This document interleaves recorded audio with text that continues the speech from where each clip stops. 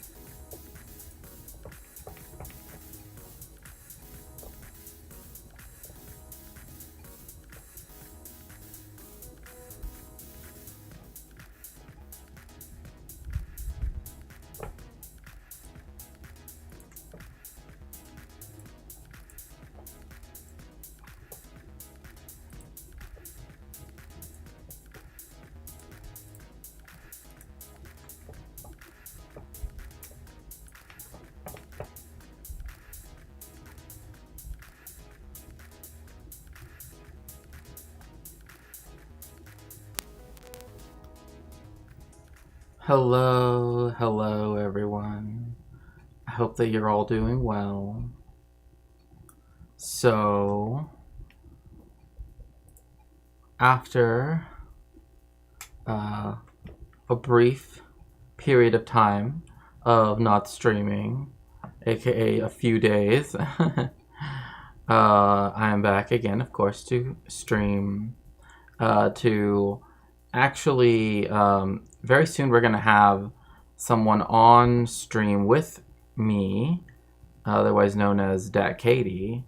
Yes, thank you. Thank you so much, Philip. I appreciate that. And we're going to be talking about multiple Jewish topics, including Hanukkah. But until then, I thought we would just go into some stuff that like I haven't been able to cover yet because it kind of doesn't it kind of doesn't have its own like place, I suppose one could say, in vis-a-vis other. Thank you so much, Keiki Inc. I appreciate that. So I thought it would be nice to sort of go over some of that stuff.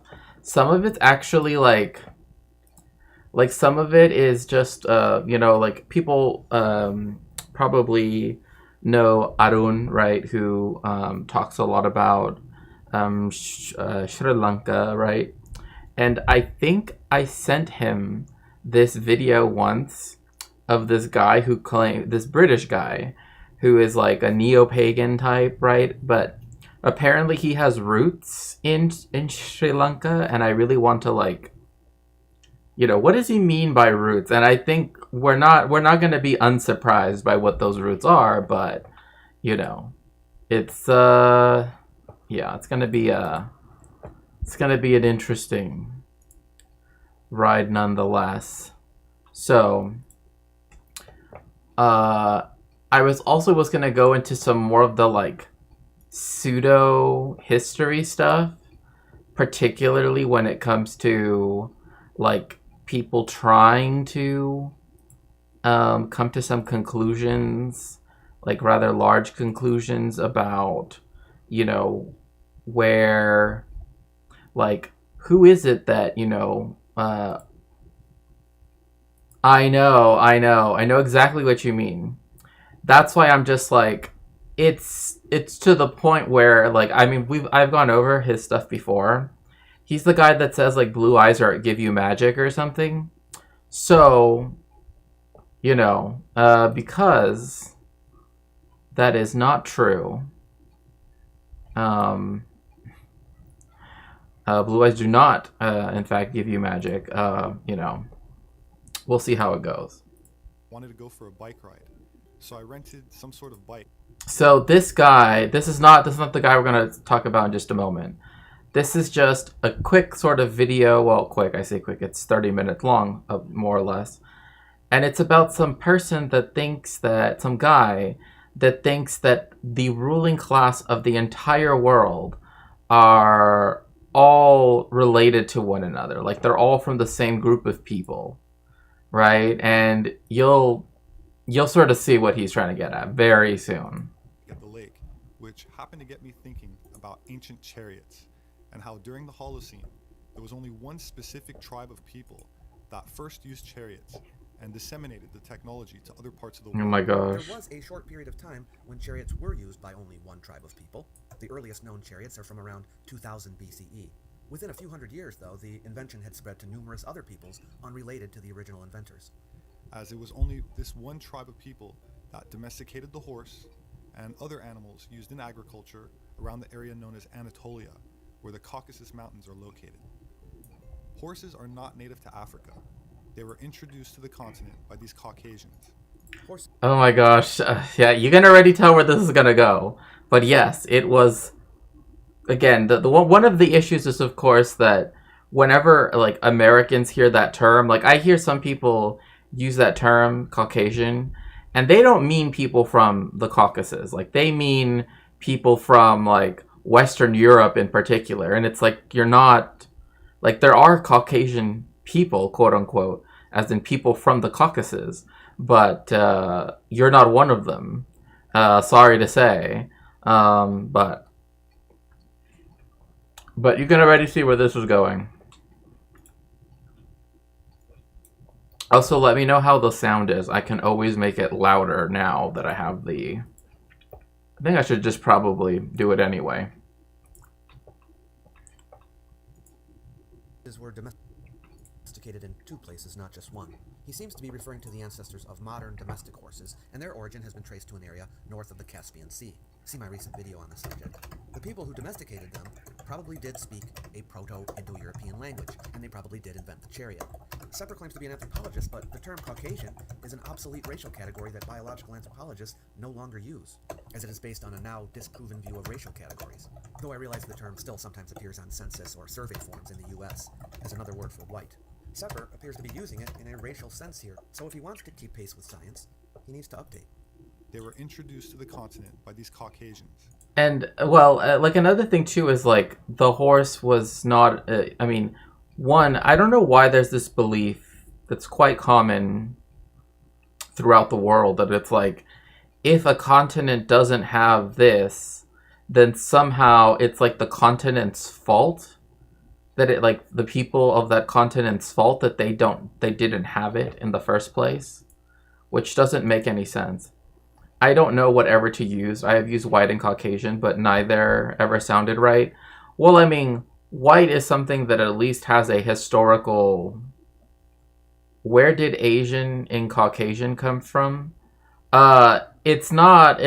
Well, one, technically speaking, where people decide to put the boundary between, you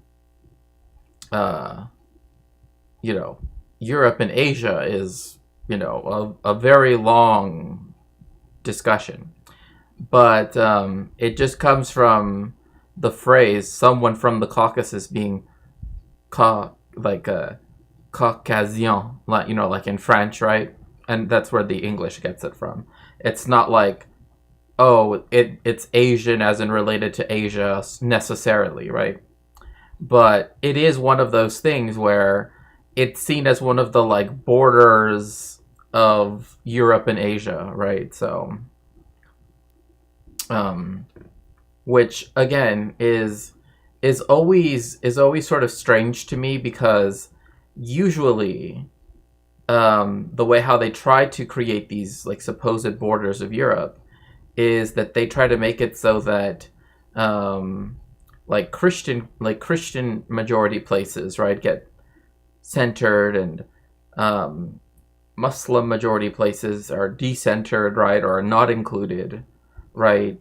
So, like, Turkey somehow, even though it's, you know, for, you know, literally is part of Europe. I mean, even has, I mean, one could argue at least has a European part, even if you wanted to be that pedantic. It is not as though, like, some people will include Georgia, some people will include Armenia, right, as being part of Europe. Also, a lot of people don't. It's like very, very, and if the person that we are supposed to have on today is ready to come on, I am more than will just move straight to that instead. So, a term derived from people coming from the Caucasus Mountains, and that history remembers as the Hyksos, a term used by the... No. Hyksos has nothing to do with... I don't know where... I don't even know how that connection is even made, because the Hyksos were... I mean, even if it does mean foreign ruler, I mean, foreign to Egypt, that's literally everywhere else but Egypt. Why do they have to come from the Caucasus Mountains? And two, I mean, that's still a long distance to go from the Caucasus, right? Which, by the way, is one of, like, the most, like, linguistically, culturally diverse areas on the planet, because, like, you know, it's so, like, all of the different sort of peoples that have lived there, right? Like, they have lots of areas that are sort of unpassable, right, because of the weather, etc., right? So you have a lot of peoples, right, that like are from different language families, right, like that are like this valley has this group, this valley has that group. Up in the mountains, you have another group, right? It's very, very, very diverse in that sense. This is not the Yakubian Bible, right? Dat Katie is going to come on because we're going to talk about Hanukkah and some other stuff. So, Egyptian historian Manetho, which means foreign rulers, and that the Jewish historian Josephus translated to mean shepherd kings, who he identified with the Hebrews in the Bible. It's not. I mean, I don't even know why. Like, how do those two things connect? I mean, like, how does the Hyksos, which would have been a long time before Josephus, how could he identify them as being the Hebrew people or whatever? I mean, because like herding, I mean that's not something that's like unavailable to do anywhere else. I mean, the Greeks do sheep herding, goat herding. Clear why he's bringing up the Hyksos, as they most certainly spoke a Semitic language, not an Indo-European language. Semitic Yeah. is an entire. Yeah, exactly. Like, and again, this is why it's important to keep in mind that when, like, this is why when we're talking about people being like, oh, these are Semitic-speaking peoples, right? That would be a way to say that both say people living in the land of Palestine, right? Both two of the largest ethnic groups there, right? Jewish people and also Arab people, in this case Palestinian people, right? They both are Semitic speaking people, but the idea of a Semite is a whole different story. Like, that is not a actual category, because that is this belief that there are three races of people on the earth, one of which comes from one of the sons of Lot named Shem. So just to keep in mind again, because I know a lot of people sometimes will like hear people say, "Oh, but the like Arabs are Semites." It's like, no, that's not actually, like, that's not an actual thing. So just when we talk about Semitic anything, we're talking about Semitic speaking peoples, right? That's why anti-Semitism is something which is uniquely about Jewish people, right? So anyway. Fairly different language family. I get the impression that Sepper is understanding the Hyksos as related to the Caucasian race, but the domesticators of the horse were not the primary genetic ancestors of the Hyksos. Yes, the Hyksos had horses, but by this time, many groups of people from different regions and language families had already adopted the horse. The domesticated horse didn't stay with only one race.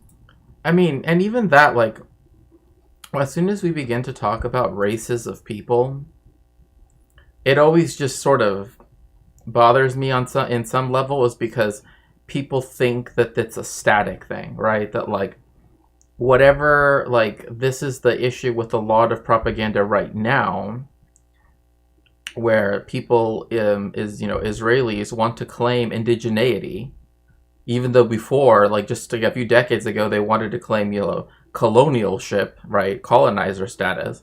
Now they're trying to go for it, but that's not how it works. Like, one, any connection that Jewish people have towards people thousands of years ago is an imagined one, right? Like, it's not about, hello, Megastar, welcome in.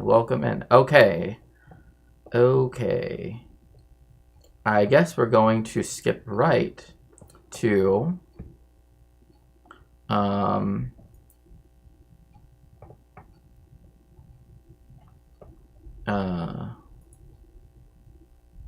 let's see here. Okay. I'm guessing we're gonna skip right. Oops, no. Wrong way.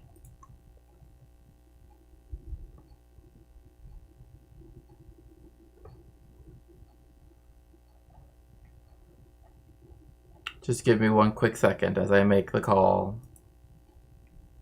Bouncing between this and watching Franny tear Shank to shreds. Oh my gosh. That's hilarious. I mean, I don't know. I honestly don't really know what's going on with like Shank and like all of that stuff. I'm just so confused with I mean, yeah. There's just a lot going on. Okay.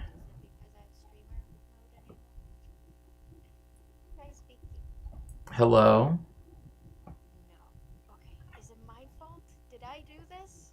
Did you do what? I don't know what happened. I can only hear you. I can't see you though.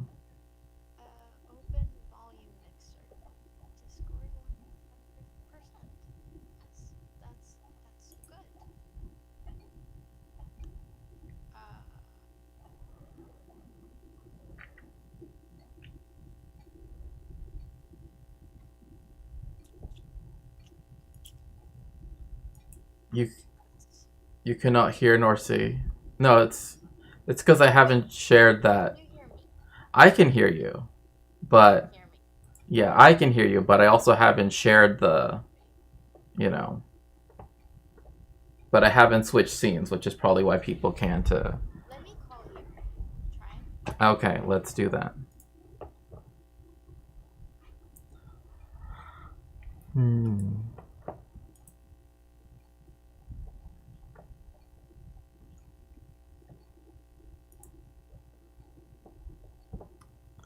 Yeah, don't worry. This will just take a moment. It's just a matter of you know, changing some stuff. That's about it. But there we go. Okay, I see now.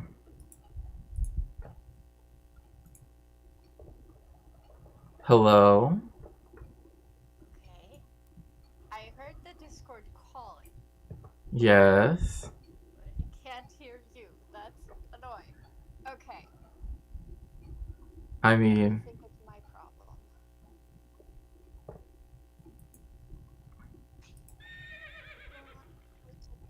Oh, that was cute.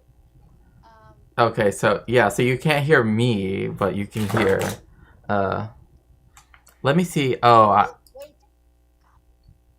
you got it? Oh, I got it. Okay. Yay.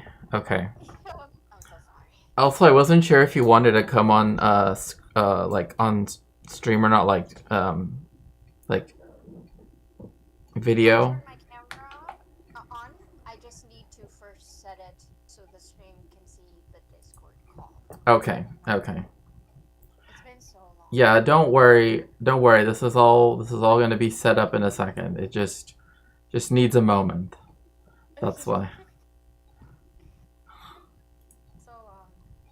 And I got this new computer, and I got it today.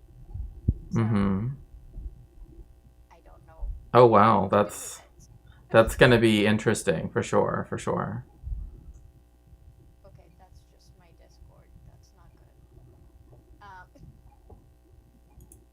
Yes, I am Orange Hue. Thank you. Orange is Australian, Oh, nice. but he doesn't know what giraffes are. It's very weird. I don't quite understand it. I don't judge. I do, but it's fine. Let me set this up. I'm so sorry. No. Take your time. Take your time. I'm sure that people will be more than understanding. Give Anti-Shax a moment. Yeah, that's right.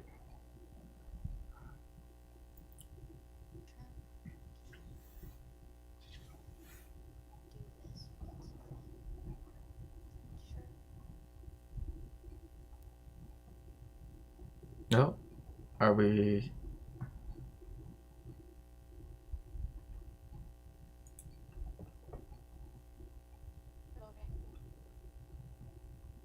Yeah, it's loading.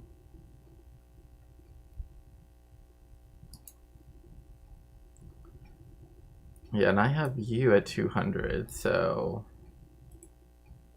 we'll see how this goes. Oh my gosh. Is this better? Yeah, I think so. I mean, I would expect so. Oh my god. Everything is going badly. It's not what I wanted. Okay. I try a new thing. Okay. If not, you can go into my Discord and if you go to waiting room, I can try to just pull you in there. It's way down at the bottom. It says the antechamber. You can just go in there. Yeah, I know. Just You want to, whichever way.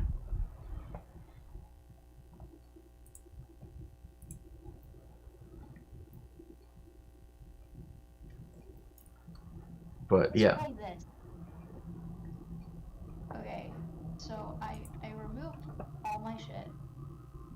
Oh, this should work now. Okay.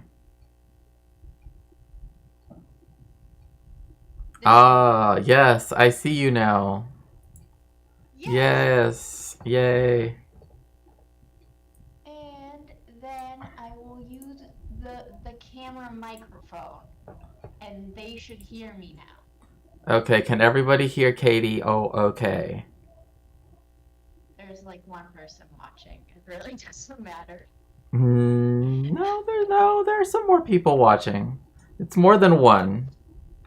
On my side, Oh,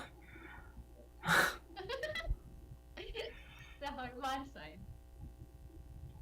I just unplugged all my fancy mics, and I'm just using the camera mic. And they probably hear it double because then they can hear my speakers. I don't hear it double. So I'm hopeful. I'm hopeful that, but chat, yes, let me know how the audio sounds. Yes, and if I need to be louder, let me know as well, because I'm very good at being loud. So if that's what I need to do, I'll do it. Yeah. Okay.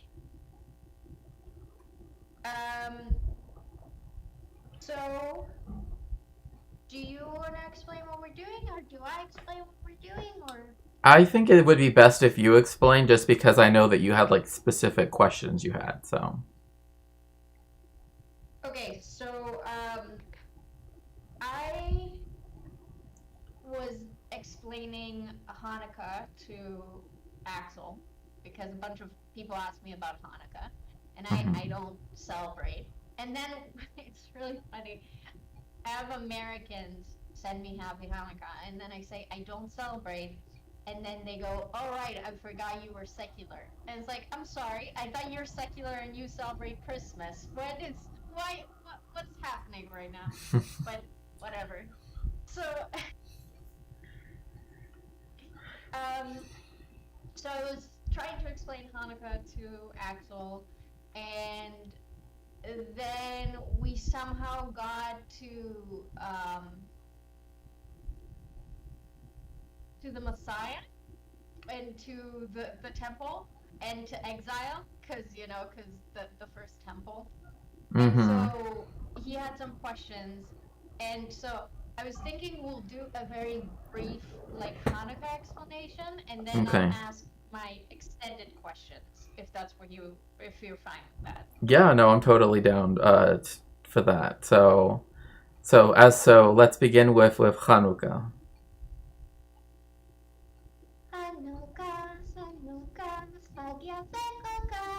Okay, sorry. No, you're totally fine. So first thing is the celebration of Hanukkah, and I'll just start, and then we can add on, and then back and forth. One interesting. I have a feeling you know more about Hanukkah than me. Well, I don't know. We'll find out. One thing to sort of know off the bat is that Hanukkah is actually not one of the 613 mitzvot or commandments in the Torah. It's actually one of the 3 rabbinical mitzvot that were added after the closing of the canon of the Tanakh, actually, because you will note, Makes sense. yeah, and so because of that, yeah, you won't find the story in any Jewish Bible. It's usually an extra text that you will see that in. The word Maccabee comes from a Hebrew word meaning hammer, and they were the group that was fighting against the emperor Antiochus the Fourth, who was again part of the Seleucid Empire, one of the three empires that followed in the wake of Alexander the Great's death, and what in essence the story how it goes. I don't know. Do you want to actually tell like the little like the typical like what happened? I'm gonna be honest with you. When I was talking to Axel about the holiday, there were a bunch of things that didn't make sense to him. He's like, "Where is this in the Old Testament? Like, what is this? Is this before? Is this after?" And I was kind of confused. So now, when you were saying that's not part of the Taryag mitzvah, that's like after, that like fixed it for me because because I know the first temple, which is related to the story, and I'll tell the story. But I know the first temple is in the Old Testament, right? But is the destruction of the first temple in the Tanakh? Yeah, because that's when you have the Babylonian captivity. Yeah, the Babylonian exile. Mm-hmm. Yeah. But the Old Testament does not have the second temple then? It does. I No, don't no. It stops. It stops. recently. Mm-hmm. Sorry. No. Go ahead. So my issue is that in Israel, right, we have Bible class and we learn, but after like Nevin and Melachim, I don't know how far Ktuvim goes, right, which is the third book of the Tanakh, which is basically the holiest scripture for Jewish people. And so I don't actually where it ends on. I don't know actually where the Tanakh ends on like the Jewish timeline, right? Is it just a Babylonian exile? So for the Tanakh, and I actually do have, actually have one right over here that I can get. But to give you a more specific answer, one second.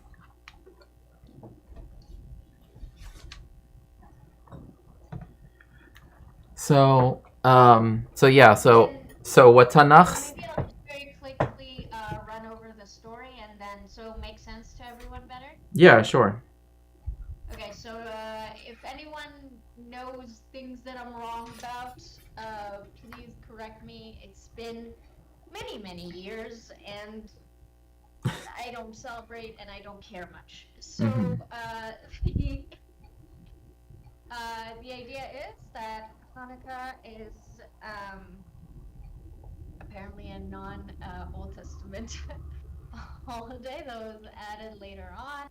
And the story is that there was a Hellenistic kingdom that tried to conquer what I'm going to call what are we going to call it? Because in the Old Testament it just says Israel, but I don't want to call it Israel. So. Well, I mean, typically the way how it's referred to that land is Eretz Canaan, so Canaan. That's where. Yeah, in the Torah, it never refers to it as Eretz Israel. It always refers to it as Eretz Canaan. Really? Mm-hmm. But if I remember correctly, Achishmoneim and Maccabee, weren't they in Judea at that point? Yeah, so that's when they would have been in Malchut Yehuda, like different. Yeah. Yeah. Okay. I think so. I'm gonna call it. Is it okay if I call it Judea? Yeah, Judea is fine. Okay.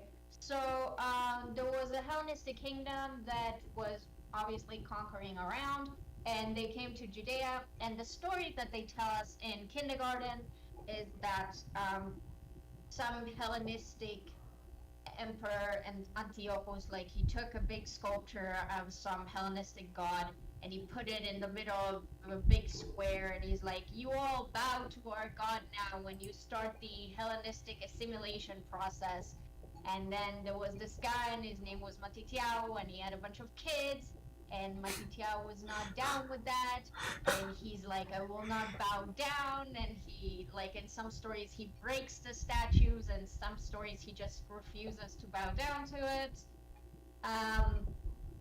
And so his sons ended up, again, this is the story they tell, his sons, his most famous one is called Judea the Maccabee, but there are a few others. I believe Judea is the one who got crushed by an elephant ass, or was that the other son? There was a son who died from an elephant falling on him. Oh no, sorry, go ahead. My bad. So they started a rebellion, basically, Matitiao's children, and they collected some forces, and this actually correlates to a historical event that happened. There was a rebellion at the time. It was called the Hashmonaim Rebellion, and there were like 8 fights that took place, and that actually granted them some political power with the Hellenistic Empire that conquered Judea at the time. But according to the legend stuff, basically what happened is that the Antiochus defiled the first temple. The first temple is basically, think about like the holiest church that whatever denomination of Christianity you have, and then like multiply it by 1,000, and that's what the first temple was for Jewish people. So the first temple was like a really, really huge thing. And it was defiled, so things were broken, things were stolen, and specifically oil was all the vases that were keeping were smashed. Mm-hmm. And there was a very important spiritual artifact that the first temple held, and it was in other sacred places before that, and that's called the menorah. And when you hear American Jews saying that they're lighting a menorah on Hanukkah, they are wrong. They don't light a menorah. That's not what a menorah is. I don't know why they say it. It makes me... I don't understand. Can they just not say Hanukkah? Like, why are they doing that? Because it's not a menorah. So yes, there was a menorah. It was a very... it's told that it was very big, golden, very, very exquisite relic, and it would be lit with candles, presumably every day. Mm-hmm. And it was a worshipping artifact. And so they didn't have any oil to light it after the temple was defiled. And then they found one little vase, and it had oil enough to light the menorah for that one day. And then for the following 8 days, every day they would check the vase, and there would be enough oil in it to light it for the next day. So the little vase that had one oil portion in it for one day lasted for 8 days. That's why Hanukkah is 8 days. That's why you light a Hanukkah, which is what American Jews call a menorah.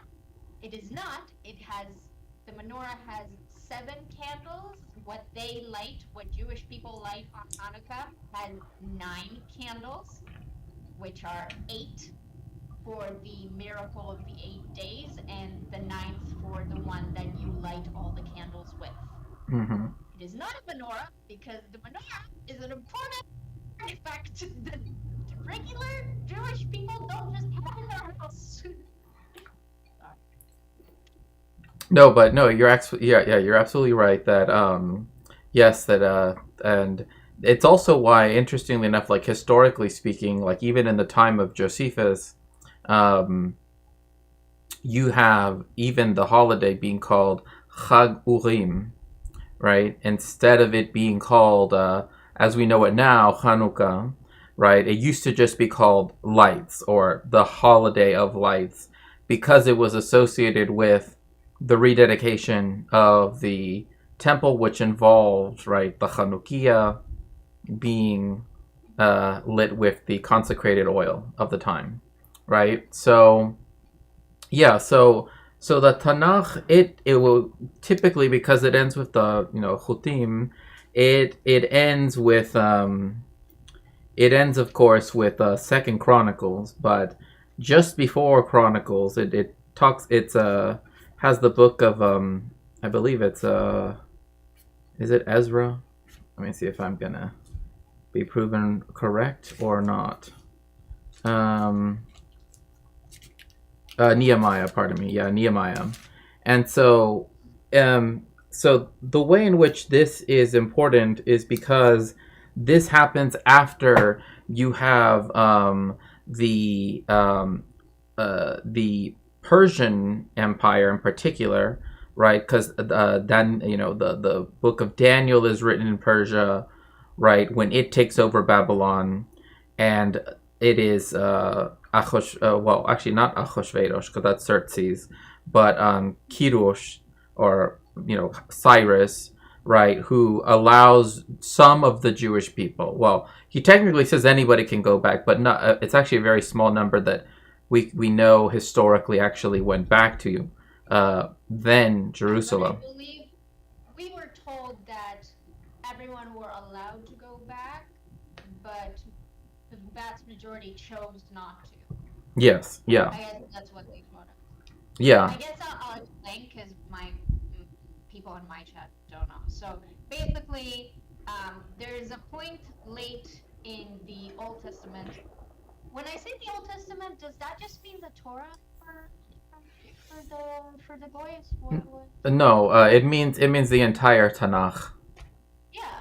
Mm-hmm. So late in the Old Testament, there's this moment where God is very mad at the people of Judea, which he chosen to be his kingdom, and he basically condemns them to be wiped out by the Babylonians.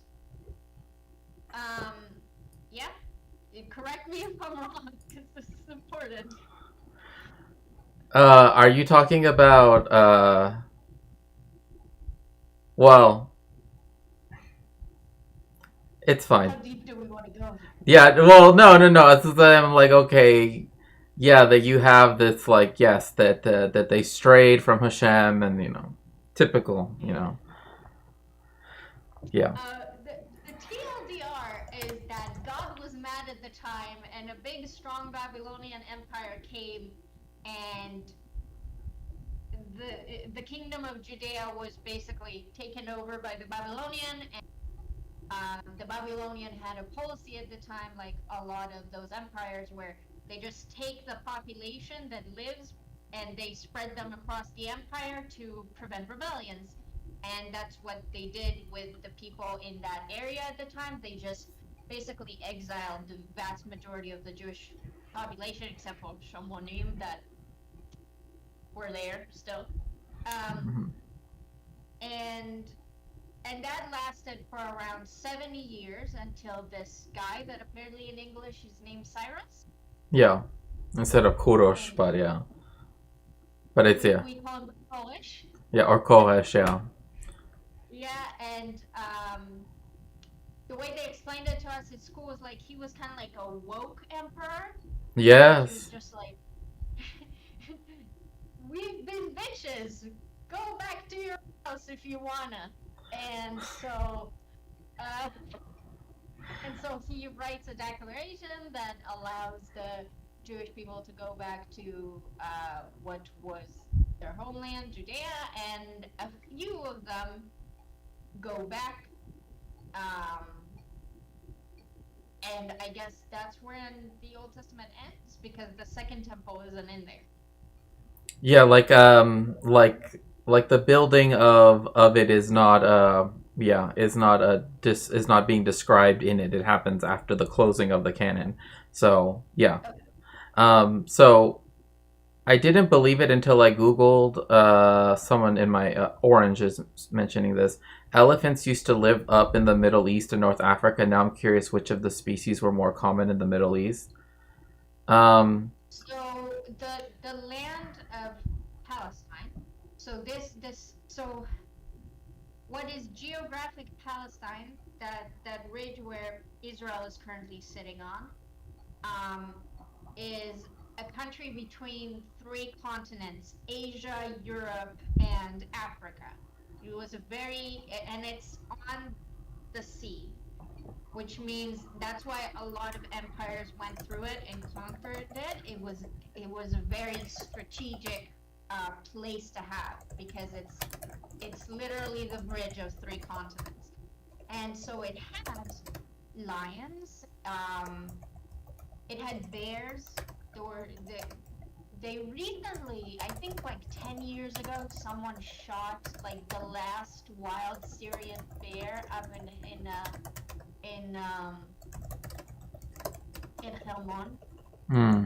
Up until less than 100 years ago, there were crocodiles here. There are still crocodiles in Egypt, but there were crocodiles here. I said here in historic Palestine.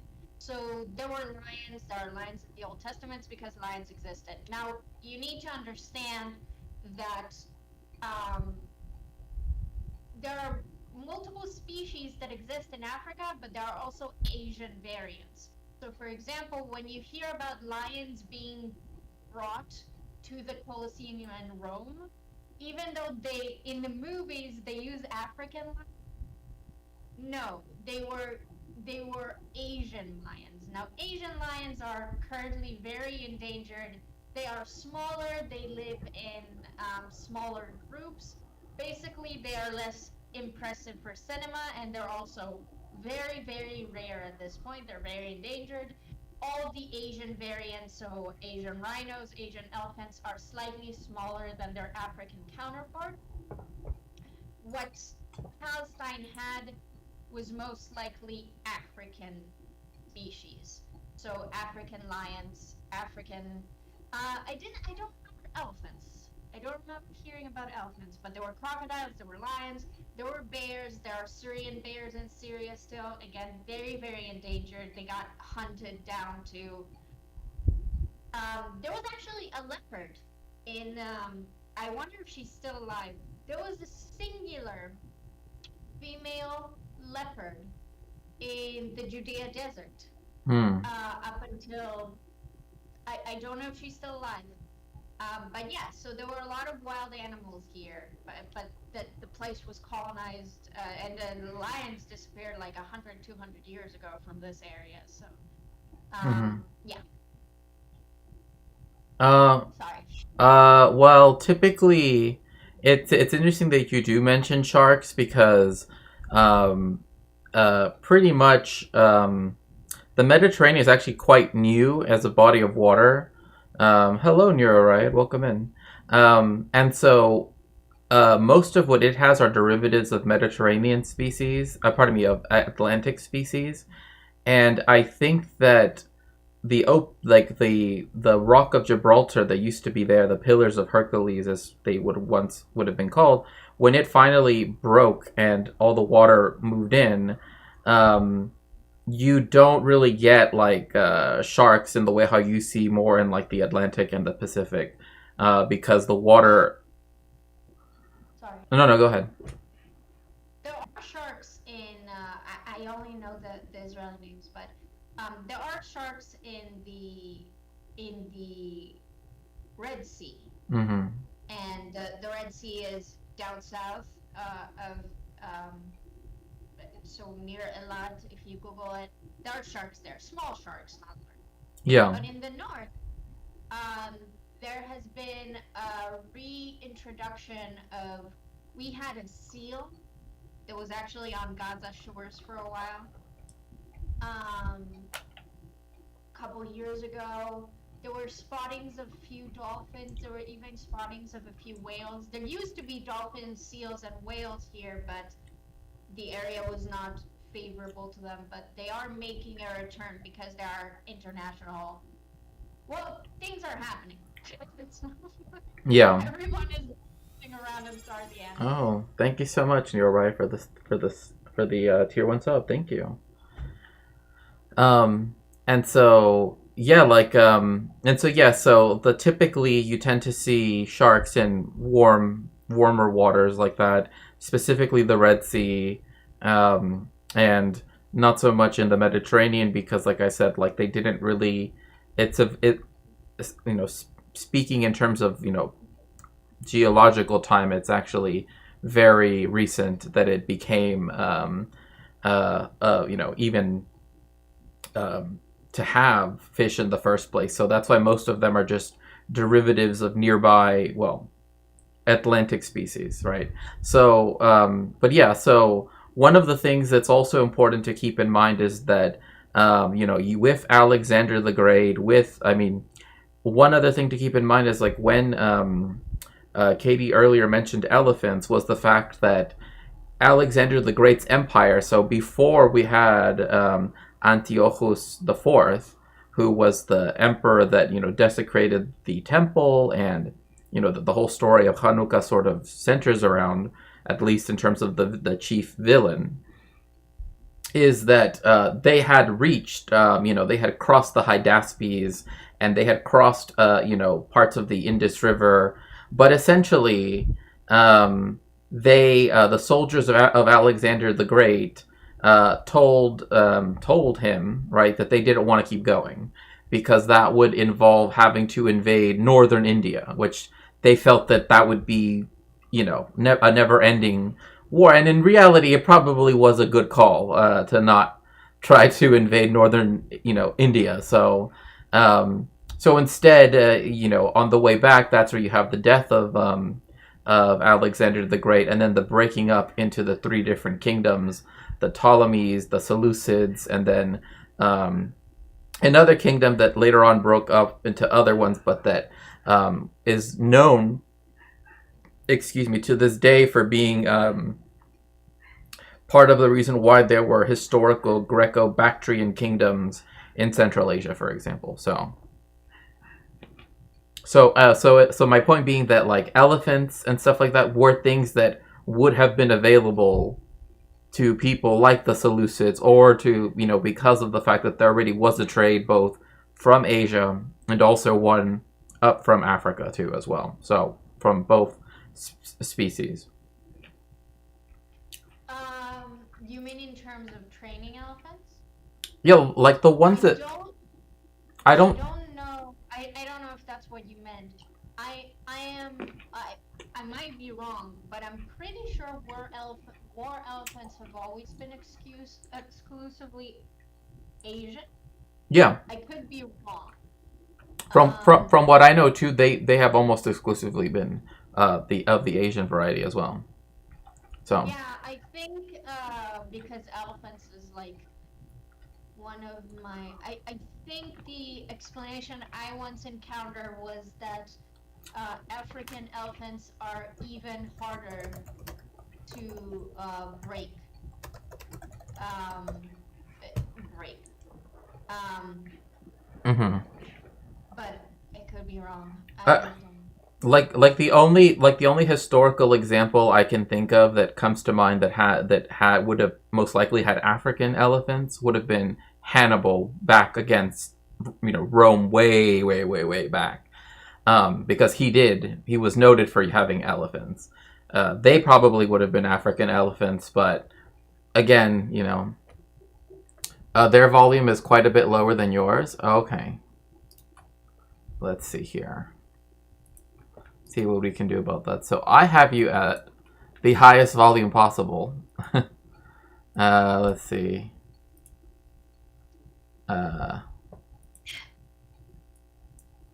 Is this better? That's the one thing about like Discord. For some reason, it like, I don't know,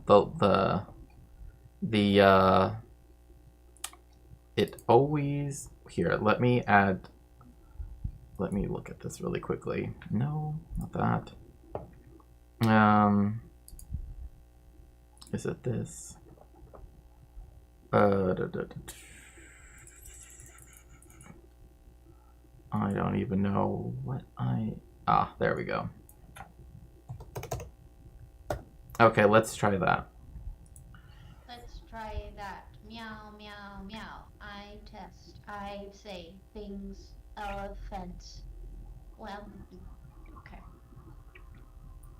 Could you lower yours? Okay.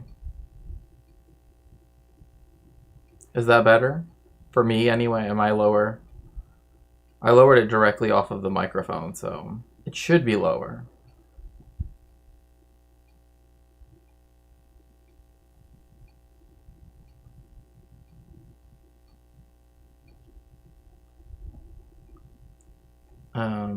But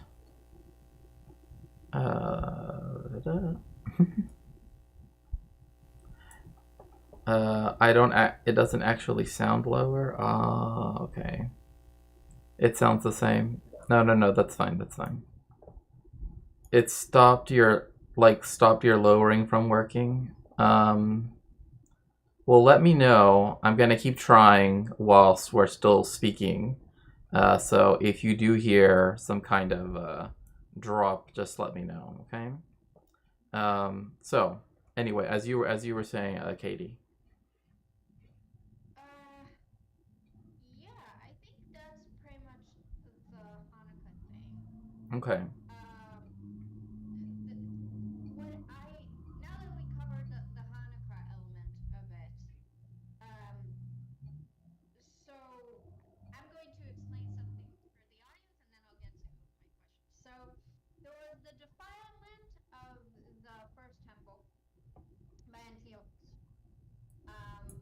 After that, the first temple was destroyed um, by the Babylonians when they conquered um, the kingdom of Judea, and then the Jews of the area were exiled, and then they were allowed to return.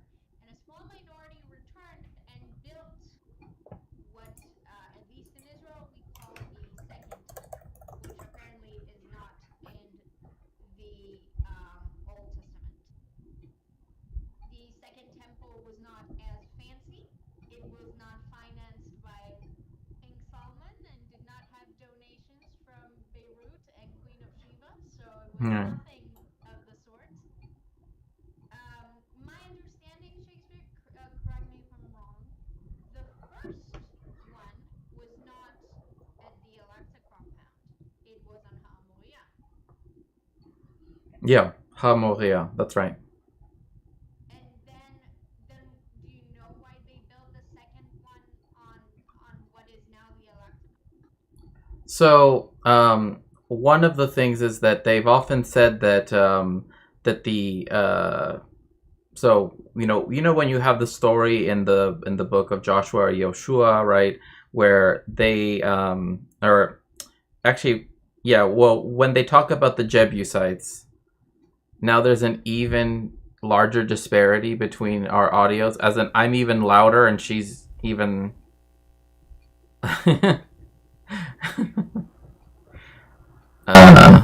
okay. Let's see. Anyway, so we'll just keep trying as we move along.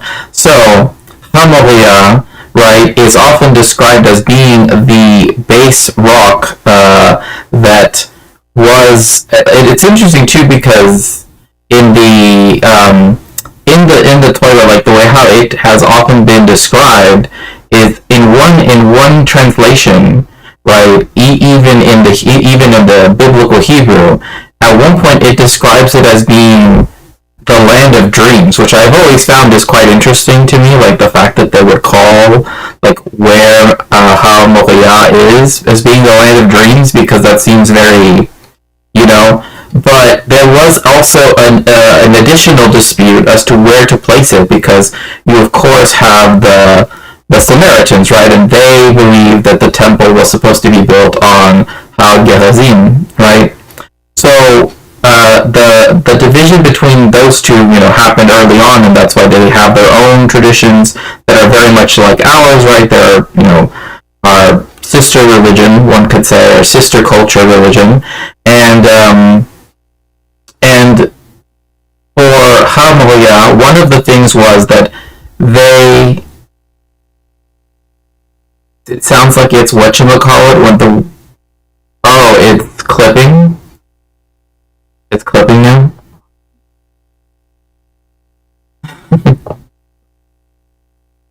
Yeah, okay. Okay.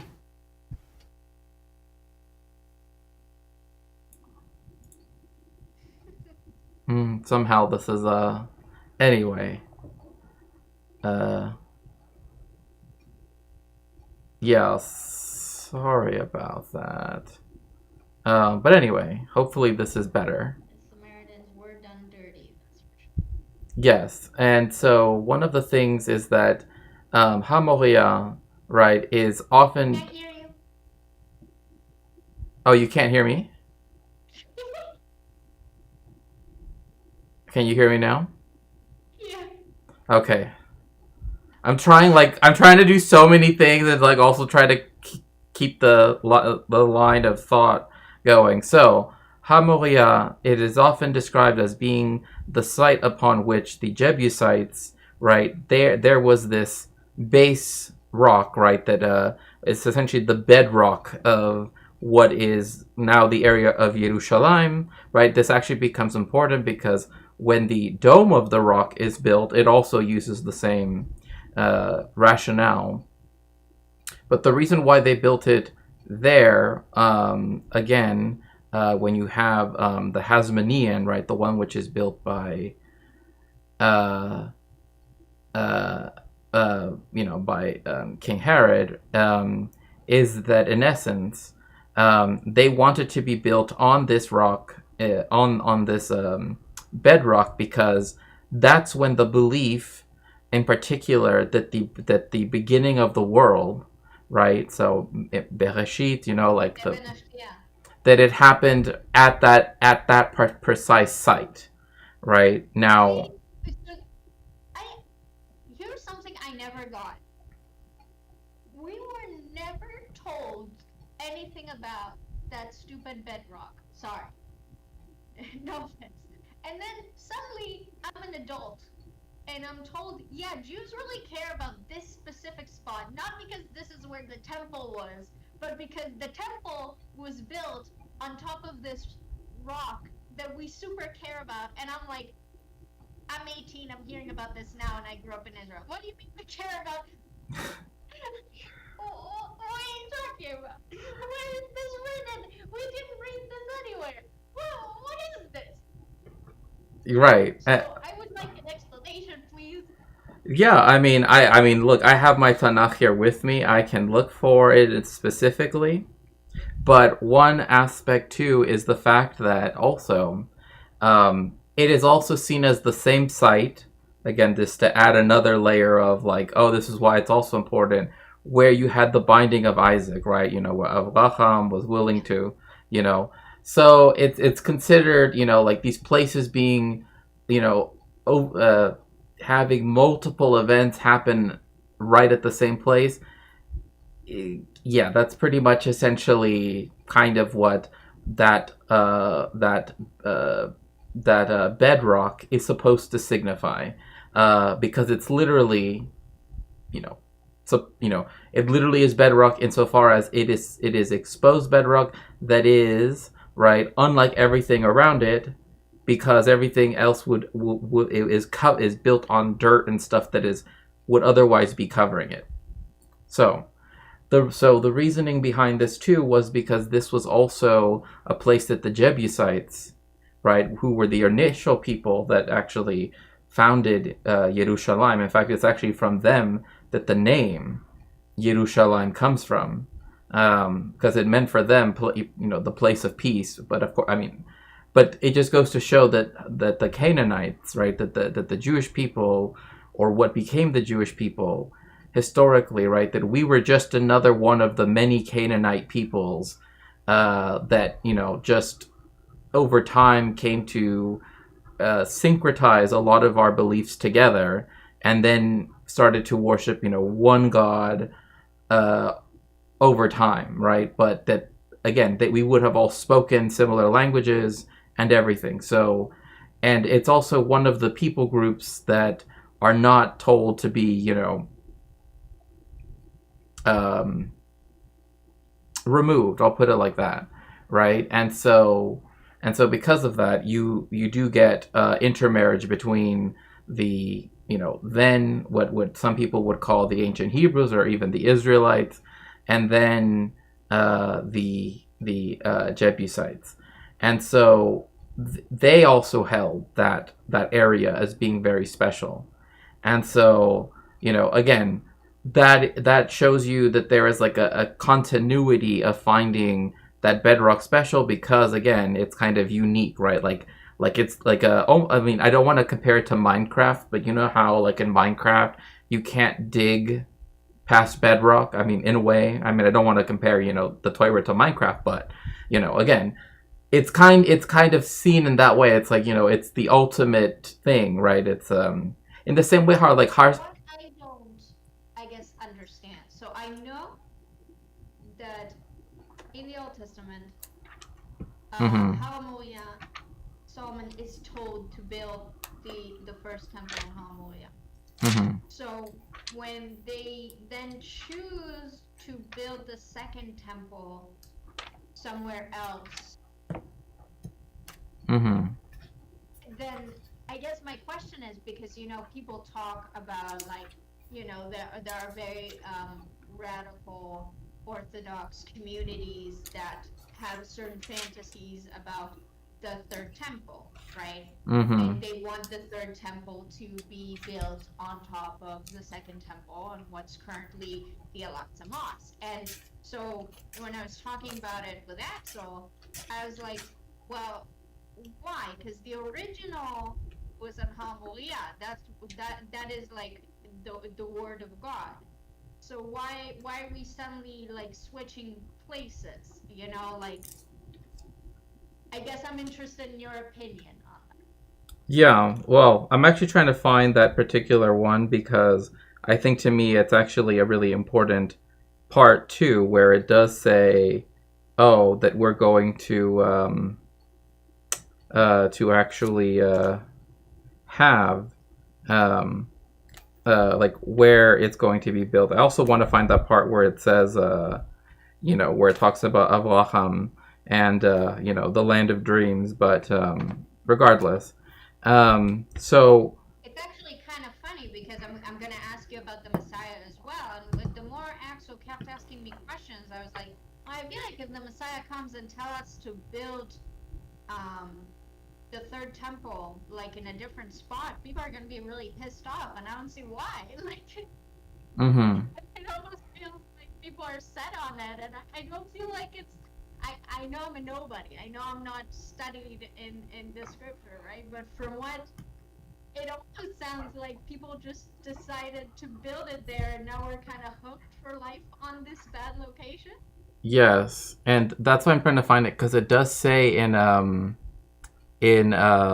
Chronicles, it does mention the fact of where Shlomo HaMelech, right, built the temple, right? Like that's where it also says, and this would have been let me see, I will rise up, he shall build a temple for me, I will make blah blah blah. Again, I'm just trying to make sure that I can find the right place, because of the fact that it is a particular site, right? But still, one of the things that is important to keep in mind as well is the fact that for purchasing, so at the time when David HaMelech, or David, because this is talking about the preparation for the temple, that God to say to David that David should go up and erect an altar to Hashem in the threshing floor of Ornan the Jebusite.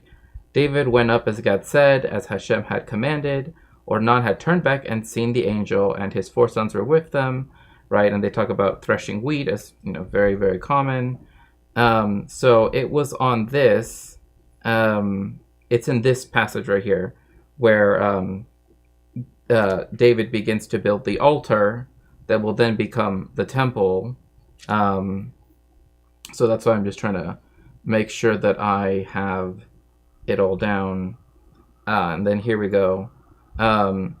He summoned his son Solomon, charged with him to build a temple for Hashem, God of Israel. David said to Shlomo, "My son, I had it in mind to build a temple for the name of Hashem, my God, but the word of Hashem came to me, saying, you have shed much blood and have made great wars." So this is where it does mention that it was going to be on the land, on this particular place, that they had purchased from the Jebusites, right? So that is where, so again, that is where, in particular, they get it from, right? So it's from purchasing it from Ornan. So you have Ornan, who owns that land, who owns that what is now known as the Temple Mount by some, right? But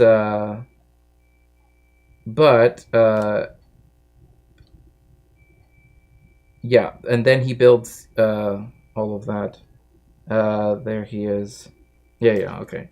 Sorry, it's just because you know how it usually has a lot of like if you've ever read this any like Tanakh book, it has like tons of other references in it. So that's I'm trying to make sure that I'm not like getting lost in all of the different descriptions.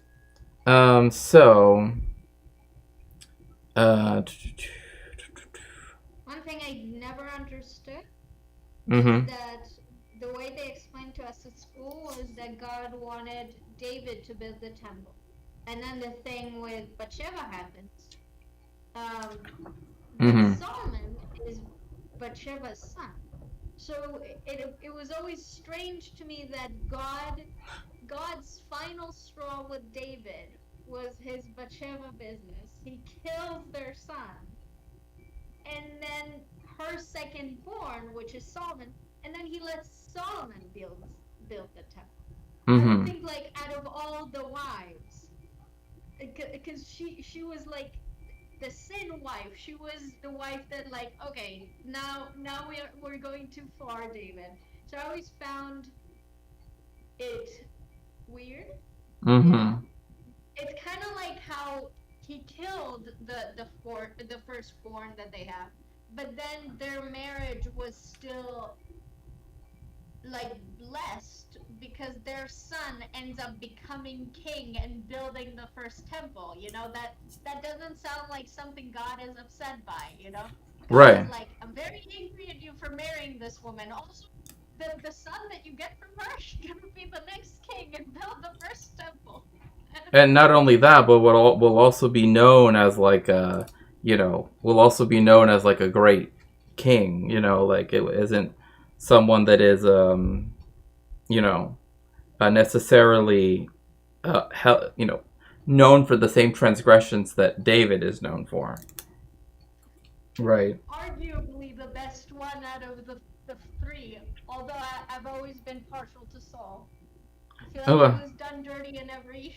Oh, for sure. Oh, don't even get me started on that. I mean, that's so. Anyway, but learning about Saul, I remember it was primary school and we were reading about it, and there was this moment where we were learning. There are these passages in the Bible. When I say Bible, I mean the Old Testament.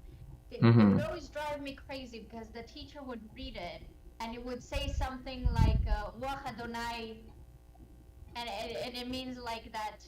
The way they explained it to us, they explained it like God made him crazy, like the Spirit of God went into him and he became evil, he became crazy, he became bad, and then the character does something and then God punishes them. Yeah. And that those moments make me really upset because like it says here that you made them crazy. Yeah, it's like it's your fault. Why are you getting mad at them? It says like 3 passages before that you made them do this. What do you mean? And so when it happened with Saul, and then like he's all like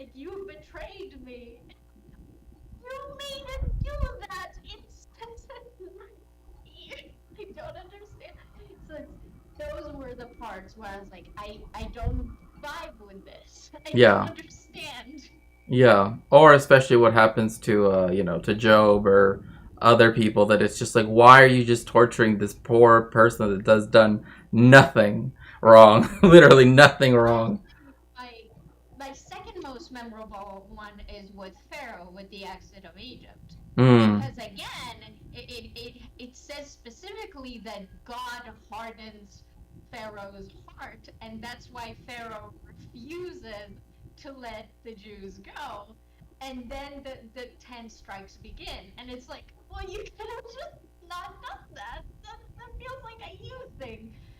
So I don't know if you've ever seen like that movie from DreamWorks, like of Prince of Egypt, or I think it's Disney actually, of Prince of Egypt.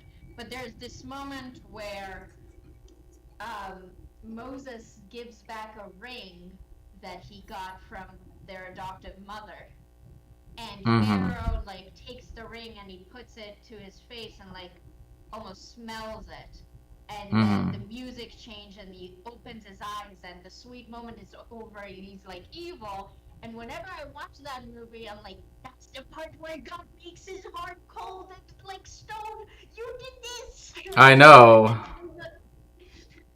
And then the music number for the 10 strikes happens, and I was like, Yeah, and especially because it's like it goes against kids, and it's just like, what did they do? Like, they didn't even do anything.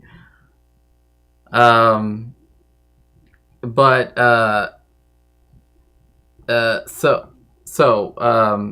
one of the things that I did want to mention is that there are different contentions when it comes to Mount Moriah, right? Which is something we've already sort of started at, right? And of course, I did reach the part where it does say Chronicles 3, 1 through, well, whatever, but I'm just going to read the main part. Solomon then began building the temple of Hashem in Jerusalem on Mount Moriah, where he had appeared to his father David. He established it at David's place on the threshing floor of Ornan the Jebusite. He began to build on the 2nd day of the 2nd month in the 4th year of his reign.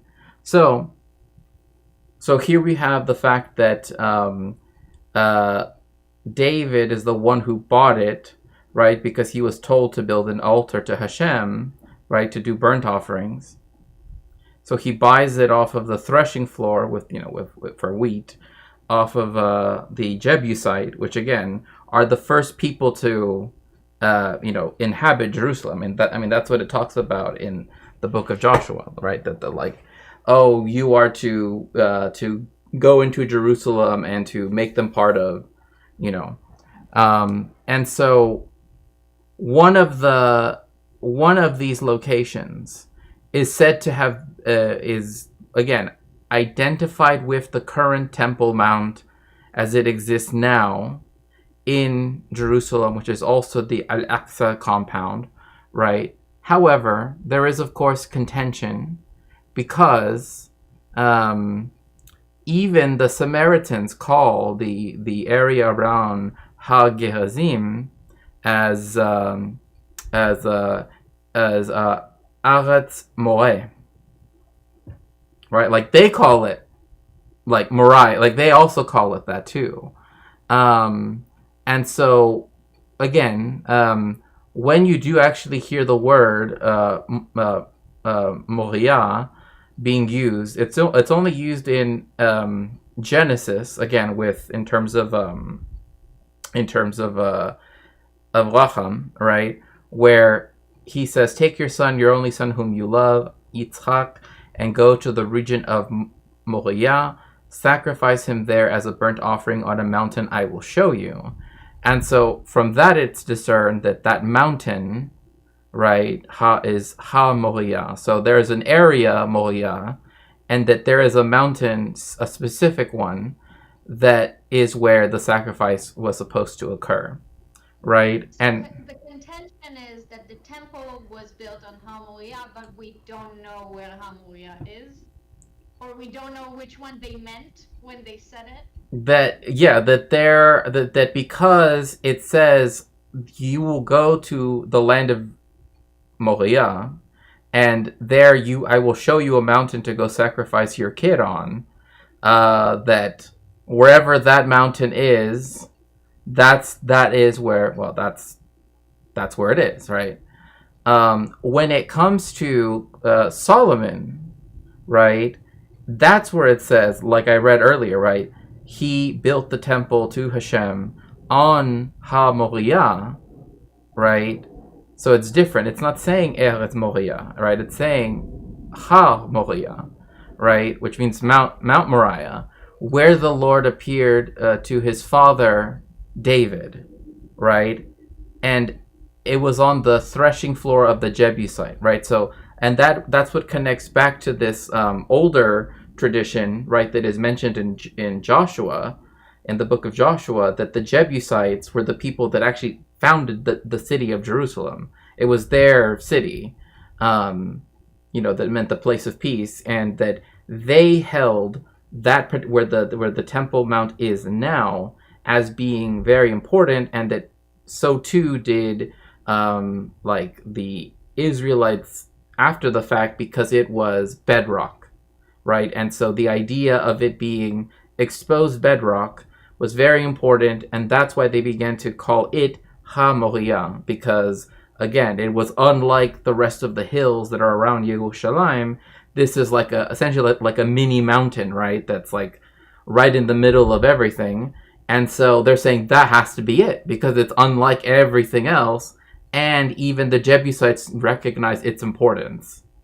So that's why when they build on it, like the platform, right, the huge platform that Herod built on top of it to sort of cover it over, right? One of the things that it does is that it makes sure that wherever the temple is, right, is essentially right over more or less the interior courtyard that only the Kohanim and the Levim, right, were allowed to do the sacrifices, right, like outside, only where they could go in. So it's like even that aspect too is like they're doing the sacrifice of the different sacrifices right on top of the bedrock that was supposedly the same bedrock mountain, right, that was where Avraham was going to sacrifice Yitzchak, right? So it's like this like multi-layered connection all the way down to the bottom. Yeah. And so again, there are other ideas, right, as to where it could be, because of course there are of course the Samaritans, but that's a whole different story. Now there are some scholars that say that Har Moriah has actually to do with the Amorites. I am not necessarily like again. It's a group of people that live up in the mountains in Eretz Canaan, right? But again, there is a land of the Amorites, right? Hence them being considered that. But again, so when later on, for example, when the Al-Aqsa compound is being founded, particularly with the Dome of the Rock that is being mentioned of is that bedrock. That's why you can go all the way down and see the exposed bedrock there too. So because there was an importance placed on that bedrock being somehow, because again, it's very difficult to break. It's very, blah, blah, blah, all these different reasons.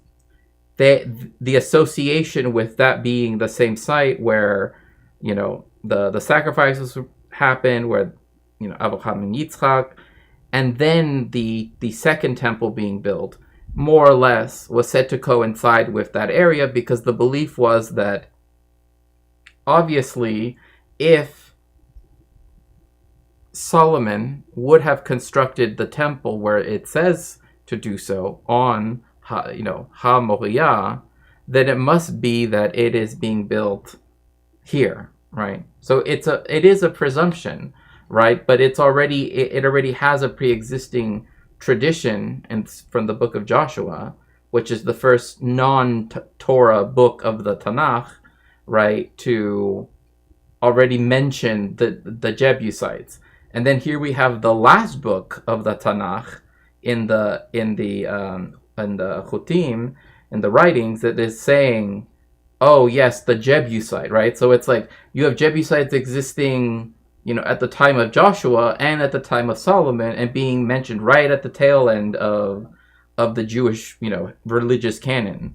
So that is why, again, like that connection between the Jebusites and placing importance on the bedrock that people would say is Ha Moriah, and what then Jewish people placed on it, or rather the ancient Israelites would have placed on it, right, has compounded, right, the belief that it is there. But to say that, that we have 100% certainty, no, of course not, Do Orthodox Jews like what Americans call ultra-Orthodox? But you know what I mean when I say Orthodox. Not Ben Shapiro Orthodox. Do they acknowledge the Second Temple? Because I watched a video. And it was anti-Zionist Orthodox Jews that live in Jerusalem, and they said all different kinds of things, which is the questions that I want to ask. Yeah. But because the Second Temple is not in the Old Testament, because they were saying a lot, and I know that's a big reason to why a lot of Orthodox communities are anti-Zionist, because Jews are in exile. Jews are not meant to go back to the Holy Land and start the Jewish state without the Messiah, right? Yeah. The exile is the Babylonian exile, no? Yes. So do they just not acknowledge that Jews came back and built the Second Temple after the Babylonian exile? Well, that's a very good question. Because how much ended the Babylonian exile? Like, Jews came back, and then they built the Second Temple, and they were around for a while. But at the same time, this is, for example, this goes into something that, like, as it develops later on in history, right? That's where you get the Palestinian Talmud, or the Talmud Yerushalmi, and then the Talmud Bavli, right? Where you have these two traditions of exegetical, argumentation, right? And yet the one that's given prominence is the one in Babylonia, because that's where the exilarchs were. The exilarchs were, patriarchs, right? But they specifically were, and they were very powerful people that lived, again, not in, Eretz Canaan. Instead, it was in Babylonia. And if you were to look at both communities, both the one in Palestine and the one in Babylonia, the one in Babylonia had far more people, Jewish people, or what we would now consider, in that way, I suppose, but Hebrew people, whatever you might, but it also had a larger density of the people. That's why you have such a more rigorous amount of people responding to one another in the Talmud Bavli, because, and in fact, there is even like, even when it comes to Hasidurim, right? When it comes to the prayer books, it's very interesting. I've always found this to be quite interesting, is the fact that we don't, and I don't know how, how well, whether or not you've, like, used a prayer book enough to sort of recognize that usually it's summer, winter, right? That those are the only two seasons. No? I don't think I've ever touched a prayer book. I don't even know. Yeah, it is, the Talmud Bavli is complete, but to say it's complete is one thing. It's like, the Talmud Yerushalmi is also just focused more on things like property law, like that might not necessarily be as, you know, yeah, no, yeah, and I am not saying that they don't, that Orthodox Jewish people don't recognize the Second Temple, but I was being asked if that was the case, and it was more that the idea of galut, right, which means exile, right, is the fact that there was no, like, the Romans did not, for example, people often think that the Romans, after they destroyed the city of Jerusalem and destroyed the Second Temple, that they expelled all of the Jewish people living in Judea, but they didn't. That's the problem, because otherwise, then how would we then otherwise how would we have the story of, like, you know, the Sanhedrin in Yavne? How would, you know, like, it doesn't make any sense if you like, there's too many other things happening. And another thing is that again, the largest densely populated community of what would, you know, of the Israelites at the time would have been in Babylonia, not within Roman territory. So, regardless, like, so what you have. That's why I asked earlier, because about when I said that, like, God was mad at the Jews, so he condemned them to exile by Babylon, and you had some feelings about that. But the reason why I said that, because that's the only way that I can currently, with my very limited knowledge, right, understand why Orthodox Jews would still talk about being in exile when exile has ended 70 years after it started, technically, and people came back and lived, and there was the Second Temple. Not the majority of people, but officially, if the announcement of the exile was by the Babylonians, then the Babylonians ended that. So the only explanation that I have is that for them, they see the exile as a sentence from God, and that sentence has not ended yet. You know?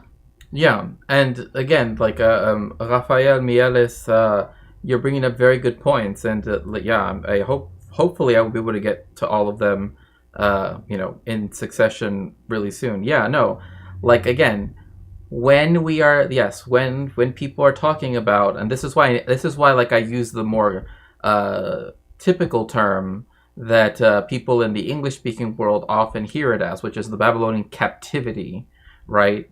Although it's an exile, right, they often view it as, it's often described as the captivity, right, because it's like people were forced to go, right? At least that's the view, right? And again, yes, that there is the view that that technically, but just first let me finish my point about the Sidurim, is that it actually, the prayers are actually made, right, so that instead of where people would typically start to pray for the winter rains, because in Palestine, right, or in the, you know, in that part of the Middle East, right, you usually have a dry season, summer, and then a wet season, winter, and right now it's the wet season. And when you actually have this time period where, because of certain festivals that occur, like, for example, like Sukkot, right, which are the three big pilgrimage ones, right? Yeah. Which are Pesach, Sukkot, etc. That you actually have to make it so they extended the time before they would start to that we, right, in the prayer books would start praying for the winter rains, because they wanted to have enough time for the Jewish people, or the Israelites, the Hebrews, however you like to call them at this time, right, to be able to make it all the way back to Babylonia before we started to pray for the winter rains. So, like, winter is technically, like, dependent upon the Jewish population of Babylon. It's not just like... Wait, the Jewish population of Babylon would make the pilgrimage to the Second Temple? Yeah, like when there were the pilgrimage festivals, right? if the people would have to come all the way over to Yerushalayim, right, to celebrate them, for example, right, to give a particular offering or whatever, right, when they would go back, right, which would take a while, right, they explicitly made it so that the 7th of Cheshvan, right, is when winter is when we begin to start praying for rain, but it doesn't coincide with the actual like seasonal change, so to speak. And so it even something as important as the daily prayers, right, which changes between summer and winter, right, takes into account the population of Babylon, right? Like it to this day, like it's still, you still have to wait until the 7th of Cheshvan, and then winter, quote unquote, begins for in the Jewish calendar, right? So so you would have people that would come back, and there were Jews who did not make. Well, again, like what, I mean, Cyrus, right? One thing is we also have to recognize him as being a Persian emperor. Not Babylonia was defeated by the Persians, right? By Cyrus, right? And so that's the reason why he's the only person ever in the Jewish scriptures to ever be mentioned as the Messiah, right? Which again is fascinating, but again it's because of the fact that he was the one that not only ended the exile in Babylon, but also was willing to help fund the construction of the Second Temple. And so, the construction of the temple, right? Which again was not something that was. Is that mentioned in not in the Old Testament? I assume not. Because you have Megillat Esther, right? And like that, when you have Achashverosh, right? That's a Persian emperor. That's not we're not dealing with Babylon anymore. And then Daniel, that's also like Nebuchadnezzar, is the Babylonian one, but then you also have, in fact, it says here, Daniel interpreted Uphasin in the plural of Pedes, as if the word Pedes were written twice. The first Pedes is written as a verb meaning to break up or to divide. The second is the name of a nation, Persia. Thus the Babylonian rule will be broken and given over to the Persian conqueror.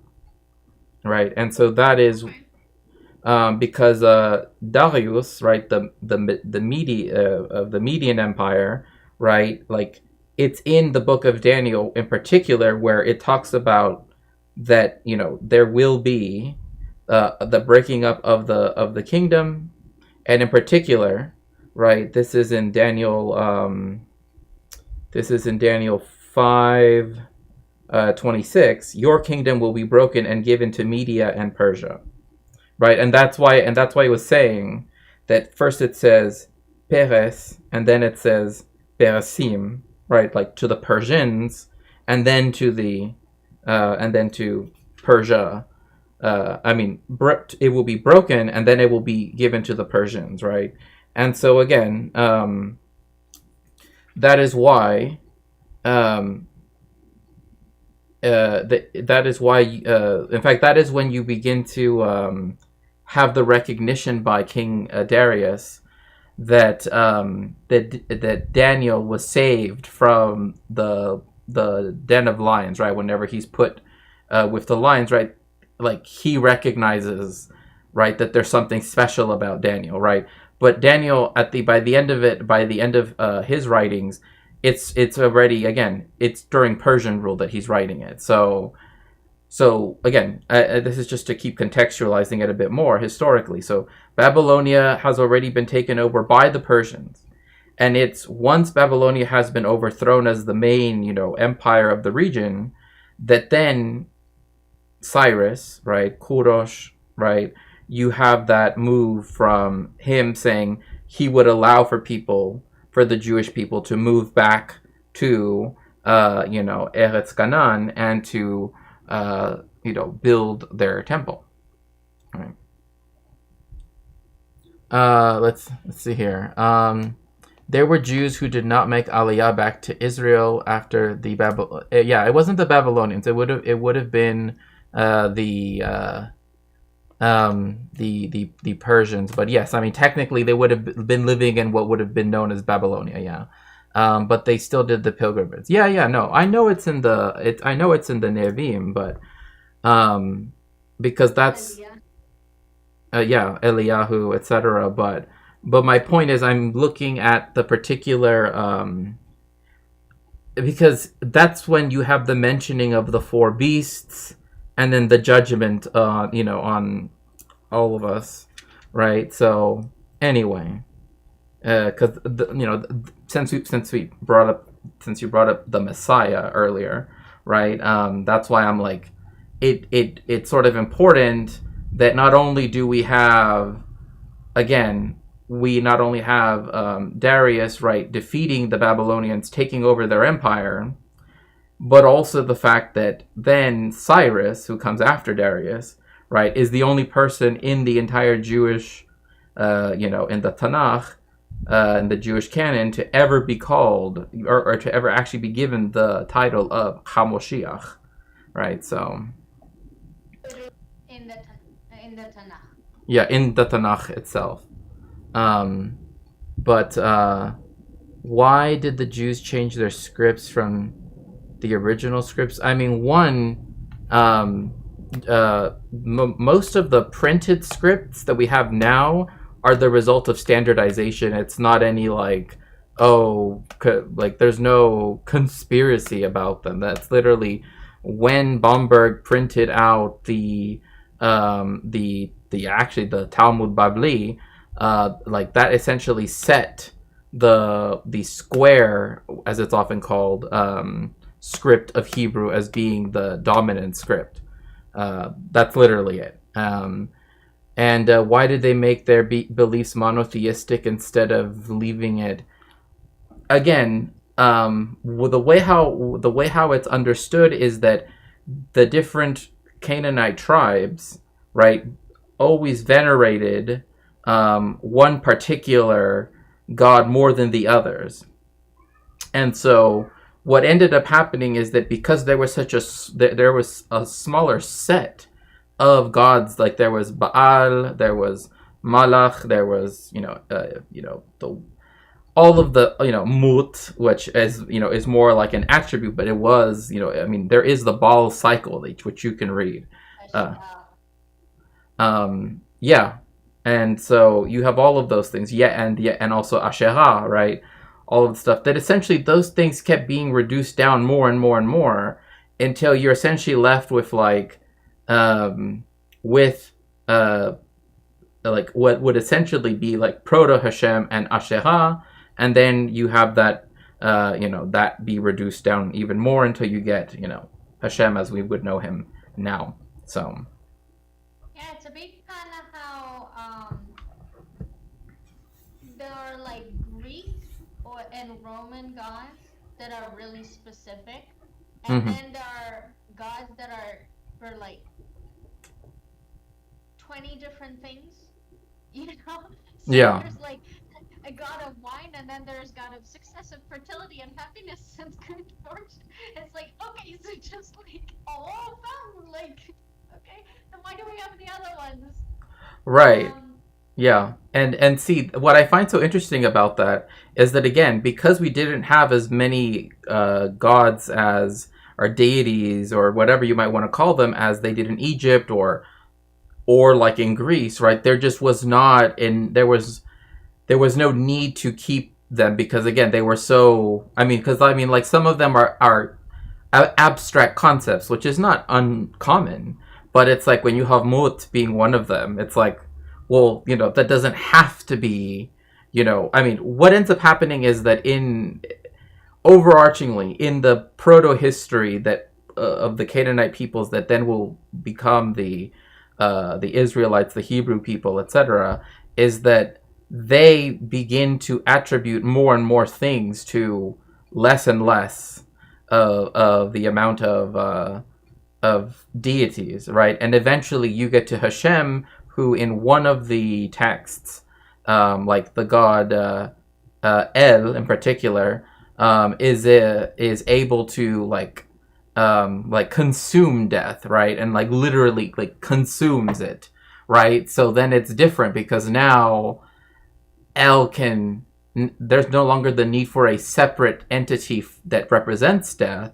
Now El can control death, right? Because it's now part of him too. So it's like, yes, and I think we also forget that, like, again, it depends on the culture and the place, but there are areas in the world where, like, a culture might have many deities, but it was also about, like, specific regions being served by a certain deity, or, like, being under the authority of a certain deity. So just because that deity is, like, the deity of hunting, like, if you are in X geographic zone, what happens in that zone is attributed to that god. Like when someone dies, that is because the area is in the patronage of this specific deity. So even if the deity has a specific role in the overall culture, it's still associated to the location, and then it kind of has like powers that don't necessarily have anything to do with its original conceptualization, because it's just the guardian. right. That's a very good point. And that's the reason why, like, for, again, the people living in, again, but even Herodotus in the 5th century BC called Palestina. Well before, a lot of other people would later call it something else. You actually have it where the god that sort of becomes central is a storm god, because unlike the floods that happen because of the River Nile or the Euphrates and the Tigris rivers, right? The main thing that like the Eastern Mediterranean, like the Levant really gets is really strong storms, and so like that's the supreme deity, one might say, right? And so it doesn't surprise me that the storm god, one might say, quote unquote, is the one that becomes predominant, because again, that's the one that holds the most power, right? Like in terms of like whether or not you're going to have a successful harvest, or whether you're going to, so it very much speaks to, again, like people that lived in a very particular nomadic / agrarian lifestyle in a part of the world where that was the main way of living, and in many ways still is in many areas. But so yeah, sorry, go ahead. To go back to what I said, I guess it would be inaccurate to say that like some Orthodox communities don't recognize like the Second Temple and the Declaration of Courage, but would we then say that there was a certain like split, because then there was the Jerusalem Talmud and the Babylonia Talmud, and like it's like the people who lived in Babylon were still, I guess, in spirit in exile, and so they continued writing and acting in exile, even though they could technically go back. Or because I'm trying to understand if like if there is no do you know what I mean when I said that God punishes the Jews and says like you're gonna lose to Babylon? It's like I remember it's something with Egypt. There's a siege on Jerusalem. They're gonna lose. Do you know what I mean? Yeah, like oh, if you don't keep it's always like if you don't do this thing, typically. Uh uh Because I'm trying to think, like, if there is no word from God that says you are in exile, then then why do a lot of ultra Orthodox communities still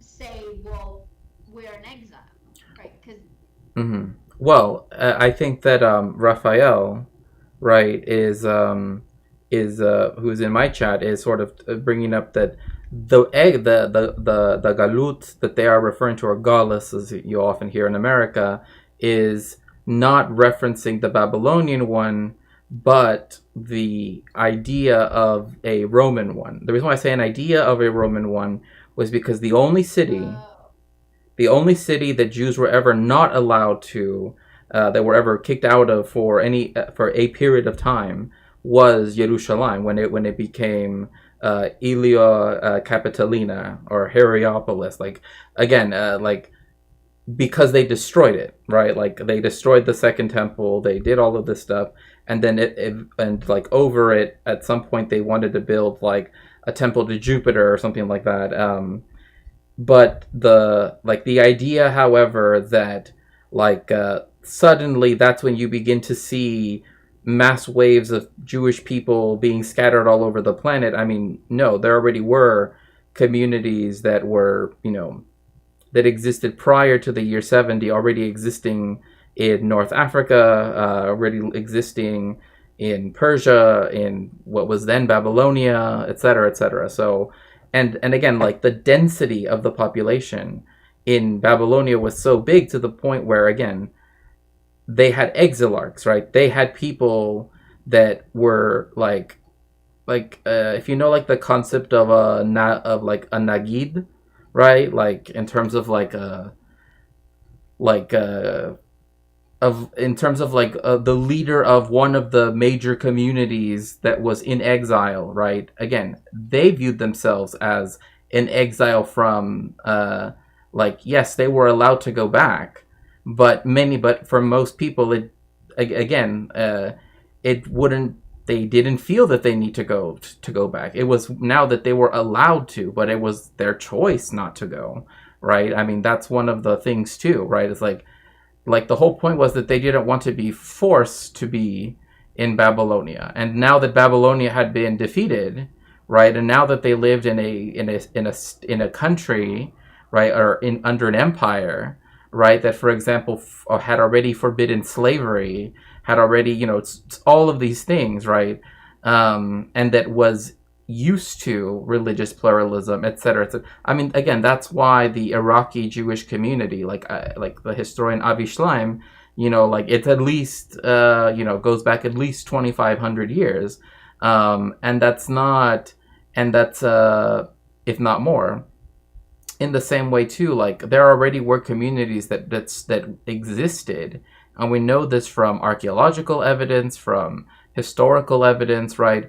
I mean, even something as far away as like the Roman, like as in the city of Rome, Jewish community is often seen as it's a very interesting community, because since some people view the fact that Jews were expelled from the city of Jerusalem, right? Not all of Syria, Palestina, just the city of Jerusalem. There are communities that pre-exist that in Europe, like the one in Rome, right? That are pre-Gaullist communities, right? Pre-Galut communities, and so they were held in a certain reverence for a while. I mean, now it's a very small community, but essentially we're already living in Europe before any of this. So it's this. So that's one of the things, is like there's this idea that there was a forced expulsion of all of the Jewish people, for the most part, from the land of from the land of historical Palestine, right? And sort of that's what made people move around. But again, like the historian Shlomo Sen goes into this in the book The Invention of the Jewish People, that there was no such like the Romans didn't do that. There are no people that actually at the time, even Jewish people at the time, that are talking about themselves being expelled from Syria, Palestina, or being from Judea or wherever it might be. Quite the opposite.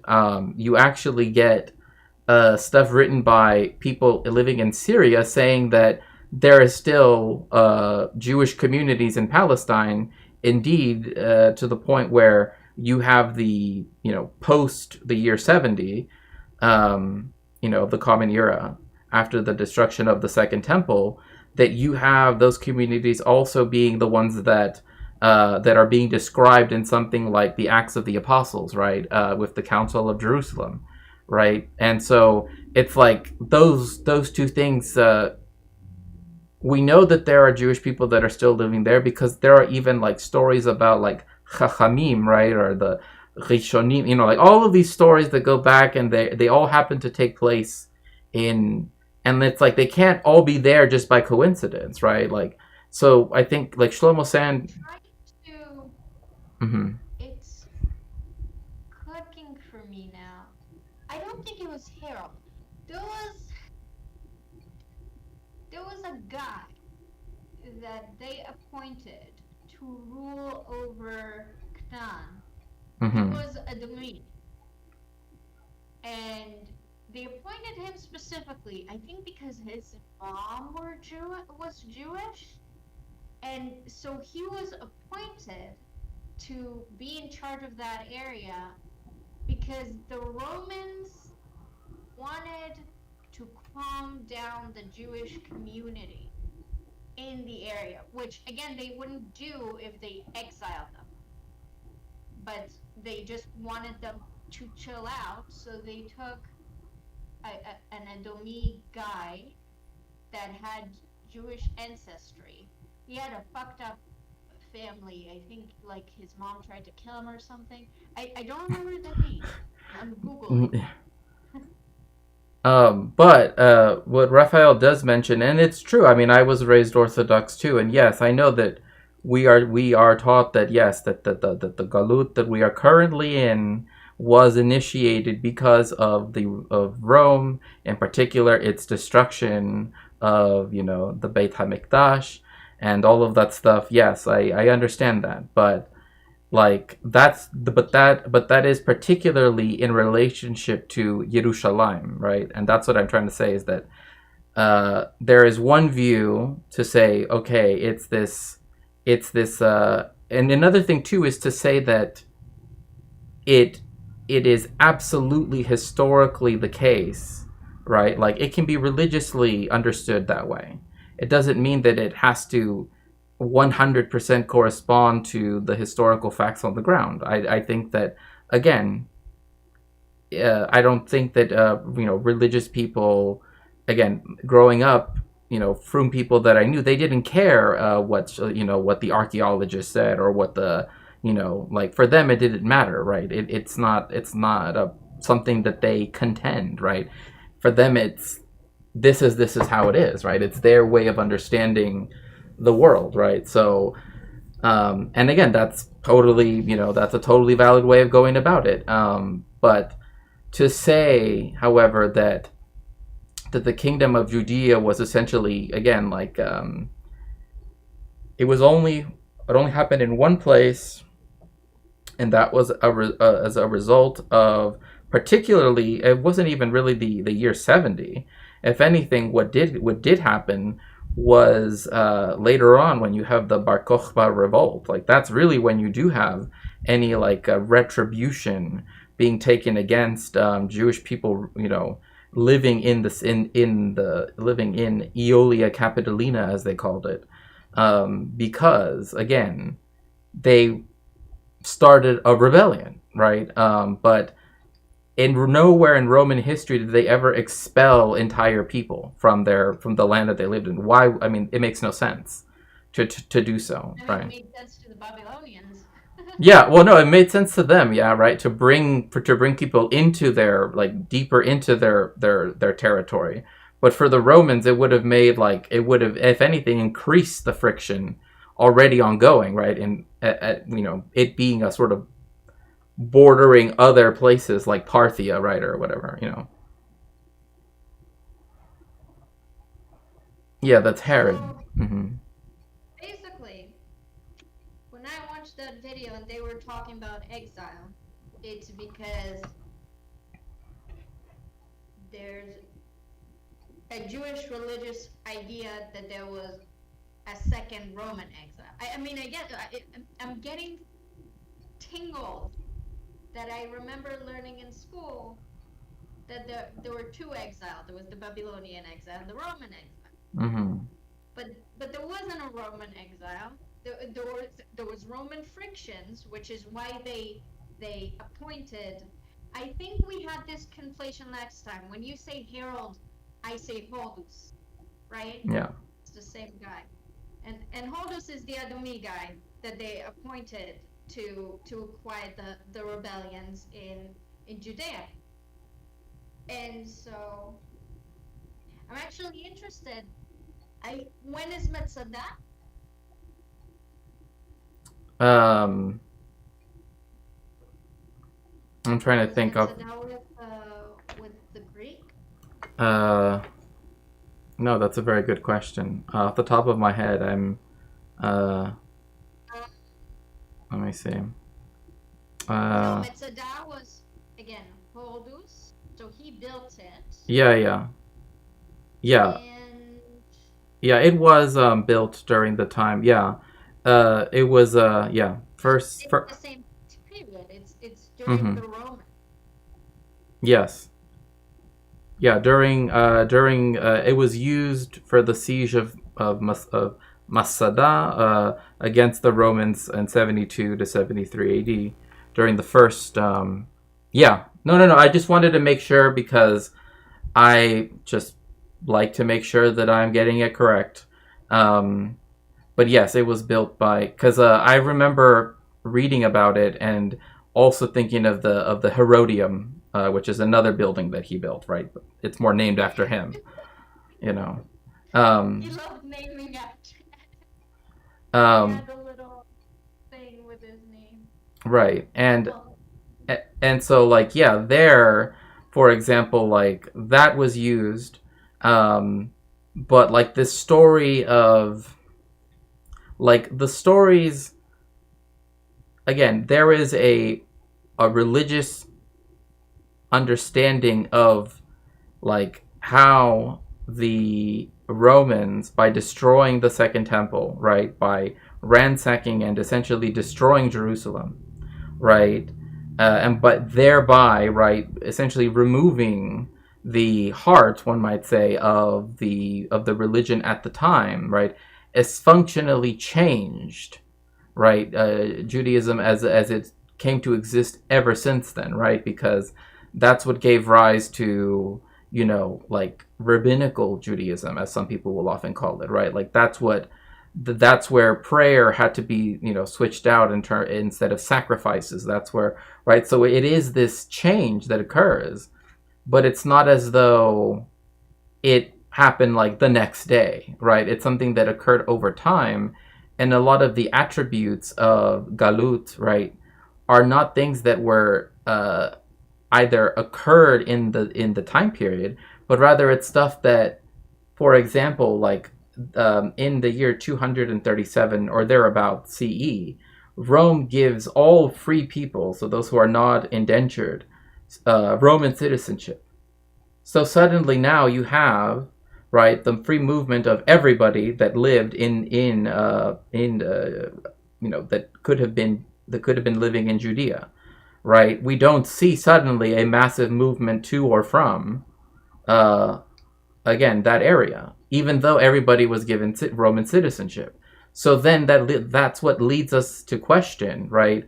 Again, we can see things from a religious perspective and see them as, so to speak, right, true, right, in the religious view of things, right? But it's a whole different thing when, again, you're trying to find a correspondence right, within, the archaeological record or the historical record that 100% has to match exactly the way how, Yeah, you know. like a spiritual exile, a religious exile because of the destruction of Jerusalem and the Second Temple. And why did they remove sacrifices, by the way?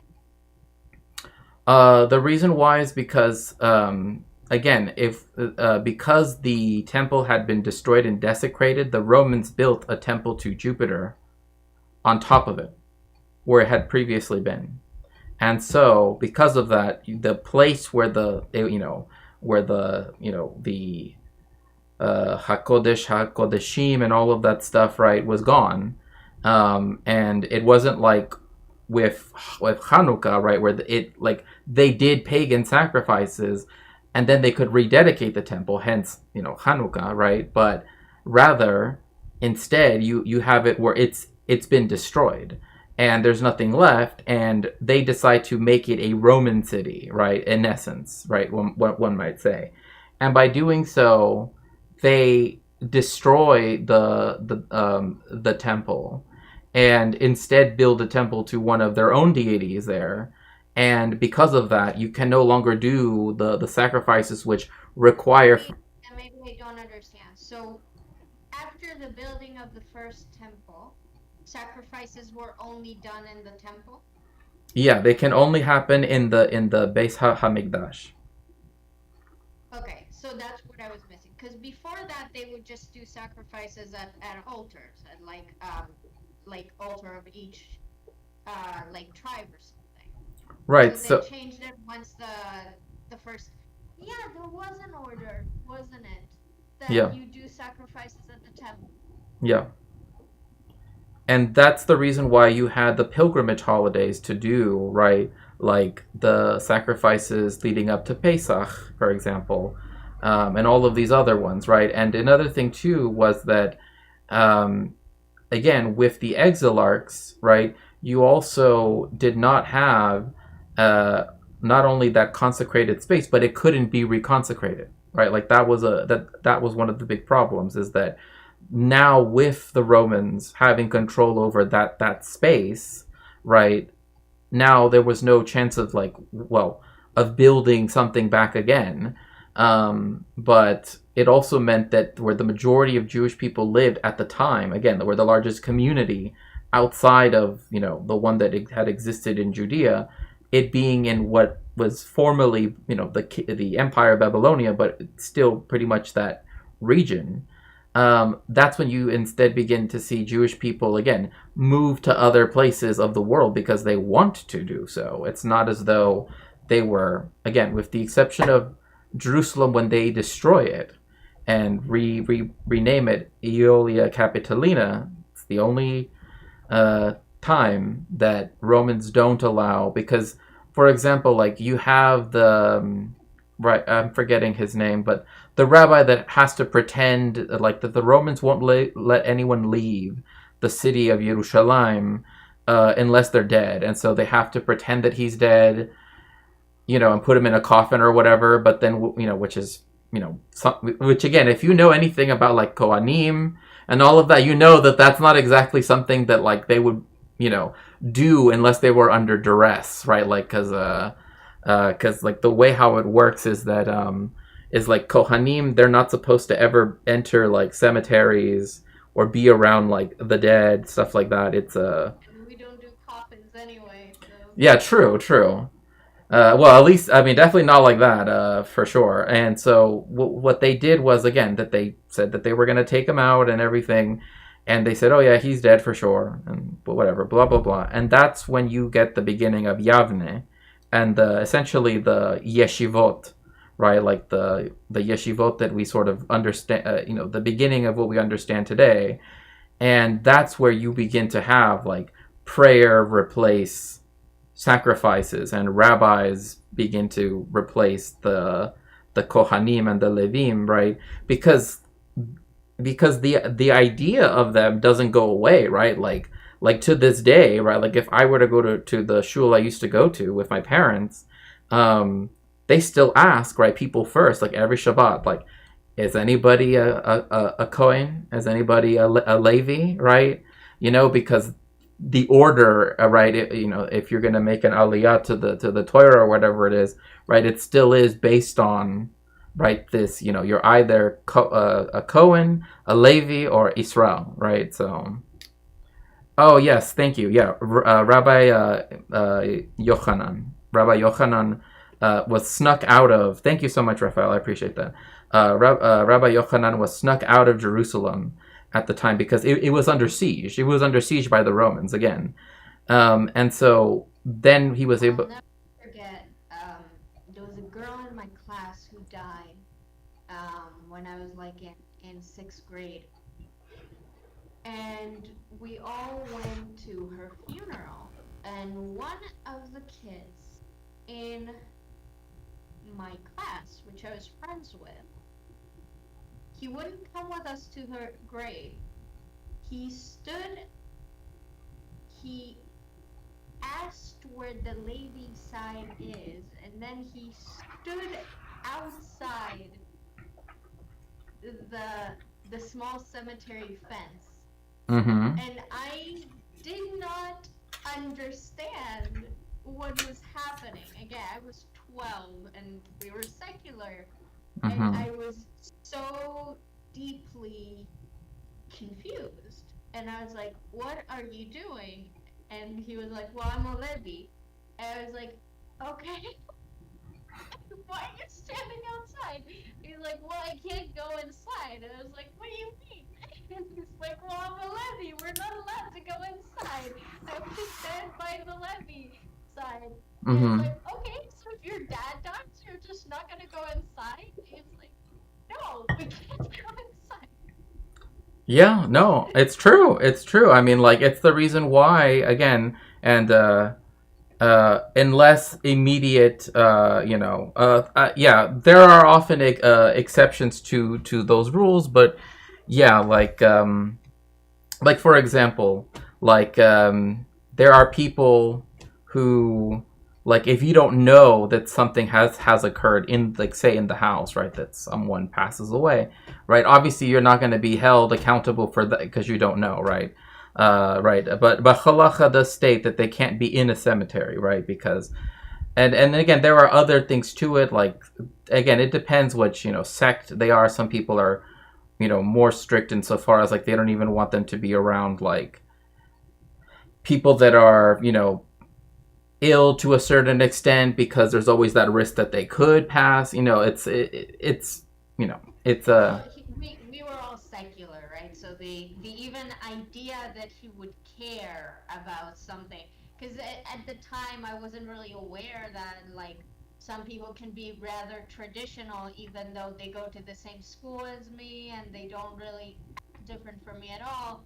And suddenly this 12-year-old kid wouldn't go into the cemetery when our classmate died because he's a Levi, and I was like, what? I don't understand. So yeah, that happened. So the big issue that I have is the Mashiach. Now I know that we're waiting for the Mashiach. I know that. What I'm a bit confused about is, so I had to Google it because Axel was asking me questions, and for the life of me, I could not. He kept being like, well, who told you guys that the Mashiach was coming? When was it said? When is it written? And I was like, I don't fucking know. So I had to Google it, and it says that there are mentions in the Old Testament, that the Old Testament and the Torah, like, prophesizes that we will be doomed, and then there will be a Messiah. I don't know.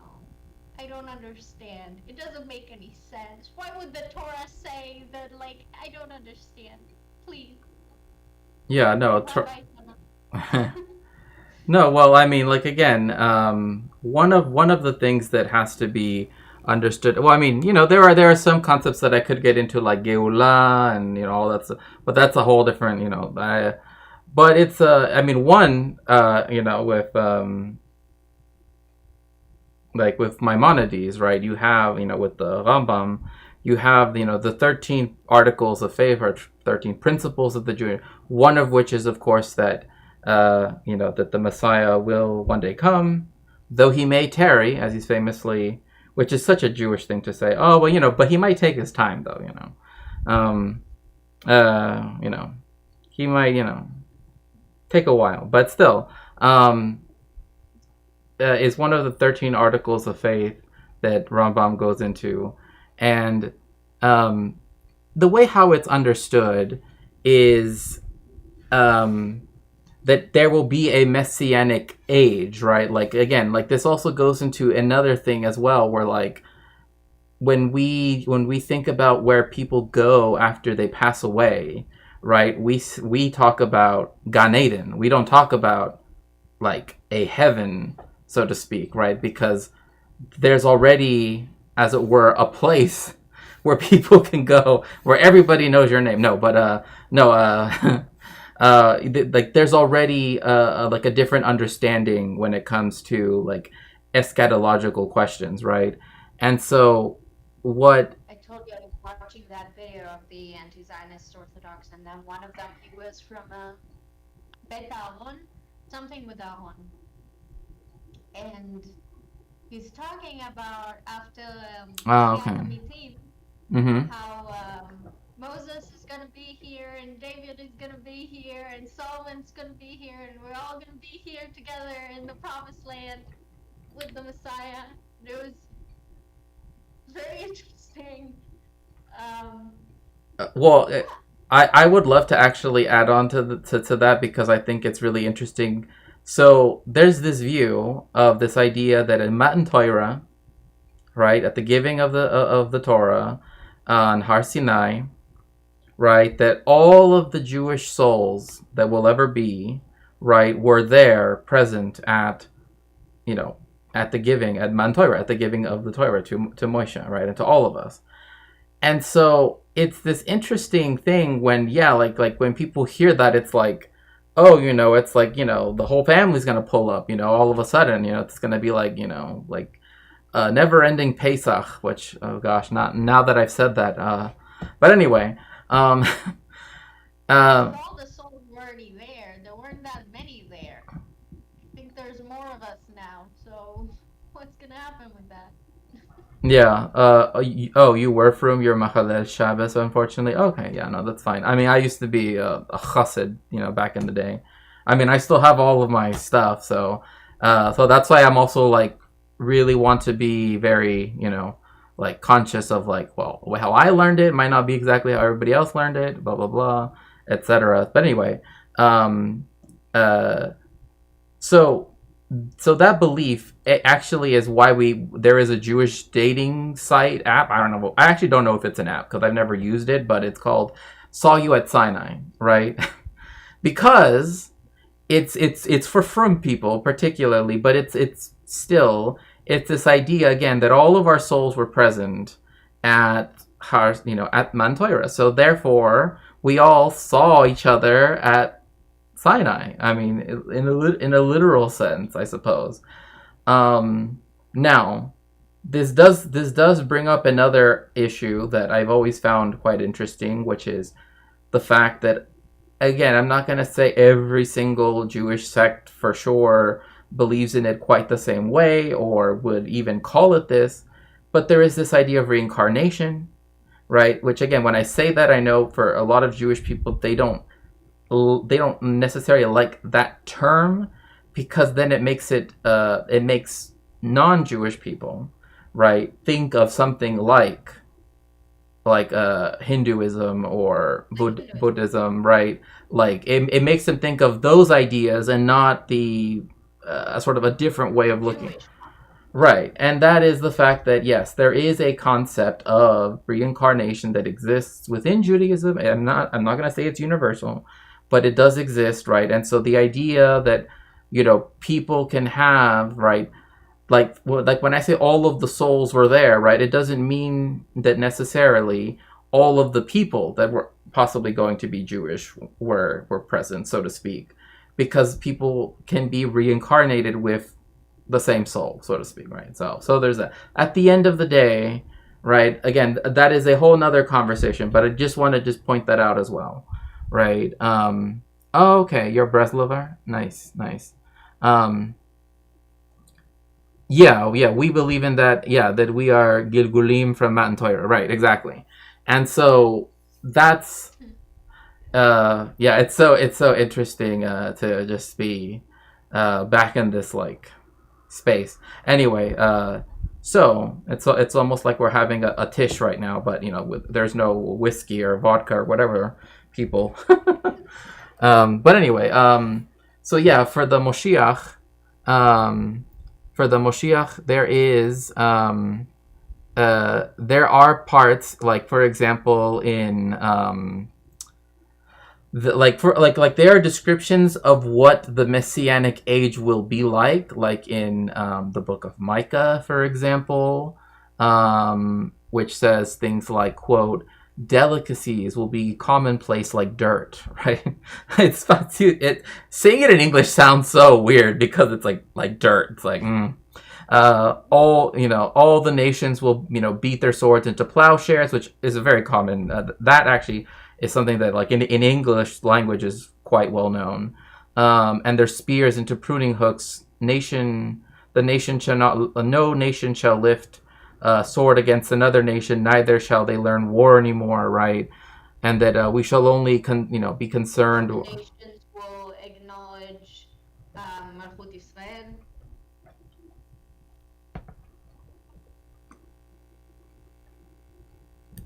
I mean, you said it. Not me. I'm just, Just quoting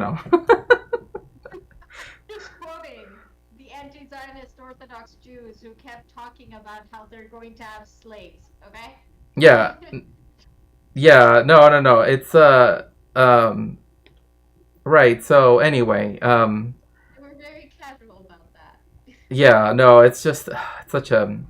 Again, one thing is that there is this belief that, of course, that it will be a scion, whatever that means. Again, it's the way how it's interpreted by people that take like blood lineage very, very seriously, which is interesting because actually, like, Judaism did not actually quite have that really be a thing, particularly for like the paternal side, which is we do it matrilineally anyway. But I'll tell you what's interesting though. mm-hmm. What you said about Matan Torah and the souls. Mm-hmm. I remember having a discussion with a religious guy once. It was after I lived in Germany for a few years, and I broke up with my ex, and I had to go back to live with my parents. And I don't be so happy about it. Please. No. It's because Raphael, what he said. Sorry.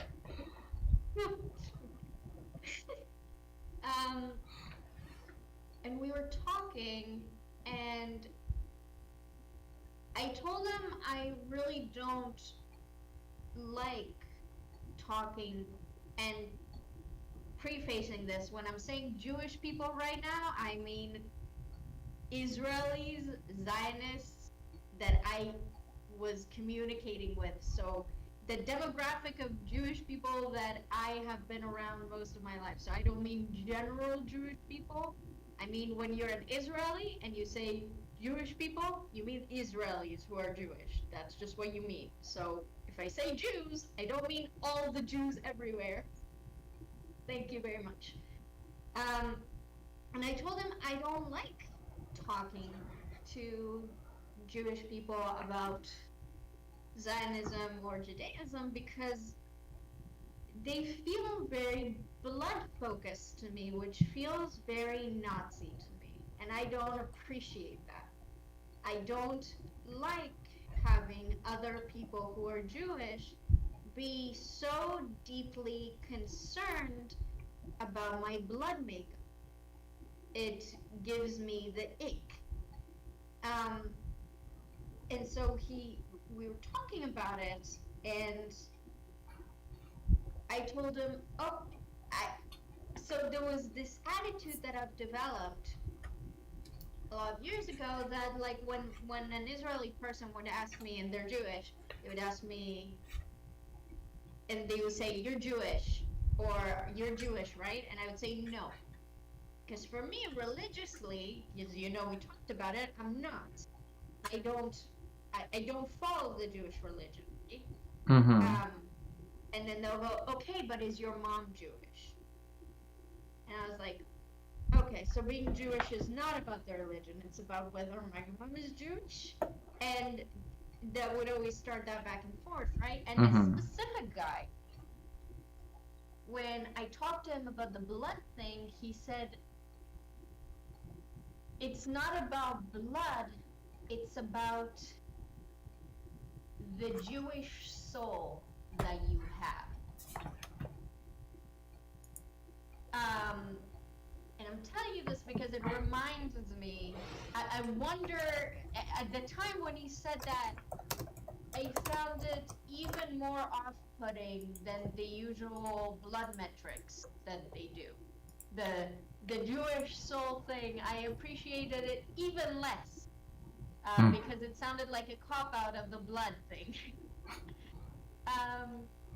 It's like, okay, well, you don't believe in the Jewish religion and you don't feel attached and you don't put stock in your Jewish ethnicity, but you still have a Jewish soul, which I recognize even if you don't, my fellow Jew, right? Mm-hmm. That was pretty much the conversation,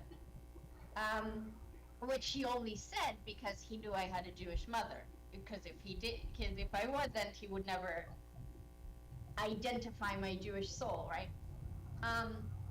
The reason why I'm bringing it up is because now I'm wondering if for him it was a reference to like the soul thing, because apparently there's a soul element to like learning the Old Testament that I'm not really aware of. Mm-hmm. You know, at the time I did not like that. I still don't like it. It's just when you told me the Matan Torah thing, it reminded me of that conversation, you know? Mm-hmm. No, and I It just mean, makes me think about that. like it's interesting because on one hand, right, it what it does is that it showcases something that is very fascinating in my view, right? Is that like not only do Jewish people, right, or however you want to define that, right, even if you want to say the religion or the culture, whatever, however, how, like, whatever parameters you're willing to, right, it's like the fact that we have like not only that aspect, right, but even the aspect of like a different time, right, like we have a different years, a different calendar, right, and it's like and like the way that we view time is very different and the way we interact with it is very different, and I've always found that personally very interesting because of the fact that, again, like when we're talking about like Moshiach, right, there are some people, right, that, and this goes actually, this interestingly goes back to your question about like which exile are we talking about, right, like kind of like what you were asking before, right, because again, like sort of like Raphael and like myself, like growing up like in a frum atmosphere, right, it meant that, and frum just means religious, by the way, for those of you that don't know, it meant that yes, it meant not only the with vis-a-vis like Babylonia, but also with the fact that Rome destroyed, right, like the heart of Yahudut,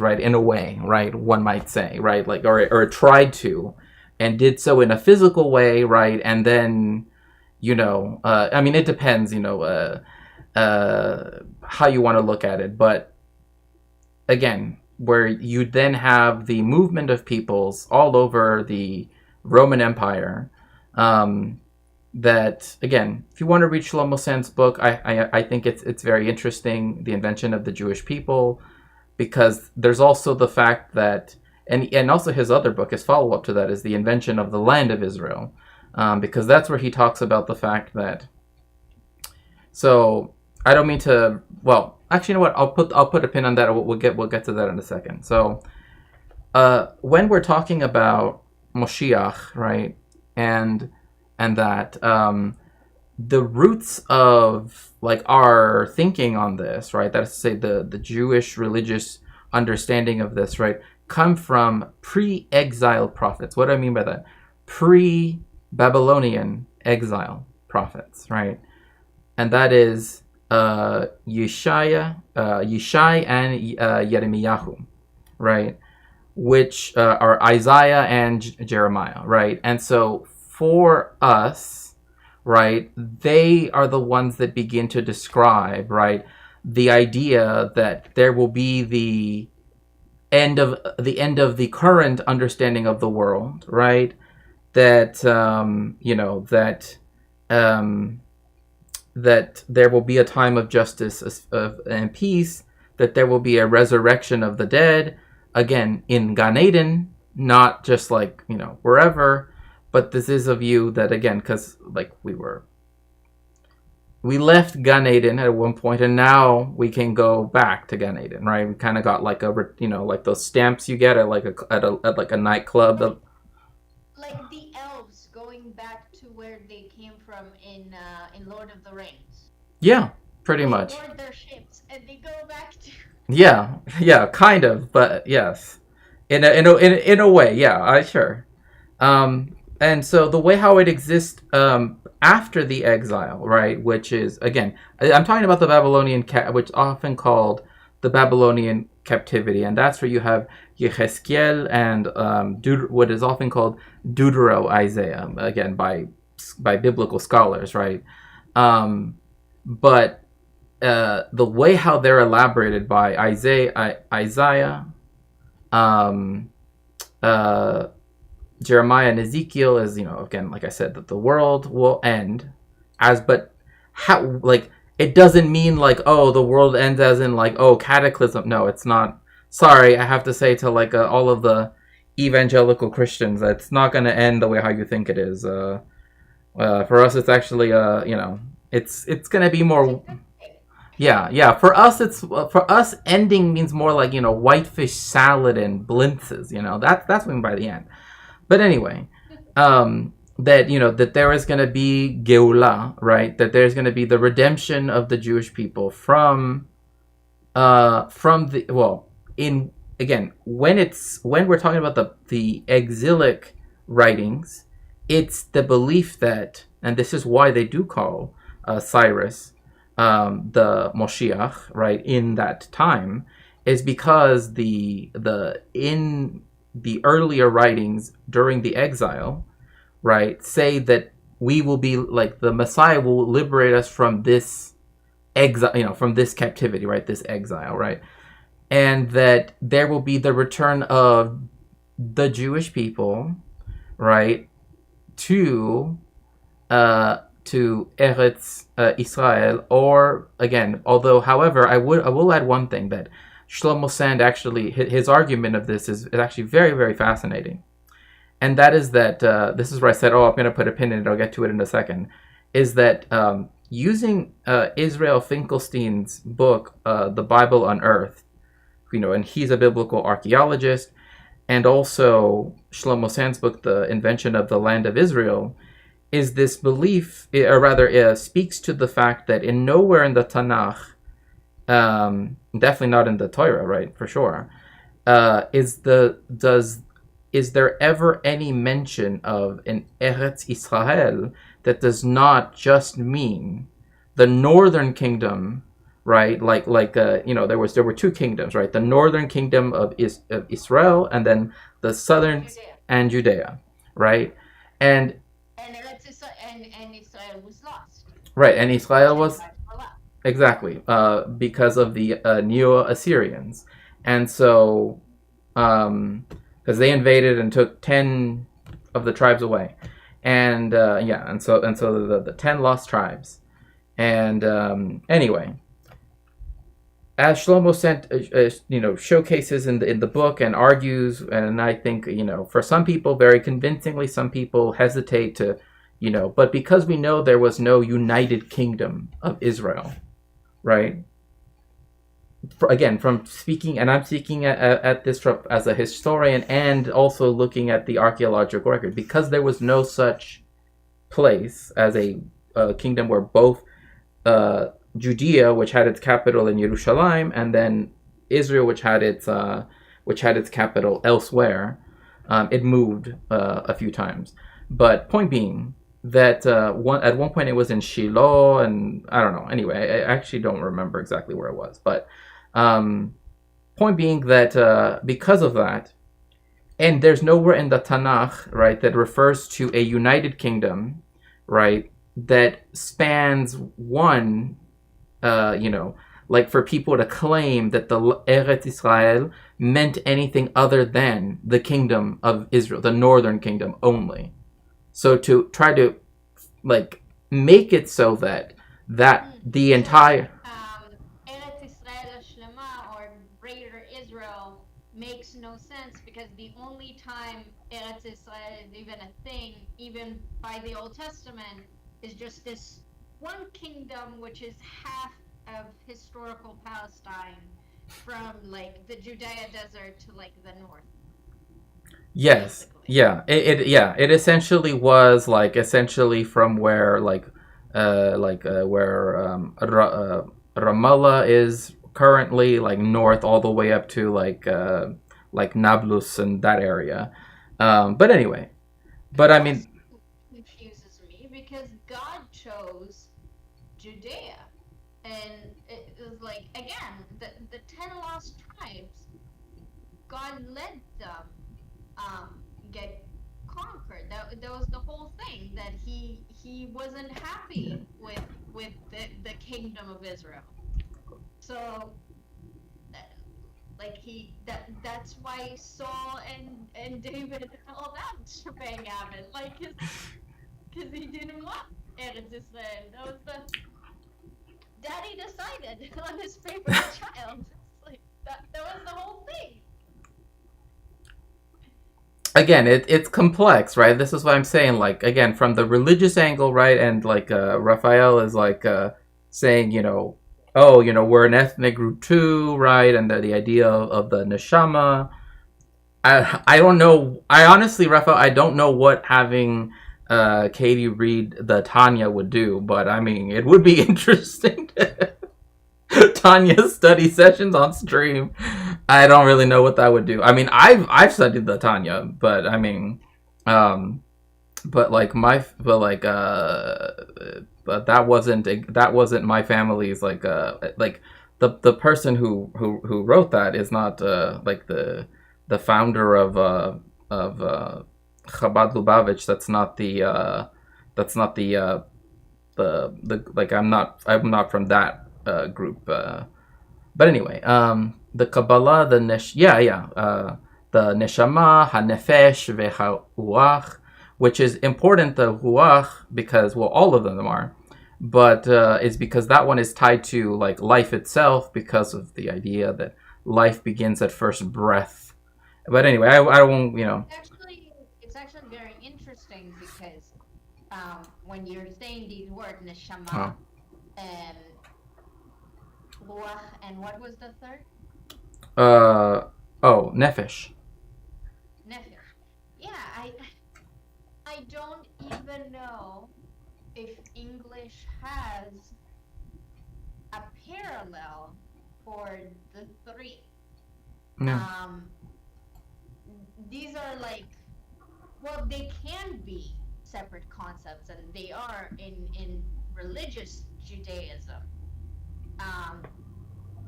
And sometimes in Hebrew, you can use them interchangeably, but you can absolutely use them separately, right? And I'm just thinking, like, how do you even explain and have a philosophical or religious conversation about this in English when there are no equivalent words to even like verbalize these concepts, right? And when and because English specifically is so Christianized, or like is heavily united with Christian culture, like if I were to try to explain the word ruach, I would try to use the word spirit, right?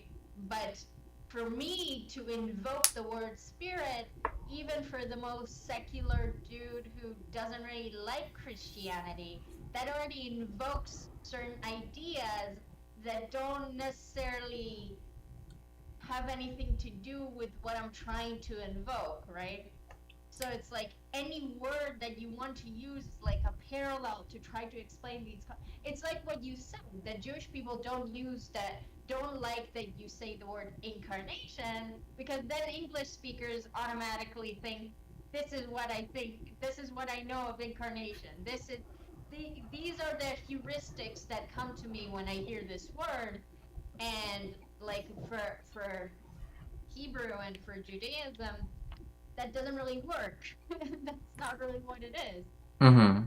Well, and it's interesting because Raphael sort of gives an example that I have heard. I mean, trust me, I have heard that as it being described as, oh, well, you can break it down to animal soul, spirit soul, and the Jewish soul, or even the human soul instead of the spirit soul. But it's like that concept in English, like just the idea of a soul is a united concept. Like, oh, so that means there are three souls, right? Like three separate souls, right? And it's like,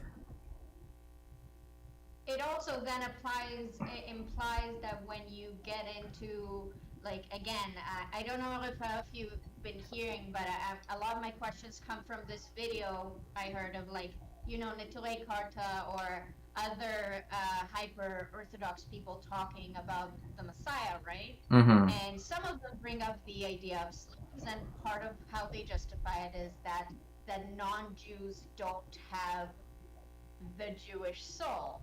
Like, they say that, like, only Jews have neshama, everyone has nefesh, but only Jews have neshama, something like that.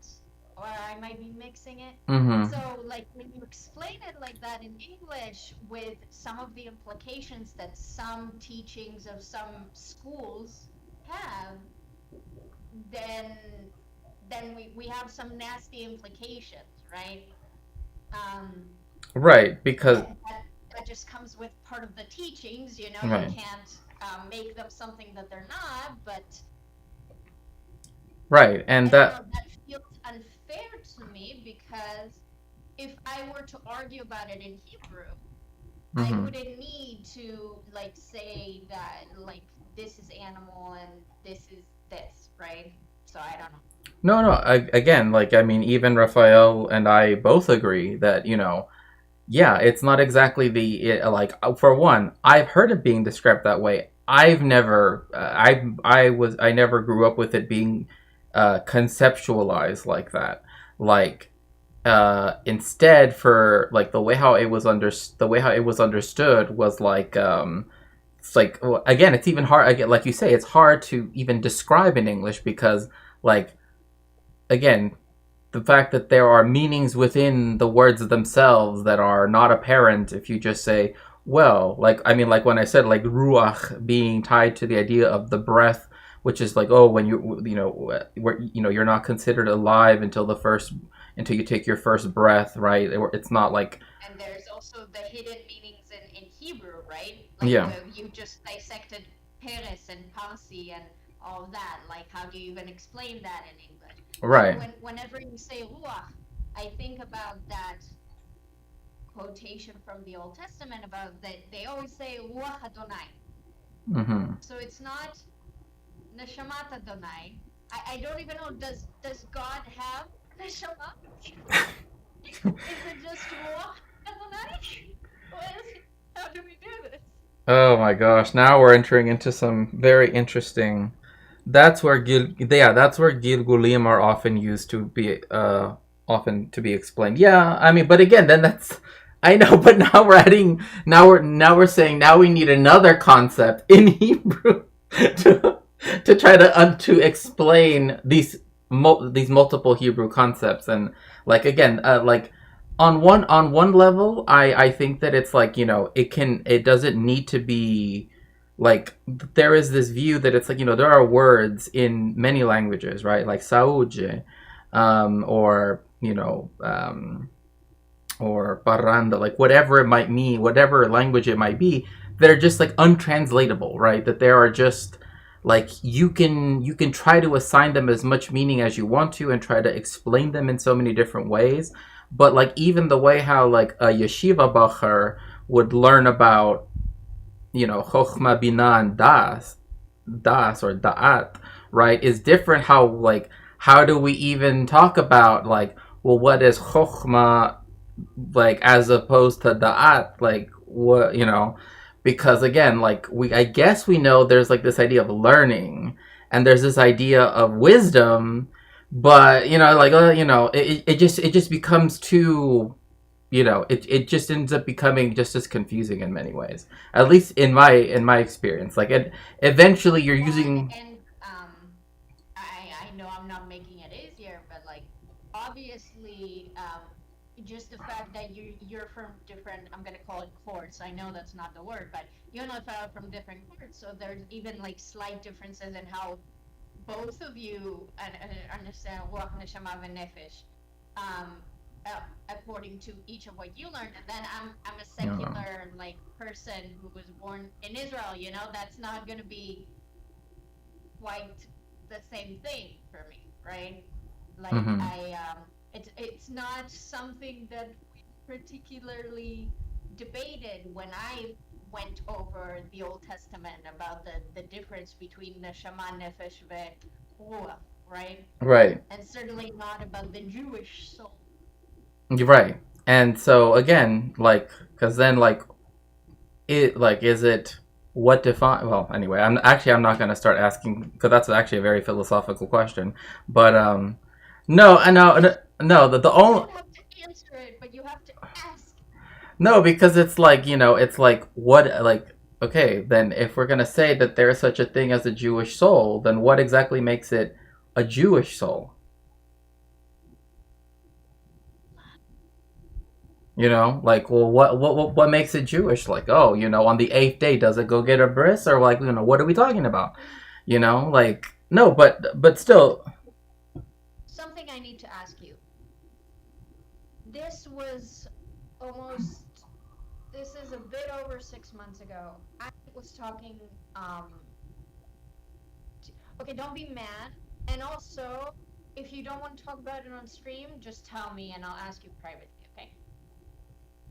Okay, so I was talking to him about something, and I brought up that certain courts, when they do the brit, they have the thing with the you know, kissing the foreskin thing, you know?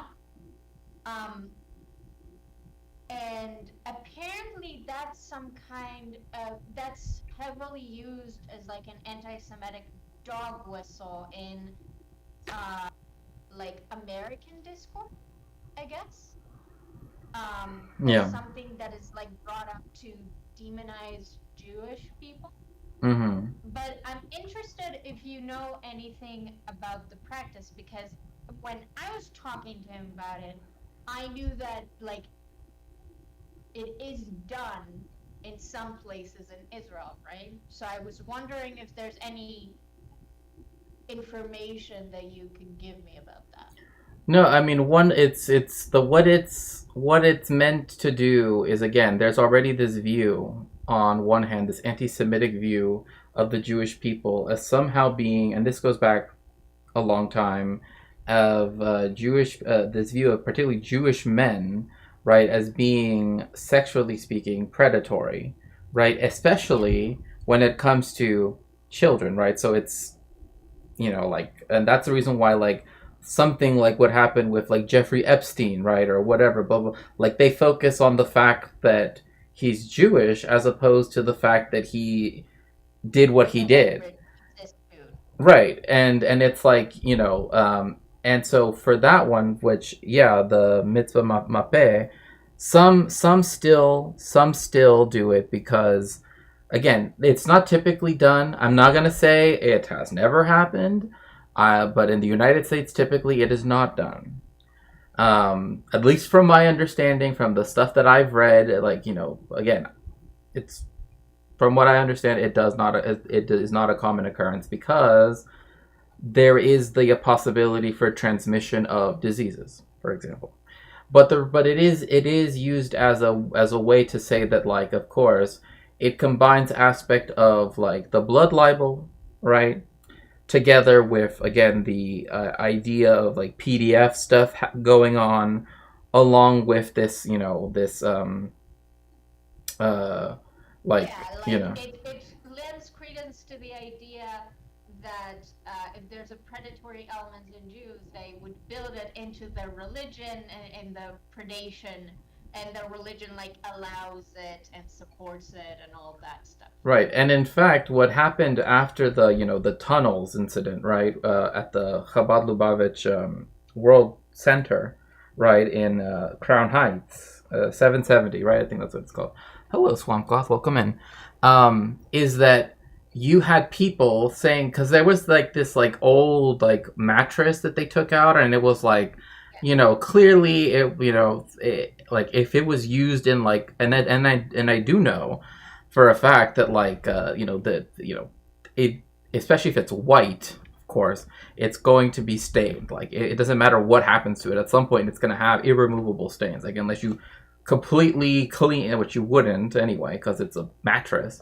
But point being that like immediately people began to use the idea of this tunnel as a way to say like, see, they were doing all of these secretive things in those tunnels, right? And one of the things in particular, because there were things like high chairs, or that there were things like strollers, that there were things like that mattress that was shown, right? That they immediately began to say, they were doing this thing. So again, it's part of this idea, this anti-Semitic idea that again, the Jewish people, particularly Jewish men, right, predate on.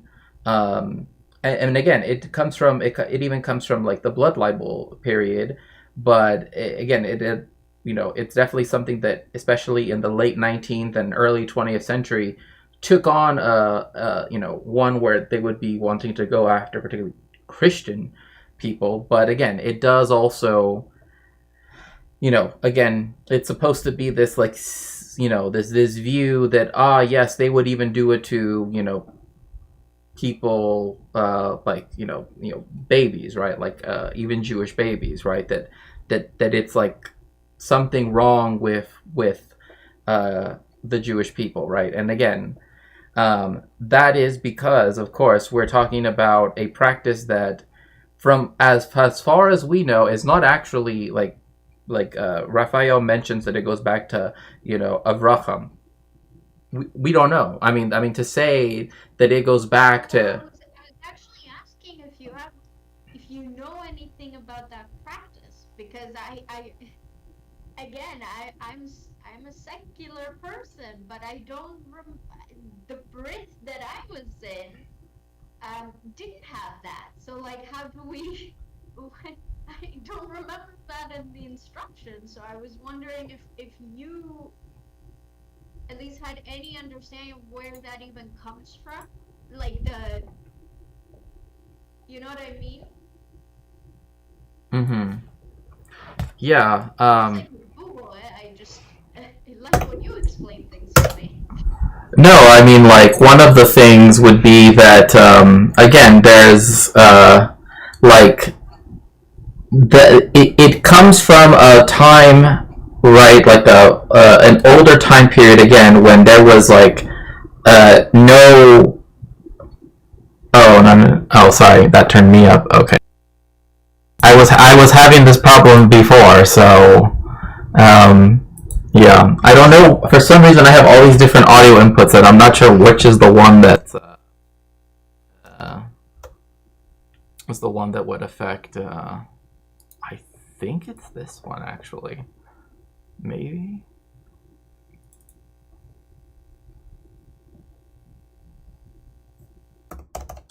Oh, let's see. So. Yeah, no, I turned myself back down, so don't worry. Yeah, that it was done to seal the wound at a time when there wasn't any. I mean, that there wasn't any idea of something like an antiseptic, right? Because, like, there are people. I mean, people do this all the time, where it's like, if they have. Axel cut his finger today on cardboard, and I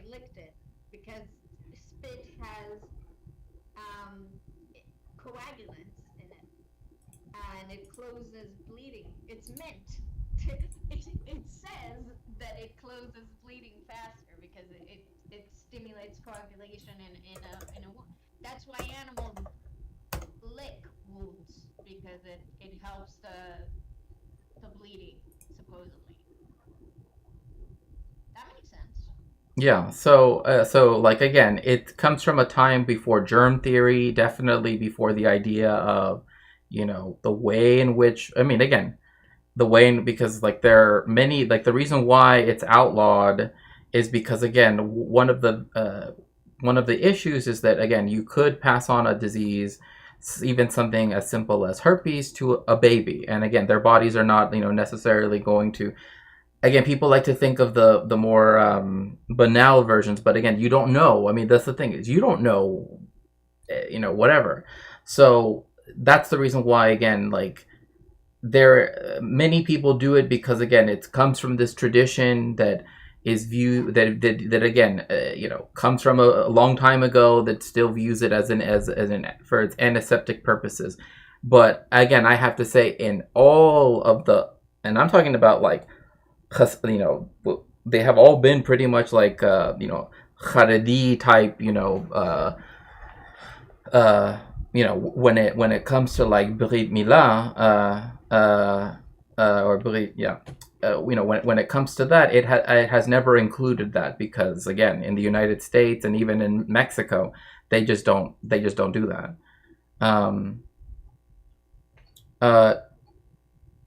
Now, well, yeah. Guest audio is still extremely low. It's okay. Guest has asked a lot of questions. Yeah, no, it's just that I'm really trying to make sure that I can figure out what's the one that's gonna be like. Anyway. If you're talking on Discord, you could right-click their user. Oh no, I already did that. That's not the issue. See, it's already at the highest level. So yeah, that's done. This is done. It's all at the highest. So anyway, but sort of like so going back to, yes, they were trying to illegally expand the shul, but it was a movement of like, specifically since you've actually lived in Israel, right? Like I know you've seen these people that have the Chabad Moshiach flag, where they think that the Rebbe, what's his name? That essentially that he is like a messianic figure, or is indeed the Moshiach. Do you mean Nachman Meuman? Mm, From Ukraine? no. The Chabad one. The Chabad one. It's something Schneerson. Just don't remember his name.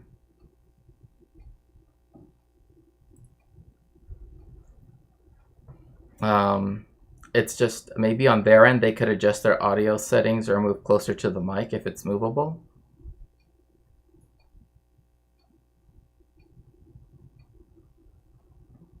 Menachem Mendel Schneerson. Okay, yeah, Menachem Mendel Schneerson, yeah. So they have a flag that it's yellow, and it has like the word Moshiach in red, and it has a crown.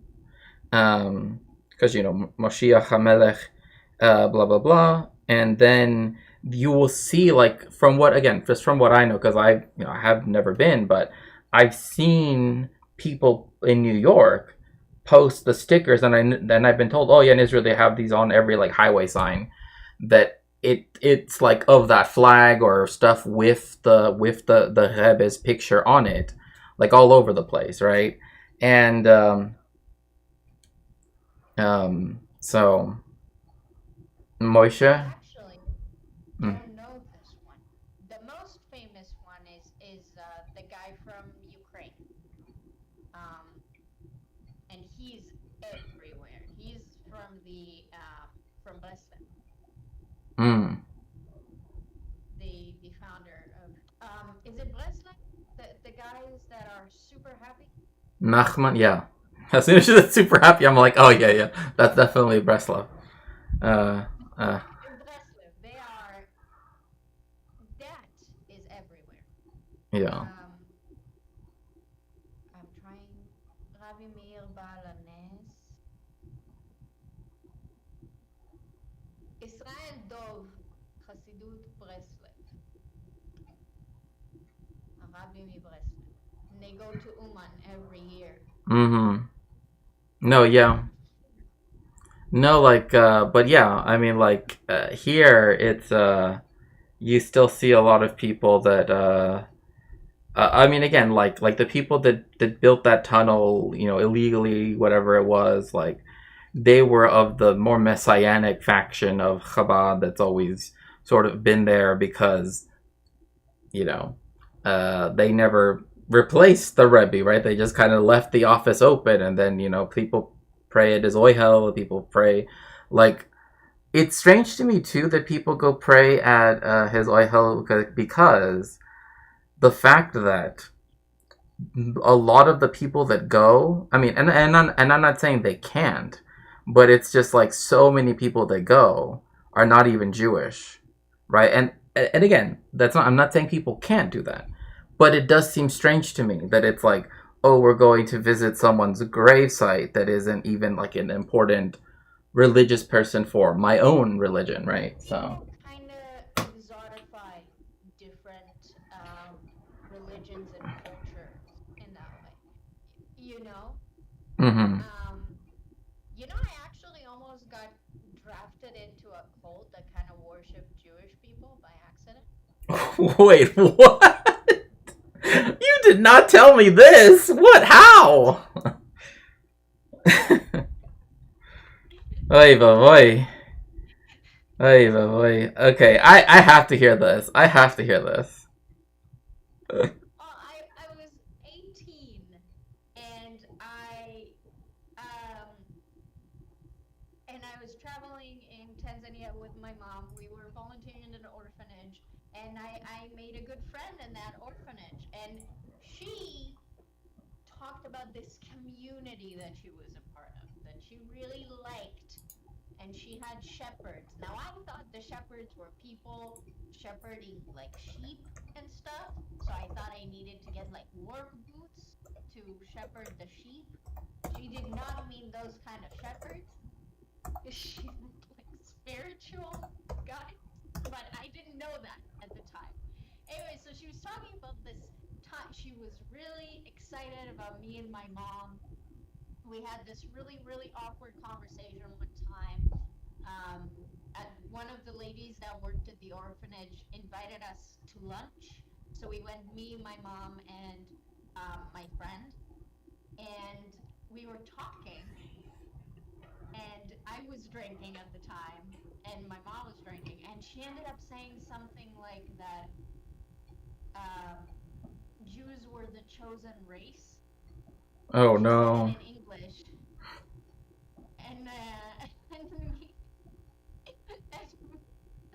and me and my mom kind of like looked at each other and were very confused if we were supposed to tell her not to say that or like what are we supposed to do about that, because it didn't seem like she was trying to be offensive. It was meant to be a compliment, but it was also, whenever anyone refers to Jewish people as a race, my blood pressure. Yeah. And so that was awkward. And then she was like telling me about this community that they live in nature and it's somewhere in France and they're very like rural and they just really appreciate Jewish people. That's what she said. Like really appreciate the presence of Jewish people. And so I was very excited to go visit. I wanted to know. She really liked that community. But she talked to her shepherds, and her shepherds disallowed her from coming back. And then I realized it was a cult, and I was happy I didn't go. But that was not. I make better. I check more now. I mean, wow, that's just, I don't even know what to say. That's, wow. I don't think they would have kept me, right? But it's just, it was very strange that like she made it sound like a retreat thing, not if I call my shepherd and he says no, I'm not allowed to come thing. You know, that's a bit different. Yeah, different type of authority that I wasn't aware. Yeah, very different. Yeah, very different type of shepherding for sure. I'll never forget thinking I need to buy good shoes to shepherd sheep, and that's not the shepherd that she meant.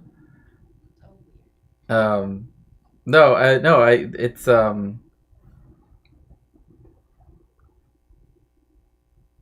okay. yeah, now you know more about me.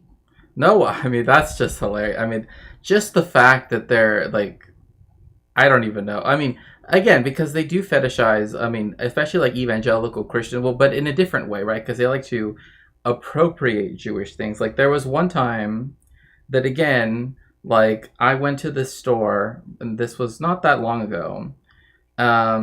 That I was just like, oh, it's just some store, right? Like it didn't seem anything particular, right? But I started to notice that they had like certain like things for sale that were kind of like, what? Like, why do I see like talitot, right? Like, why, like it's like they're selling a talit gadol, but it's like, why? It's kind of like, I thought this was just like some random store.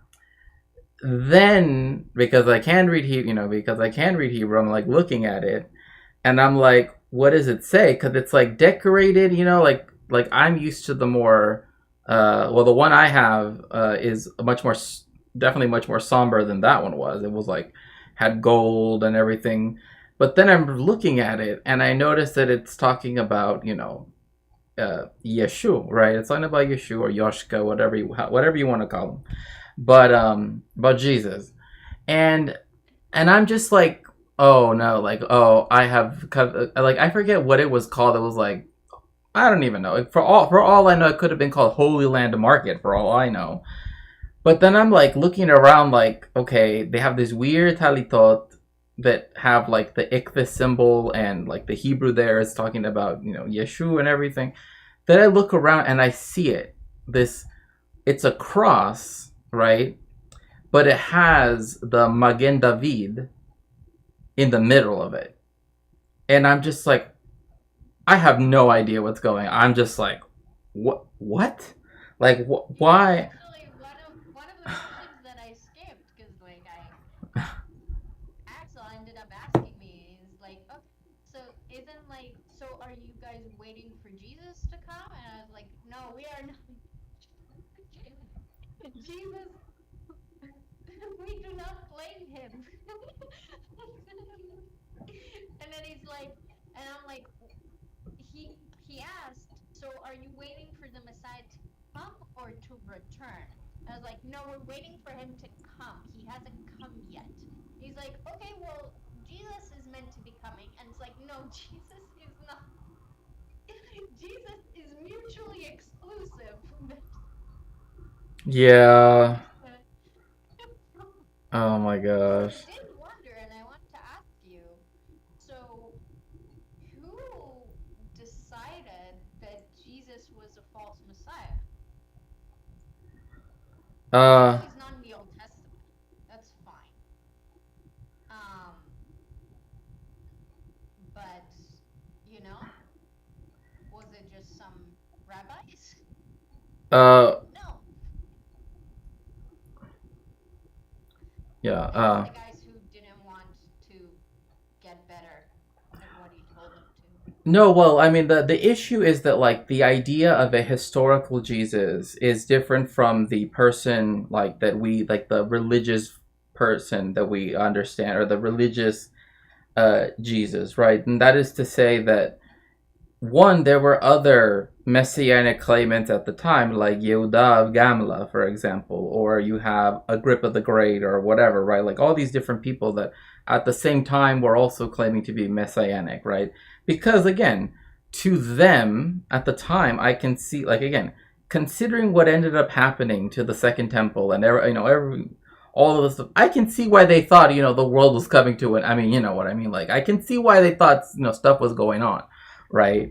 But at the same time, the interesting thing about it is that Christianity has very often viewed the Jewish people as somehow rejecting, right? Like being active in the supposed rejection of Jesus Christ, right? And it's strange because we didn't actually have that. Quite the opposite. Like the first extant text we have of the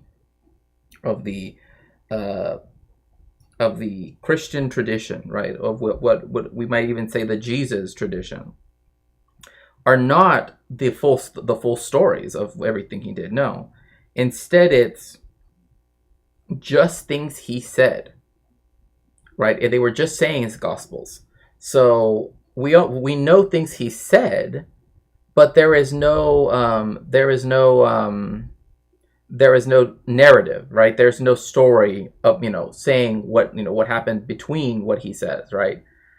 So when we first get those, one of the important things is that none of the literature of the beginning of Christianity, none of it was ever written down in Hebrew. None of it was written down in it did not exist in Hebrew, etc. And it wasn't even found in Palestine, right? That is, it was found in Syria, and it was found in Greek, very good Greek. So we know that it had to be from a Greek community, right, where the people were educated, right? It wasn't from people that could, knew some Greek, or that, had learned Greek recently, whatever, right? It was people that had grown up, right, being educated, right, in, the typical subjects of the time. And what essentially you get is that the first gospel that ever gets written is that of Mark, which again is not a Jewish name, and you essentially get that is the first one, and that's written, the first narrative that we have, which is why it's the shortest of all the gospels, right? And you can also tell the fact that it wasn't directed at a Jewish audience, because of the fact that, again, why would they use a term like Christos, right? Which is not it's not in Hebrew, it's in Greek, right? Like, why call him, Jesus, right? When we know that Jesus' name, at least if he were to be, from Galilee, etc., blah, blah, blah, that his name would be Yehoshua, right? Because that's technically his name. But of course, that's not what they get. They just transliterate.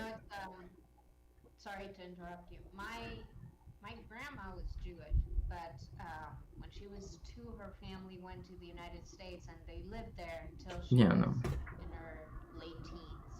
Mm-hmm. And then she came back to Israel, and she met my grandfather in a kibbutz. My grandfather's name was Yeshua. And for my entire life, and their entire life, she called him Jesus. Oh my god. Do you want to know something fun, kind of a weird, funny thing that happened after Claudia Sheinbaum, Pardo, became president of Mexico again, the first woman and the first Jewish president in Mexico. So as soon as she won, because she was known, for one, there is a picture of her. Look, she is known for being an activist. Like, her mom and her were, she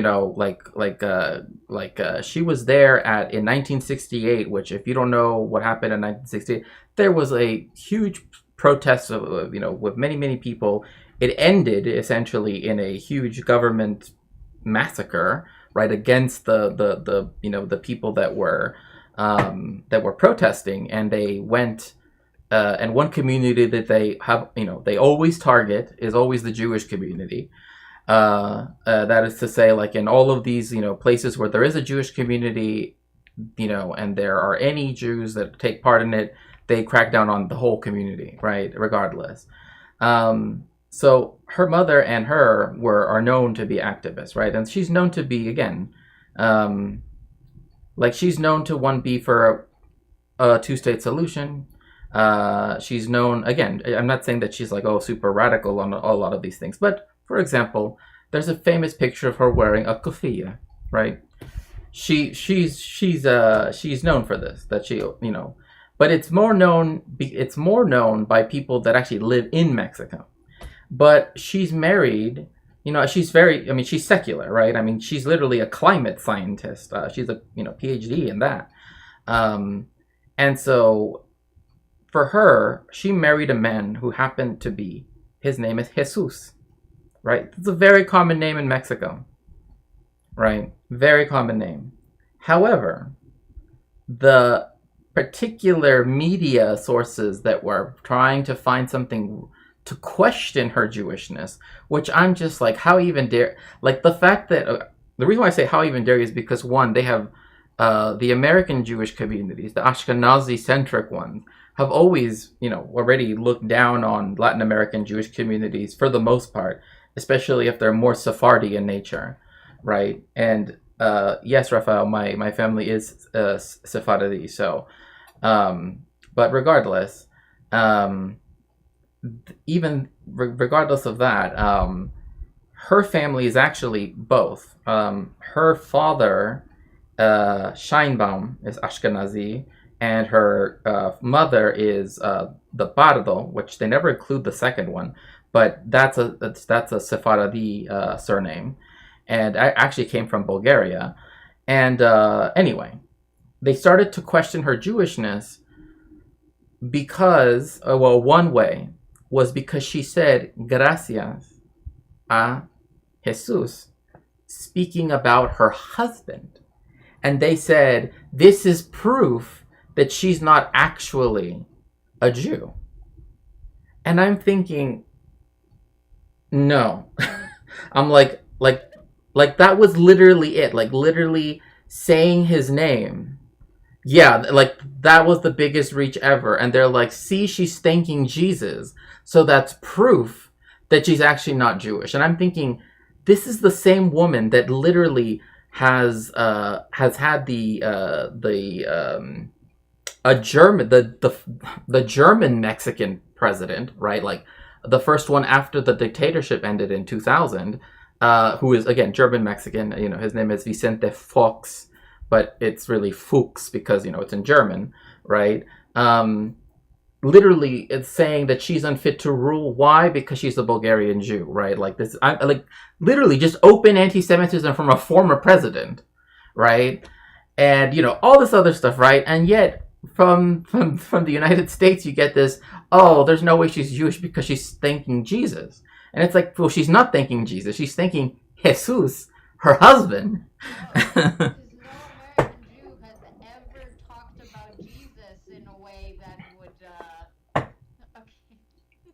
Yeah, and for me, it's just like, come on, like you've got to be kidding me, right? And it's like, no, they actually tried to do this whole like campaign of smearing her and everything. Look, I'm not saying that she's part enough, but at the end of the day, I just found it so strange that like, even when it came out that she was talking about her husband, they still were like, but still, she's still not whatever, blah blah blah. I'm just like, just stop, just leave it alone, right? It would be better if you just left it alone. And thankfully, for the most part, people have left it alone.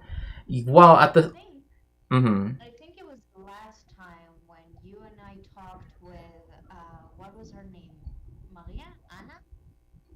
The Polish girl. Oh, you mean, Lucy.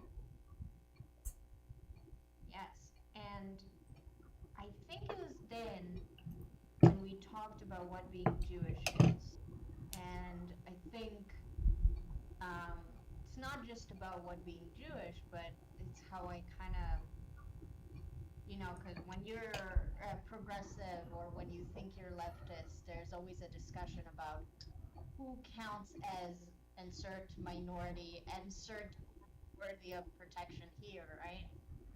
And I think it was then when I said that the only way that matters is whoever is worthy of protection is whoever ends up in the camps, whether I find it valid or not, you know? So it's kind of like this strategy of defense where it's not about it's almost like the inverse of a no true Scotsman. It's like, well, who would the fascists put in the camp? And whether I think they're really Jewish or not, you know, like I can scream and shout all I want that I'm not religiously Jewish and have all the people on Twitter that say Jewish is just a religion, Jewish is just a religion. Um, but, you know, most of the Jews who were killed in the Holocaust weren't religious, you know, they weren't at all. So it doesn't really matter what we think, right? It matters what they think. Yeah, and So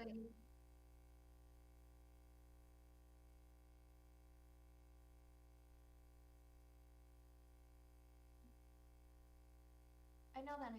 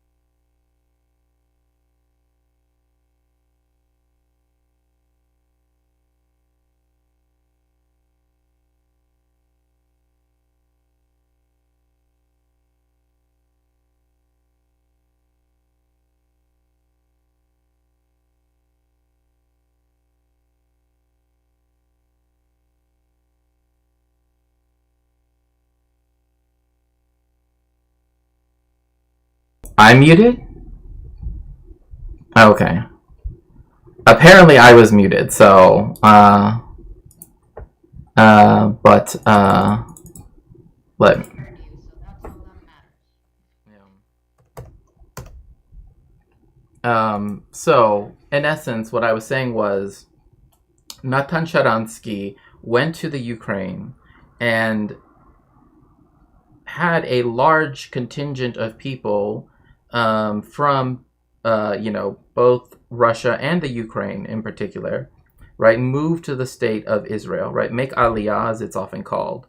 However, they are not religiously Jewish, right, because he used an expanded definition of who gets to count as being Jewish, right, so that then they could allow for these Christians, right, but under the expanded definition would be considered Jewish by, ethnicity, I suppose one might say, be admitted into the state of Israel and now make up 5% of the non-Arab population of. What year is this? This was like not that long ago. I mean, he only retired like 2 years ago, I think.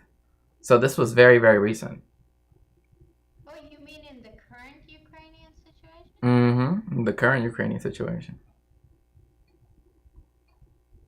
That's really interesting because when I went over the rules about what counts as being Jewish, there was a specific court ruling that said that if you're ethnically Jewish, but you subscribe to a different religion, then you don't count. There was a very famous case of that. The ruling came from a case of a Christian monk who was born Jewish, monk or a priest. He was born Jewish, and he converted during the Holocaust to survive. And he then grew up Christian, and he wanted to continue being Christian, but he also recognized that he was born Jewish, and so he wanted to get an Israeli citizenship because he is ethnically Jewish. And there was a court case about it, and they rejected his claim because they said that if you are of a different faith, explicitly, you don't count. Right. Which is very interesting because I don't think the Nazi would have bought that at all. Right. I mean, this is why I don't like to necessarily, like, I have put it this way, or at least use it as a kind of, like, as a quick way of saying it, right? As a way to sort of, like, in essence, what the State of Israel did after its founding was take the Nuremberg laws that defined Jewish people in a specific way and use that as the basis for its own description of the law of return, right? Like, that's what it did. And that's just, again, you can look at the documents and see, again, obviously it doesn't go into all these other categories, but on the basis of who would have been counted as Jewish and what would have been, harmed, let alone everything else that could have happened to them by way of Nazi Germany, would be allowed into the State of Israel, at least ostensibly speaking. Natan Sharansky was born actually. Yeah, Sharansky was born in Donetsk, actually, and so he was actually known for, again, going to places like Ukraine in particular, like, again, since 2014, and even afterwards, after 2022, and trying to get people that would have, again, in this, like, emergency, I guess, provision, or I don't even know. I even saying that, I feel like I don't know that that's what it would be called, or that that's what it was, but that he was able to get people who, again, with that court ruling, right, would not be considered eligible to claim Aliyah, right, to claim Israeli citizenship, to be able to claim it, so that now, because of course we know that there are a lot of people in the State of Israel that are Russian, right, like, that are, but There's actually something, I don't know if it's a myth anymore or not, but there was a very big Russian Aliyah, and there's, I'm going to call it a myth, that a lot of them weren't actually Jewish. right, exactly, and I don't know if it's true or not. and so, no, and again, this is Sharansky is known for one of those things, is that, of course, there were people who were called refuseniks, right, at the time, that were allowed into the State of Israel, about 1 million people, more or less. And again, this is again, Israel's Jewish population is about 7 million. So adding in 1 million to this when it was even less, that's a lot of people. Anyway, but yes, there were people who, again, had not been, were not observant Jews. Now, some people might say, oh, well, the Soviet Union, I'm not going to say that there was we know there was anti-Semitism in the Soviet Union. I mean, that's just a fact. Right. In fact, one of the people who suffered most for it actually was one of their best writers that actually would have probably been the first contemporary, the first modern, or the first real person to write something. Still going. Oh, nice. Are we still Hanukkah? Yes, indeed we are. Um, so, um, like I said, and I understand what you're saying, right? That Out of those millions, a lot of them weren't Jewish. well, that again, like there were people who had not been Jewish for so many generations, right? That like even if they because typically the way it was oh, if your grandparents were considered Jewish, right? That they would that initially that they would allow you to make Aliyah, right? But because the refuseniks were such a large amount of people, right? And obviously there is motivated reasons why they would want to take in so many people all at once, right? Um, that they were willing to overlook some of the things, and Natan Sharansky is very famously tied to that generation of those that came after the fall of the Soviet Union, but even more recently, right?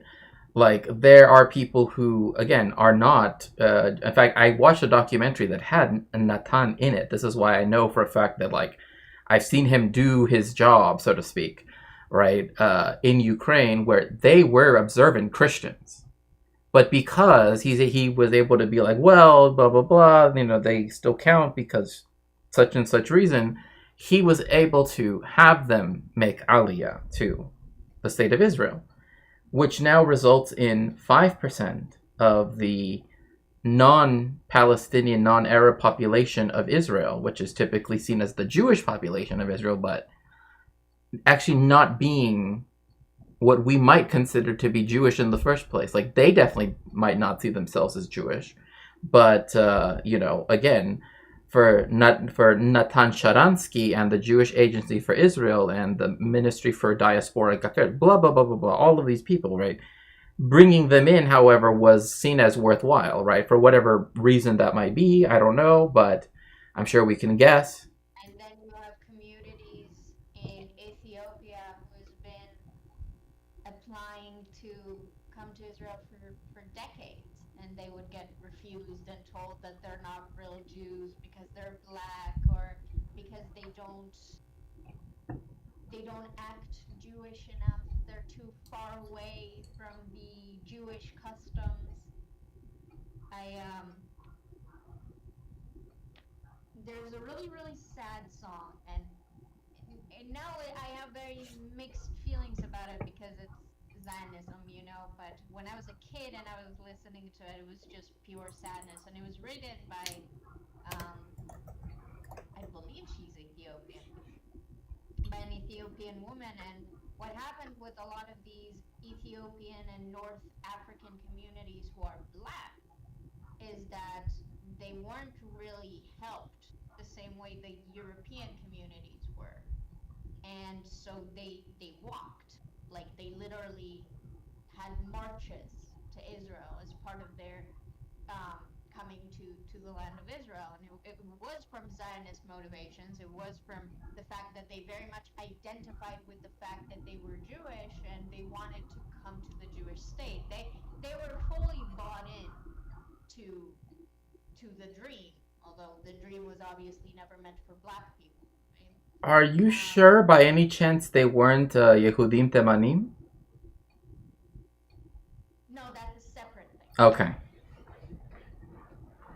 I'll send you a link of that. But in the song, it's a woman, and she's a child at the time, and she writes about the journey in the desert, and they're attacked by robbers, and her mom passes away, and she has to carry her little siblings in the desert. And then in the song, and in one of the last verses, they reach the gates of Israel, and the entire song, it's like, oh, don't worry, my little siblings, I will lull you to sleep, we are so close to the land of Israel. And then they're at the gates, and she's like, I wish my mom was here because my mom could convince them that we're Jewish, because they won't let us come in, because they don't think we're Jewish. And that song always made me cry, because I I thought it was so sad, and it really like really kind of like the opposite of your story. You know, there were communities that wanted to be a part so much, you know, but they're black, right? Um, and then there are people who don't identify as Jewish in any capacity, and they get special little flybys, I guess, to bring them over. Yeah, and Raphael actually, a good Yontif Freilich and Hanukkah as well. And I know you're saying it's against halacha, but it's interesting you say this. But also, I'm going to read to you what Raphael says. Beta Israel still have to go through conversion because they were never taught rabbinic Judaism, but their conversion is relatively accepted and encouraged. But I do want to mention one thing though, is that Well, who needs to go through conversion? the Ethiopian Jews, Beta Yisrael. Why? The Raphael mentions that it is because they were never taught rabbinic Judaism. But they're born Jewish. I mean, again, like that's what the chatter Raphael is mentioning in the chat, you know, and again, that is seen as a very common view, and that I have heard. No, I'm sure it is, but I wasn't taught rabbinic Judaism, and I didn't go through conversion either. So you know. No, I trust me. I like on and that's I wanted to bring this part up, is that when they actually came down to asking the chief rabbinate of Israel to whether or not, and this is when the Ethiopian Jews have been forced to flee Ethiopia and are essentially are in now what is now Sudan, and are like certain ones of them were being held for ransom, some of them weren't. So it's like, I don't want to say, oh, they all were, but you know, there was an issue. There was a lot of there was a big issue, right, with you know, whether or not how people should go about saving these people, and saving Beta Yisrael, right? So they asked if either of the chief rabbis, right, the chief rabbinate, if they would be willing to accept, right, the arguments that had been presented, right, saying that they were indeed could be considered Jewish, right? And only one of the chief rabbis said yes, not both of them. The Ashkenazi one said no, pretty much outright said no, they are not. They do not count as Jewish. However, Rav if you want to call him Chacham, Rav Ovadia Yosef, however, did, and of course may his memory be a blessing, but he did. He went through all of the different arguments that were being, and himself did his own research, of course, as rabbis do, and did come to accept them, and and essentially would do what also happened with a lot of other Jewish groups, that they would now be under the expressed jurisdiction of the Sephardic chief rabbi of Israel, right? And also, I don't know, Raphael, if you would like to explain a little bit more as to why, like in your understanding, I'm not going to say like why you think, but in your understanding, why they should have to go through such a process, right, of conversion. Specifically with the Shmuel. So they were descendants of a maternal lineage. They are Beta Israel, but they were Christianified during the second half of the 19th century, whatever that means. I'm not sure what that entails. I just know that some of their communities do see themselves as Jewish, and they're very much, I guess, invested in that image of themselves. Right. Well, I mean, one of the things is we have to also remember is, like, when we're talking about Ethiopia, we can't forget the fact that they speak a related language too. They speak a Semitic language, right? Obviously, it's one of the Afro-Asiatic languages, which is the greater language family. But Amharic is the one I'm talking about, and that's typically the one that was that especially under imperial times, under like Haile Selassie, etc., right? The Amhara were the ones that were given predominance over the rest of the empire. Then you had a change to it being a different group of people, regardless.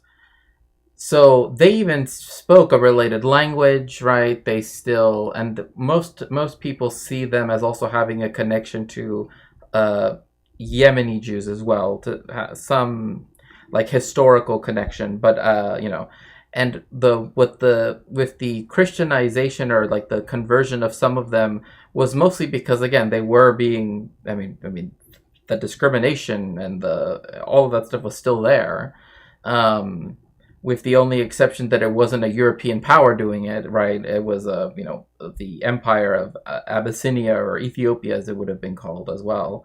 But again, that's a whole different question. But regardless, the people that did remain, right, as it were, to their Jewish heritage and ancestry and whatever, to the I like when I say faith, I almost feel like that's kind of cutting them short, right? Because again, they were being persecuted on a level that again, we haven't really seen in a long time vis-a-vis the Jewish people, right? So. It would be almost like saying that the people who pretended to be Christian under the Inquisition are not Jewish anymore because they Right. Well, it's funny you say that because that's exactly what Raphael used as their as his his example. Rambam accepted many conversos.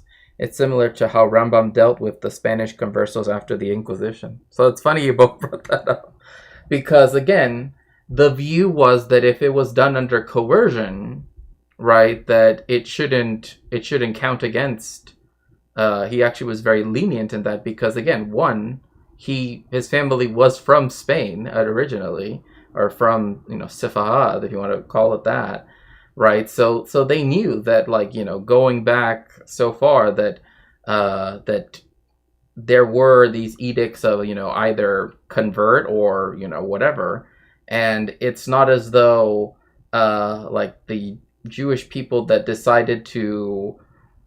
It's like, for example, like I always think of the fact that so there was this one YouTuber that I talked about like a few weeks ago, that he talked about Jewish people in Mexico, right?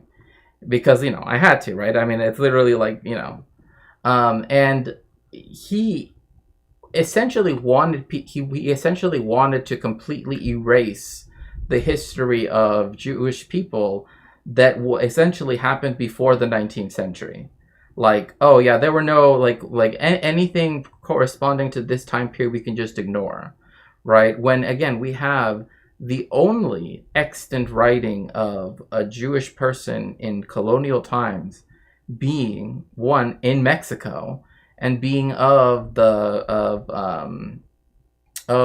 Carvajal El Mozo, right? One of these people who again they had a whole community. Now, did they have a Torah scroll? No, they didn't, right? Because that would have been almost impossible at that point. But it also was because again they were still in hiding, right? That they were still anusim, I guess, as some people would call them.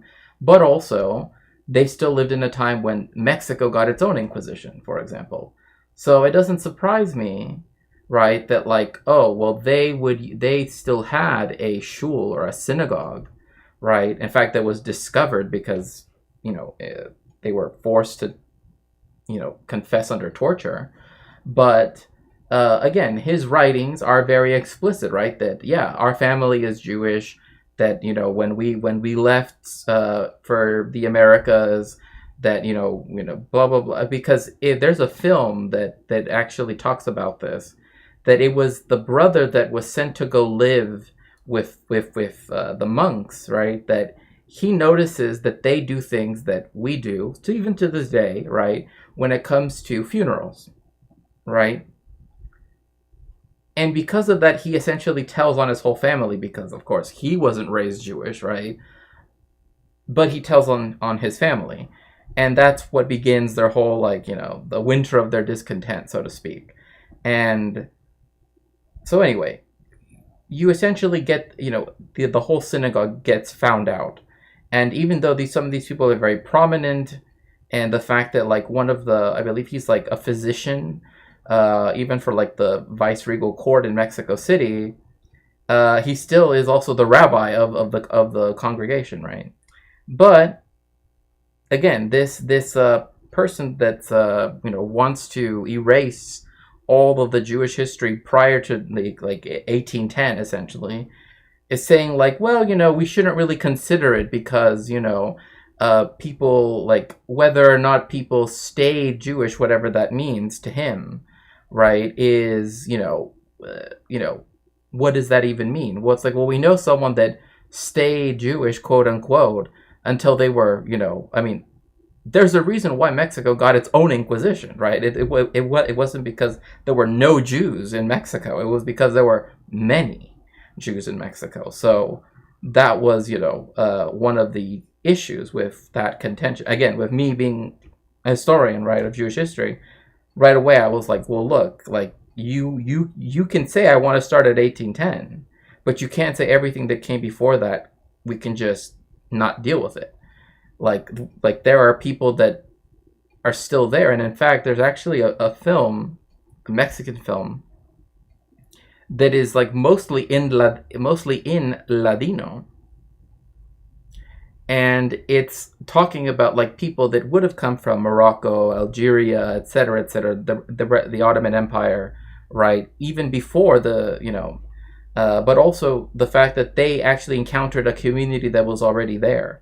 So it's like, erasing actual Jewish history for this desire to have a Jewish history that is, one, more palatable, right, to people that are, Ashkenazi centric, who are, who wanted to be Ashkenazi centric, I should say, right? But also that don't want to consider the fact that, there are people who were willing to, under the threat of literally, being, at the stake, I'll put it like that, right? Willing to put their lives on the line to continue, their Jewish existence.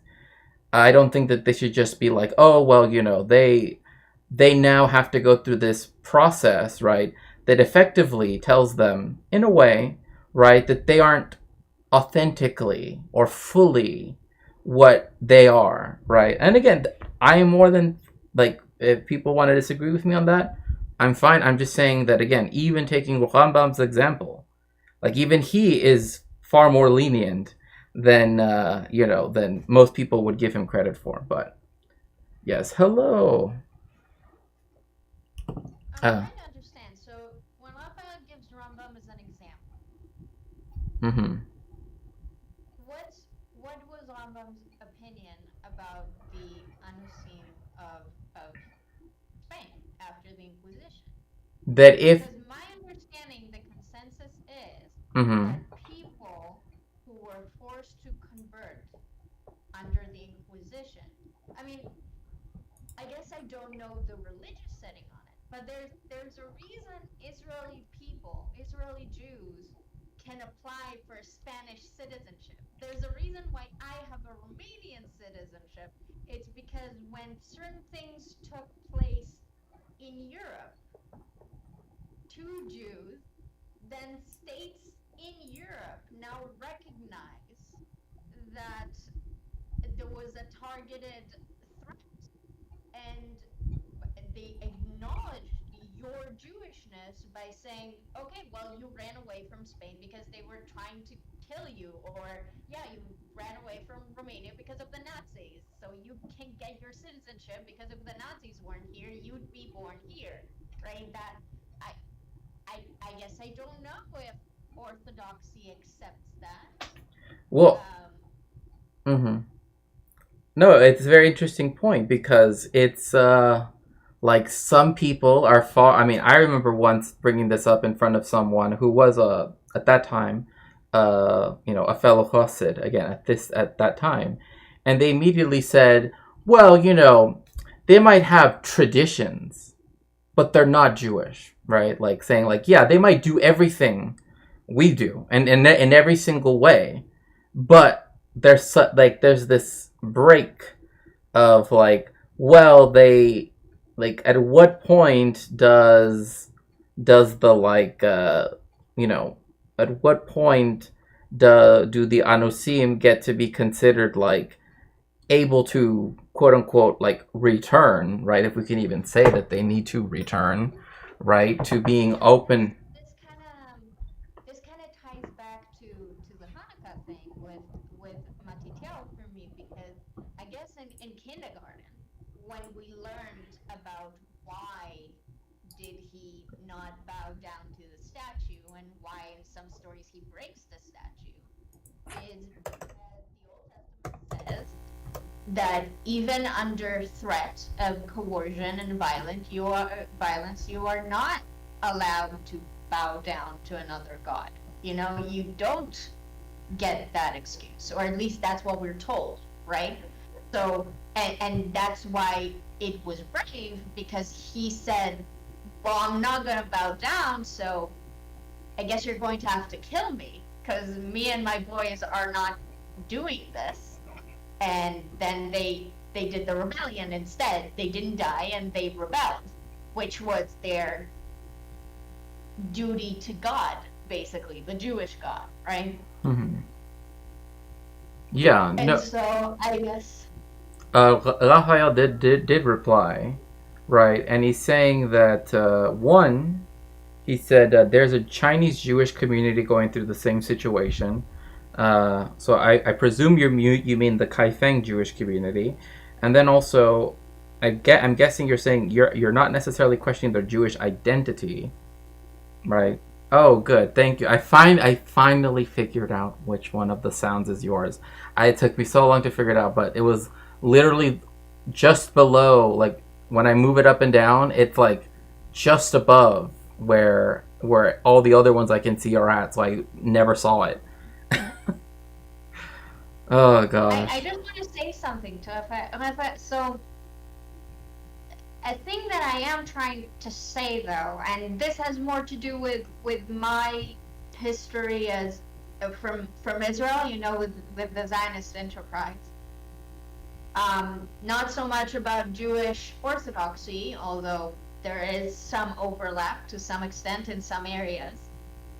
The reason why I brought up the Ethiopians and why I believe there's probably some similar issues with Chinese communities is because there's always more lenience with white people, even inside Jewish orthodoxy, and particularly in the Zionist enterprise, right? So discounts and finding loopholes for Ukrainians that we are not sure if they're Jews or if they even want to be Jews, you know, were given, and yet people who are black, and I actually want to read out this part because it's important to me, so I googled it. And so the community that I talked about, you were right, it's Beit Israel, and they in the 80s 16,000 of them came from Ethiopia to Israel, and they traveled across the desert, and thousands of them died on the march over. And then the Rabbinical Institute did not acknowledge their Judaism. Like, they didn't get benefits. They didn't get the same treatment. Like, to this day, there are like news articles about how they are not allowed to tread grapes in kosher wineries because, you know, Jewish feet are not allowed to tread kosher wine, you know? And it's not because, and they're not Jewish because they're black, not because they didn't do the conversion because God knows that they are more close to Jewish religion than me, right? But no one's going to question, well, I'm a woman, so I guess they would not still let me. But you get my point. And So like, I'm not really talking about it as like an authority about Jewish orthodoxy, more about how, well, I've heard some you brought up Ovadia Yosef. Ovadia Yosef had some nasty things to say about Ethiopian people. yeah, Nasty things. very bad So- things. Things that are honestly indefensible. Honestly, I honestly don't know. Look, I get that for many people he is seen as, one of the, that he is seen as a chacham and everything. I get that. But, like, you can see him as an important religious figure and also say that, what he did say, all those things that he did say were wrong, anyway, that's yeah. Unfortunately, Raphael says this, Ashkenazim have a cultural hold on Jewishness now. In the 70s, Israel became in tune with their Sephardic roots, but Ashkenazim still try to hold power over all Jewry. Well, that actually is acting as though Ashkenazation did not happen even in Medinat Israel, because, like, again, that's funny because I was going to bring this up a little bit earlier, but I wanted to make sure not to interrupt. Is that one of the things that I mentioned to someone that a friend of mine who is Egyptian, right? Is the fact that when it comes to Ovadia Yosef, but I was actually talking about like a rabbi that he was he's a rabbi here in LA, and he in Beverly Hills actually, and he was attacked, right? While he was wearing his glima and all of his, like traditional Sephardic dress, etc.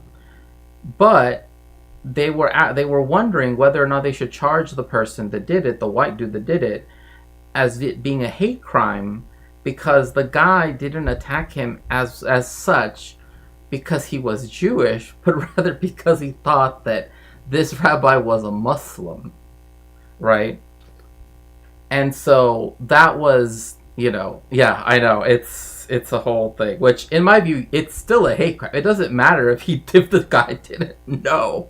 He's doing it with hate regardless, right? But I have the more morbid version of this. Do you want the more morbid version of this? if you want to, go right ahead. Don't remember how many years ago was that, but it was like 5, 6, 7 years ago. There was a period of time in Israel where there were a lot of Palestinian uprising stabbings, especially around Jerusalem, but around the country. So every day there would be events of Palestinian citizens. And then one Jewish guy decided to do his own stabbing event as retaliation. And he ended up stabbing another Mizrahi guy who he thought was Arab. And so he got the wrong guy because he thought it was Arab. And it's not funny. No, it's not funny. But it's also not. I think he survived. I'm just like, yeah, like during the first and second intifadas, it was, yeah. So yes, they didn't know if it was a hate crime because he thought it was Muslim. Yeah, and again, there are racist tendencies between, however, we do have to recognize that just because Sephardim and Mizrahim are technically speaking a numerical majority of the Jewish population in Israel, that does not mean that, however, that they have absolute power. I mean, I'm just going to use this as an example, but apartheid South Africa had minority rule, right? Like the idea that a smaller group of people, right, can rule over a far greater amount of other people, and again, I'm not trying to directly correlate the two, but we can't. I can just tell you how it is. Because the Ashkenazi rabbinical community in Israel never quite managed to accept some sort of a joint management, Israel simply has two branches of their like main rabbinical like authority, and they have the Ashkenazi one and they have the Sephardi one, right? So there are two head chief rabbis to Israel, one Ashkenazi and one Sephardi. And there are two offices, one Ashkenazi and one Sephardi, and they have their own rulings. There are, halakha courts that are Ashkenazi and halakha courts that are Sephardi. And that's how they do it. They just run their own separate affairs, separate but equal,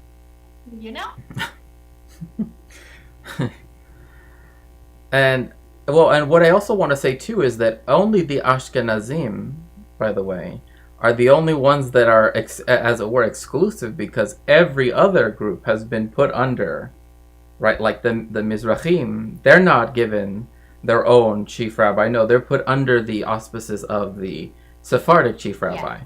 Beta Israel is put under the Sephardic chief rabbi.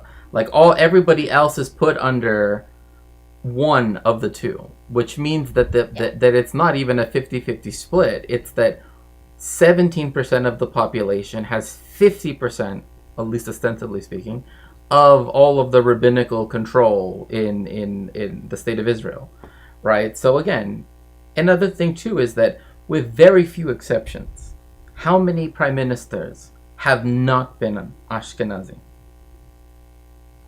Yeah, but now we're if we're just talking about Ashkenazi to Mizrahi divide, then that's outside of their religion, that's even more pronounced.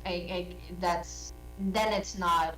I thought we were strictly speaking about religiously, but no. Just in terms of the demographic of Ashkenazi people held the centers of power since before the foundation of Israel until today. Actually, one of the main arguments for the I wouldn't say they were fascist before, but the very fascist overtaking of Israel's judicial system is heavily sold and motivated, at least for the public, with grievances that, well, how many judges are Mizrahi? When were ever there more than one Mizrahi judge, right? That the institutions of Israel never really, there are just no Mizrahi there, not in the committees, not in the, and so there's a real deep-seated justifiable resentment and anger about these systems of power, and so fascists are using that to just sell a totaling of Israel's judicial system. Not that I like the judicial system before that, but this one is particularly undemocratic, well, would lead to anti-democracy. But I will not neglect that, as in many cases,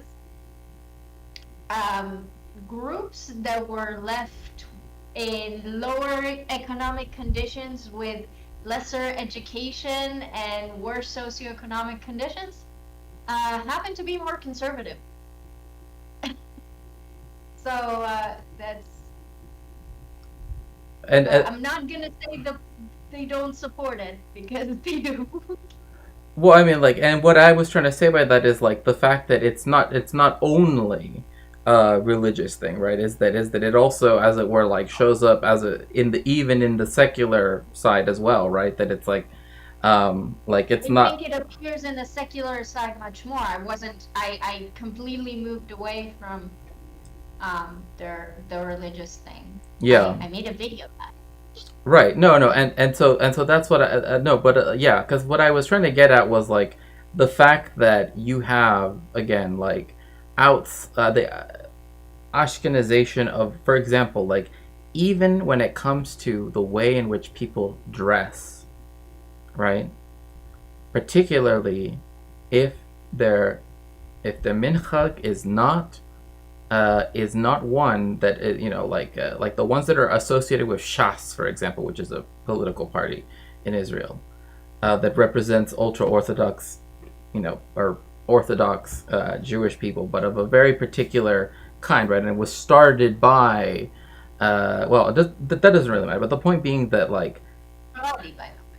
yeah, that the way in which people are supposed to present themselves is not the same how, in terms of dress, for example. Like now, even though Ashkenazim are the ones that were wearing the black suits with the white shirts, now you see Mizrahim doing that too, right? Like they've had to, and Avi Schleim talks about this, de-Arabize themselves, right? I mean, hence why the term Mizrahi was created in the first place, because the idea of calling them Arab Jews, at least for the generations of people that were born in Arab countries, right, like himself, like he calls himself an Arab Jew, is the fact that, of course, that they don't want there to be any equivalence, right, culturally, with various aspects of there Jew. needs to be the dichotomy of the Jew and the Arab. So the identity of an Arab Jew completely crumbles that dichotomy, which is necessary to justify the atrocities. Even though the vast majority of Jews are of Arab descent at this point. Right, and so that's what I was trying to get at, is like, I was commenting to a friend of mine in the Discord the other day that, or yesterday actually, that like Sephardim, the way how they used to dress, whether in Palestine, in Syria, in Turkey, wherever it might be, right, used to be more like, right, the dress of the other peoples that live there, including, right, whether they're Muslim or Druze or whatever it might be, right, the dress was far more similar. And even up until like the founding of the state of Israel, you still would see people that would still dress in those traditional ways. Am I saying that, oh, it's impossible? No, I'm not saying that. But I am saying that, again, if you were to go to any yeshiva, like any yeshiva gadol, anywhere throughout the country, the only way you can tell it's Mizrahi isn't going to be because they dress in any particular way, right? Like they, again, have, that is something that was done, kind of like you were saying, right, to keep that dichotomy. And that includes the process of Ashkenazation, right, where, well, all you have to do is Google pictures of Ovadia Yosef. And if you look at Ovadia Yosef and his traditional clothing next to all of his, the people of Shas, which are basically the people executing his guidance, right? Mm-hmm. Like they're all in the black clothing, which is indistinguishable from Ashkenazi. But if you look at what Ovadia Yosef wears and what his son now wears, that he is the next chief rabbi, it has a bit too much gold to be European. Yeah, and again, yeah, with the glima and the whole thing on and everything. Yeah, no. So Raphael, I see what you're saying, right? That yes, it's a so there are racist tendencies between Sephardic and Ashkenazi. Unfortunately, I mean, I'll put it to you this way, and I know that you know this word, Katie. You know the word that is used against Sephardim in Israel, like the ethnic slur against Sephardim. Well, which one? Well, I thought say ethnic slurs in Hebrew. Which one do you want? Okay, no. I'm just saying, like, I'm from an Ashkenazi household. I can assure you, my parents indulge in. Oh, yeah. Okay, well, I'm just talking about the one, the one that starts with the letter F. Which is With what letter? With the letter F. It's old. I don't I know. only have a tzaddik and an ayin. Write it to me. Okay. I have to make sure the chat can't see it. Why can your chat read Hebrew?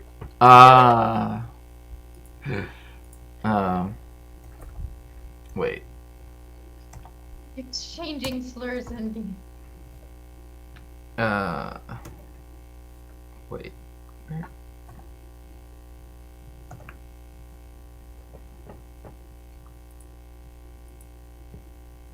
Is that for Sparadim? I know that's how they, Okay, tell me about it. No, I mean, I'm just saying that, like, you know, like, because Raphael's saying, oh, well, there's racist tendencies, but the way how it sounds to me, and again, I don't want to misunderstand you, Raphael, so if I am misunderstanding you, please correct me. But it sounds like you're saying both sides, you know, do the same thing, right? Like, oh, you know, there are bad people on both sides, and I think to me, I mean, you know, I think the problem with both sidesing thing is that there's no doubt that I'll say this. I don't have a problem. I'm the authority on Israel, right? If you had an Ashkenazi person and a Mizrahi person talking, the Mizrahi person is probably going to be a lot more ethnically insulting than the Ashkenazi, just because Ashkenazi is like pretending like they're not racist, right? But in terms of who had institutional racism against them, it's always been the Mizrahi. The Mizrahim were put in eugenics programs. They were put in concentration camps, all in Israel. They had children abducted, women sterilized without their consent. You know, like in terms of institutional, which is what I think about, or what I talk about when I talk about racism, in terms of the institutional powers that be, and who always had the institutional power to this day, it wasn't both sides. It was Ashkenazim being institutionally racist towards Mizrahim. Does that mean that Mizrahim are more fun for me to be around? No, they're annoying. But that's not... oh my god. They're loud, okay? I'm Israeli. Most of my friends think I'm loud, right? Because but in Israel standards, I'm pretty quiet because I'm Ashkenazi. You know, that's just how it goes. So, you know, I have to pee. Okay, yeah. Well, yeah, and while you do that, then I'll respond to Raphael's stuff. So, yes, I do understand what you're saying, but again, like, I mean, the only reason why I even brought up the inter-ethnic slur is because, again, like, the fact that even on Israeli television, that they will say it, right, like it's nothing, and the fact that there is, like, again, like, even what you said, like, oh, now they're allowing for people to have, you know, frum, you know, chasanas, right, that, like, that are actually, you know, or pardon me, weddings, right, that are actually, you know, between Ashkenazim, V'Sefaradim, right? That still, though, is not typical, right? Like, and again, I'm not gonna argue this, like, oh, it needs to be 100%, oh, it needs to be fully 100% for me to be satisfied. No, but it's the fact that, again, we already have, right, like, a long period of time where you would think that the solidarity between the different communities of Jewish people living in the state of Israel, right, would have come to, you know, an acceptance of each other far sooner than now, I guess, is my point. That's what I'm trying to say. It's like, you would think, right? But as Katie and I are getting at, is that when it comes to the institutional power, right, all of that is still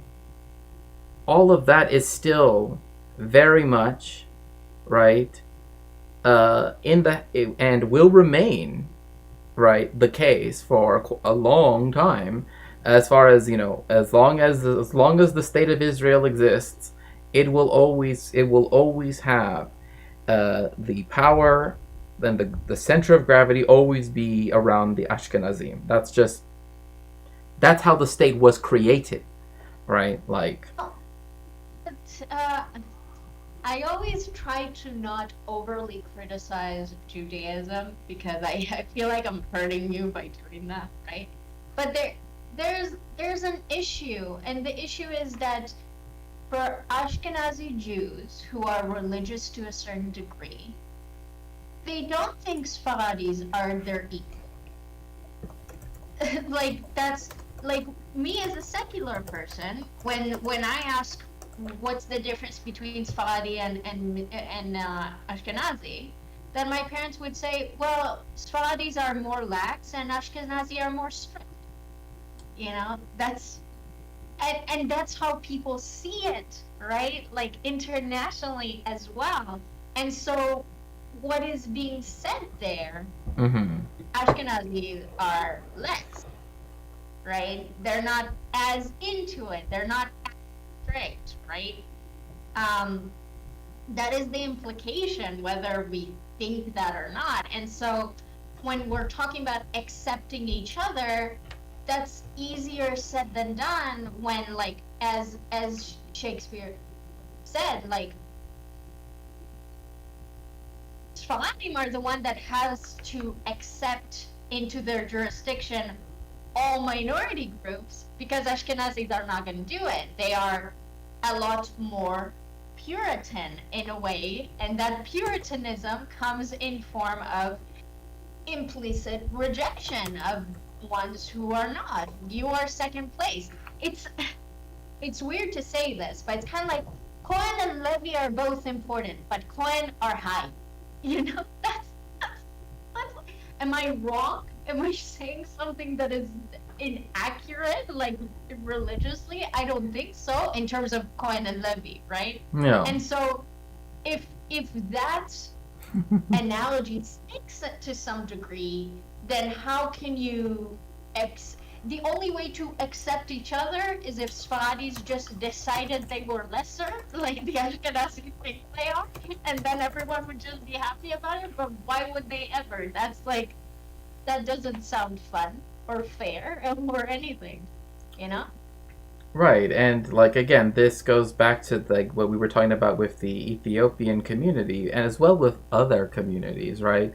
Is like again, like with Claudia Scheinbaum, right? They were trying to find a reason to disqualify her Jewishness, right? Because she's a Mexican Jew, right? And among other things, right? But at the same time, right, it's this, and again, I do understand what Raphael is saying, because Raphael is sort of saying that, that it's a recent development that now people are okay with intermarriage within. I mean, this is the thing. Like, if we're gonna talk about minchagim now being okay with intermarriage, it's like, what does that say? That it's 2024, 5785, right? And only now it's like, yes, now we can start to accept this, right? But the whole idea of like, everything of the past is gonna be blah blah blah, yada yada yada, like, that only proves the point, right? That only now that can even be. And yes, I understand that there are different ones. So Syrian, like where I used to, when I lived in New York, like where I lived was like my neighbors were Syrian Jews, and then the people right in front of my house were Moroccan Jews, and then everybody from just down my house was either Italian Sephardic Jews or Algerian Sephardic Jews. So, it was always a mix, but still. but you still daven Sephardic. Yeah, and Nusach Sephardi is what most.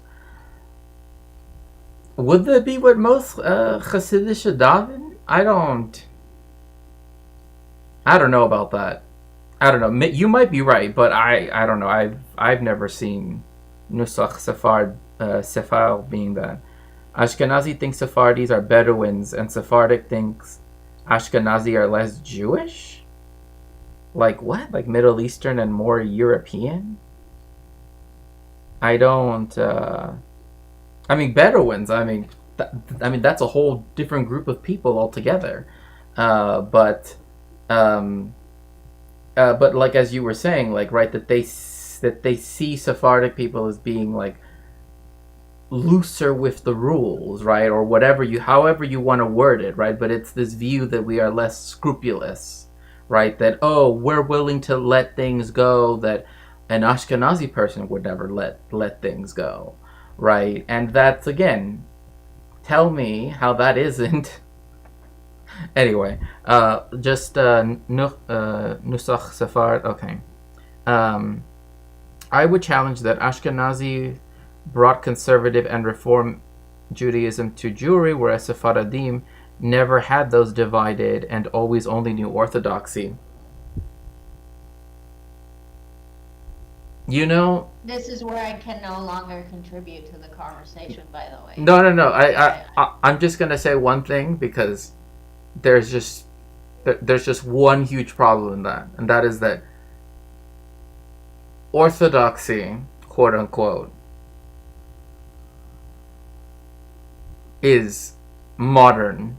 If they're like if people think that there is a strain of Yahudut that goes back to like ancient times that people could, no, orthodoxy is as modern as anything from the Haskalah. Like it's I'm sorry, like that's just historically the case. It's just I know people want to act like, oh yes, you've always been doing this, but like even if we were to just look at Europe, orthodoxy in some places would technically post-date, right, Reform Judaism. Like think about that for a second. Like temporally speaking, that shouldn't be the case, but Hasidism, and I'm just going to use Hasidism in, there are parts of Germany that already had what we would now understand as Reform Judaism before there was Hasidism, let alone the Mitnagim, right, Hasidim divide. So, but anyway, that's a whole different story, again, like I said.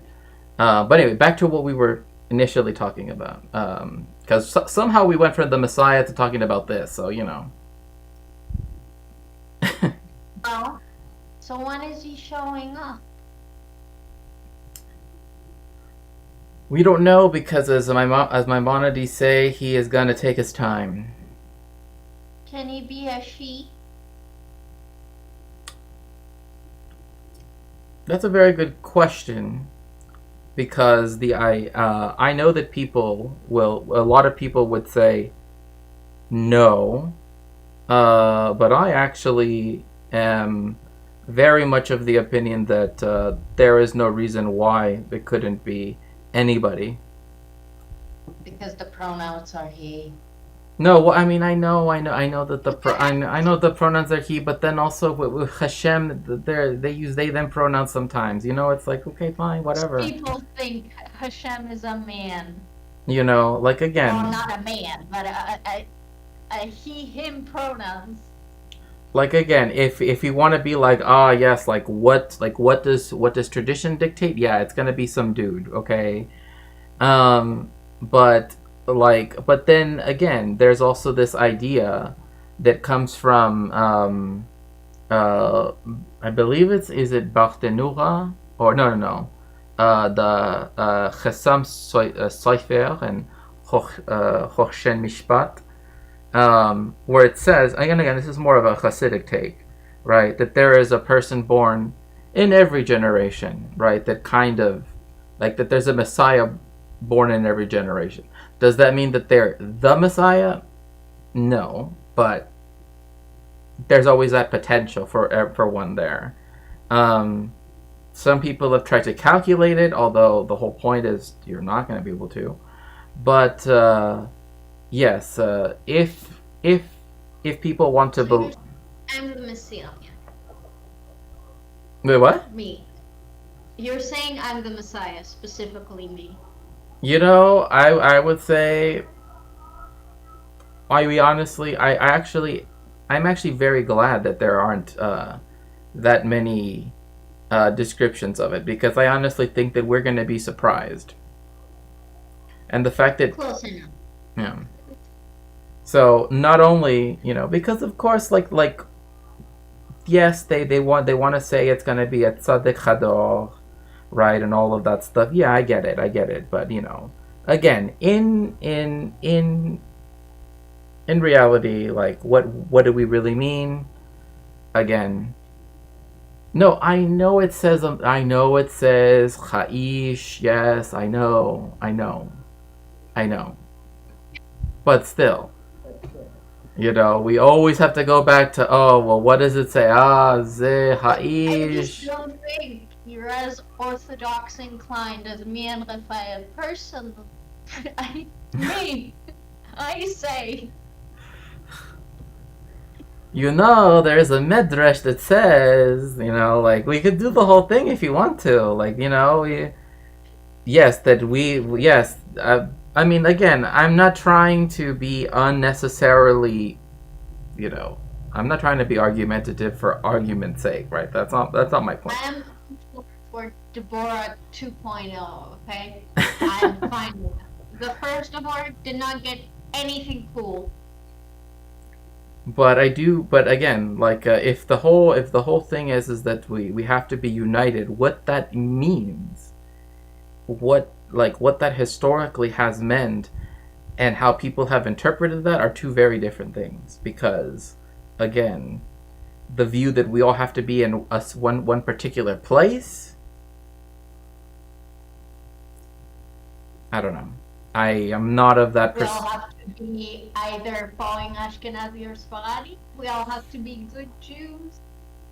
Yeah, or as one rabbi said, as long as we can all keep Shabbat together once, like the whole Jewish world, if we can just do it one time, that'll be it. And I'm like, that's setting the bar a little bit too high, but anyway.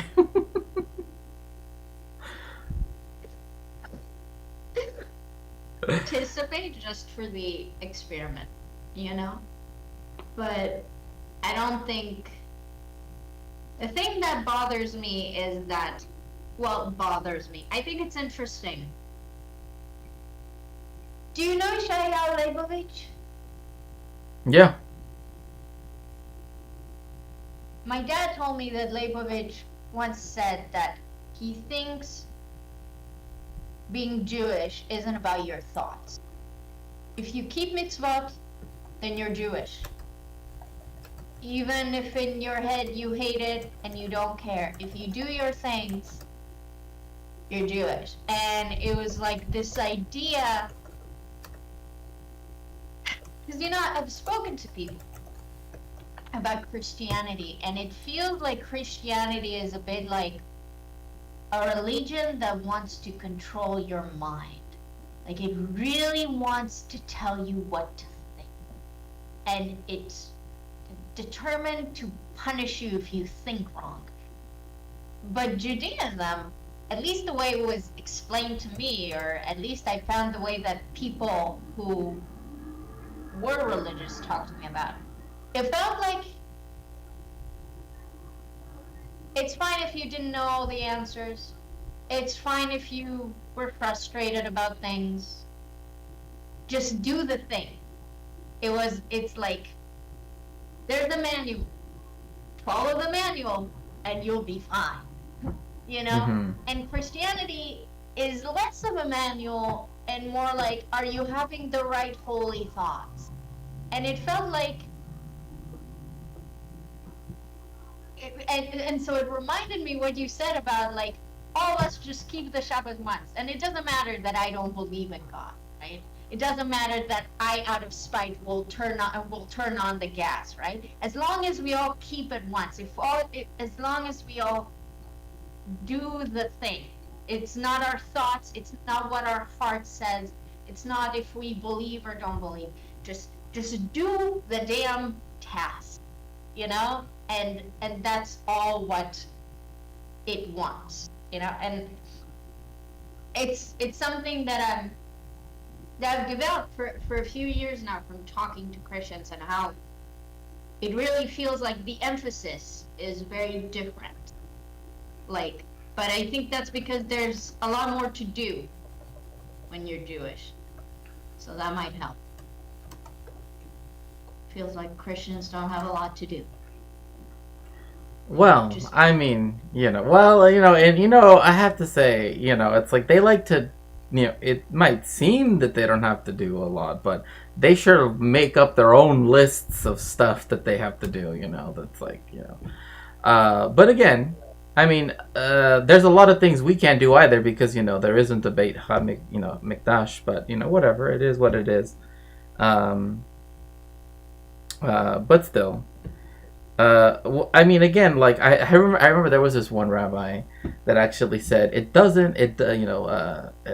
famously, I forget what his name. I do remember that his first name was Aryeh, but regardless, Rabbi Aryeh, we'll just call him that, right? That he said it doesn't matter. He's like, it has never been a question of whether or not you believe in God, because at the end of the day, God believes in you. And I'm like, oh, okay. So that's how we're gonna try to be, I just thought it was funny to put it that way, but it's more like, definitely the whole like, as long as we can keep Shabbat together once, everybody, Kol Israel, as long as we can get everybody just once, okay, then that will be it. That'll be it. Ethiopians, though, they don't get to join. Of course not. They haven't done their conversion yet. See, it's not fair. Oh, I'm so angry. That song always makes me cry. No, it was not. It was not Aryeh Kaplan. I would have known if it was Aryeh Kaplan, because I actually have like his collected works. I actually read all of them, so. Oh gosh, that brings back some memories. Basically what she said, we are not arguing with each other so much. I mean, I don't know. I've also heard from some rabbis that if we're not arguing, what are we really doing?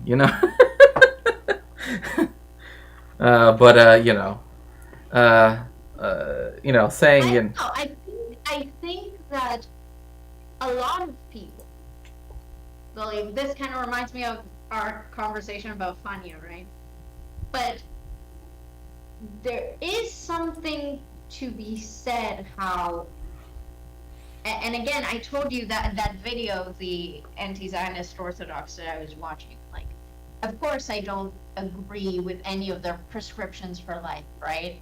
But there was something admirable to me about the fact that a lot of the questions they were asked, they said, I don't know. Mm-hmm. I don't know what's gonna happen. And it feels to me, again, from my very limited knowledge perspective, that in Judaism there's a lot more room to ask questions and be like, well, I think it's going to be this way, and I think it's going to be this way. And neither are blasphemous or neither are wrong, because a lot of things are open on purpose. So the disagreements are not, it's a thinking religion.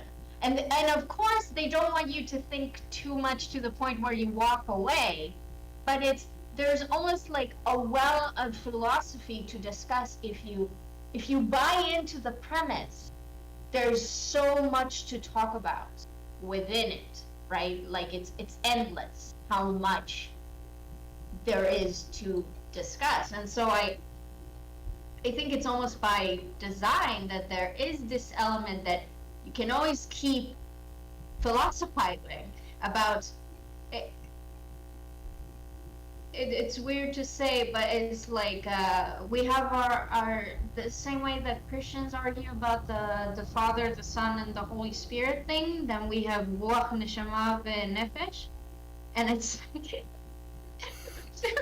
Oh we no. decide what is what. Oh god. Just and then you just like have 20 rabbis write about it for the rest of their lives, you know. Yeah. I did say though. What was it? I don't remember. Well, Good. I will say that, you know, like there are two things, I guess, that I want to say.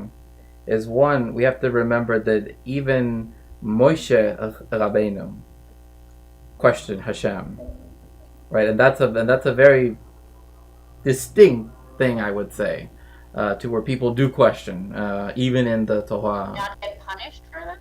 Well, no. I mean, no, not. I mean, that was more sort of towards the end with the whole water thing, not the whole like the whole questioning. When it came to. Oh, you mean with a snake? That God had to prove that he was God, so that Moses would play along. Yeah, but also like Avraham, and also with like Lot, right? Like, would you be willing to do it if I could find 10, good people, or 9 good, the whole, and it's just like, oh, great, it's like, but also I remember there was this rabbi, this was a long time ago, like over a century ago, and he said, do people have any questions? Because I have so many answers. Because of that way how you're sort of talking about, right? That it's like, yeah, the idea of answering, like questioning and answering is at the heart of so much of what, even the secular, if we can even say Jewish world, right, is still based upon this like fundamental, like, idea of the need to question and to, it's a very different relationship to questioning as such, right? Yeah, I think that Oh yeah, Avacham too, yes. Yeah. it reminds me of this meme. There was this girl, just like, an Instagram Western girl, and I don't even know if it was rage bait or not, but people mocked her because it was hilarious. She went somewhere in Asia, and she was complaining that she went to all these Buddhist temples, and she was talking to all these Buddhist monks, and she kept asking them about the meaning of life, and they didn't have any answers, and they kept saying, I don't know. And she was like, well, what's the point of being a monk and like being a Buddhist and having this cool religion if you don't have the answers? And watching that video, it kind of gave me that vibe that, like, some faiths, there is what I consider, and maybe I'm wrong, maybe it's not that, but it feels to me that an integral part of the faith is humility. That you don't know all the answers. You realize you're just a speck, you're just a human. Or in Buddhist terms, like, you're not ascended, you're not enlightened, Mm-hmm. Or in Jewish terms, like, you don't know what's going to happen when the Messiah comes, because who the fuck knows what's yeah, they didn't come yet, so how would we know, right? And it's kind of like that thing where you wear the yarmulke to, like, remember that there's something above you, something greater than you, right? And so this almost baked in sense of humility that, like, reminds you that you're not the center of this. You don't have all the answers. You're here to ask questions, you're here to learn, you're here to serve, you're here to do the things, but you are not the center of it. You are not the Messiah. You are not God. You are not the smartest guy ever in the religion. So why would you have all the answers? You know, like that wouldn't make any sense. Um, that's kind of the vibe that it gave me, I guess. Yeah, well, I mean, I always think of the story about like Rabbi Akiva, right? Like he never learned, and he never started learning Torah until he was 40 because he didn't even know how to read, right? And that's where you often get the expression, right? If you hear a lot, right, that like, if you know Aleph, teach Aleph, right? Like that is, that you don't have to know the entire thing in order to learn with other people, right? As like to steig, I guess, in one sense, but also to teach, right? That it's like that again, the fact that Rabbi Akiva could so late in his life begin learning the Aleph Beis, right, and yet still become Rabbi Akiva, right, is also I think also plays into that as well. But again, I definitely think that there's so many ways that we could. I mean, this is an eternal conversation. That we literally could be here until the Moshiach does come, and then we're all gonna be surprised anyway. But I'm already here. It's fine. Raphael said that that's your neshama speaking through you. I have no such thing. No, yeah, no. I know that. I mean, that is why having a chavrusa is such an important thing.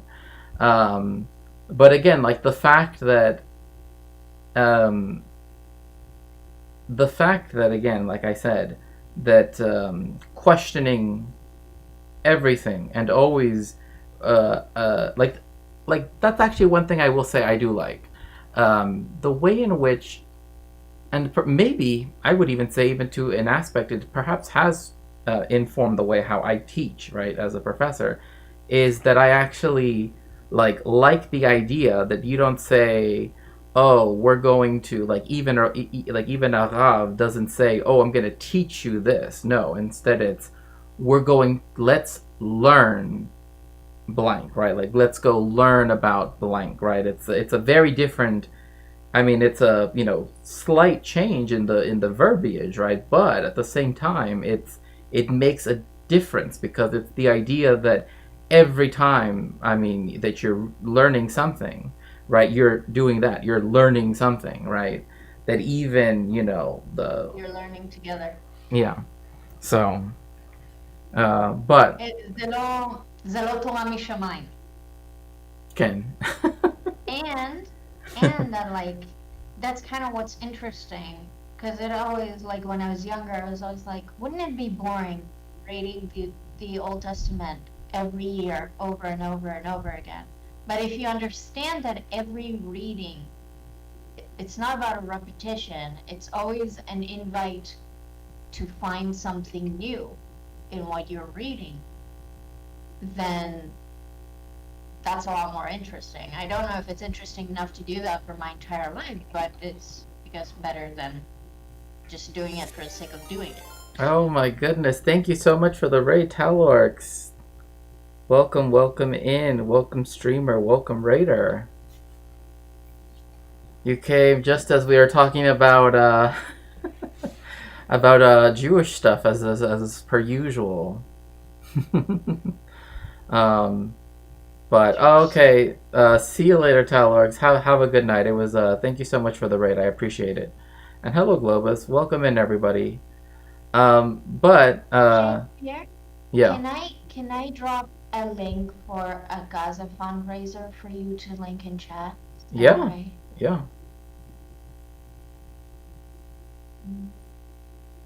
Let me find it.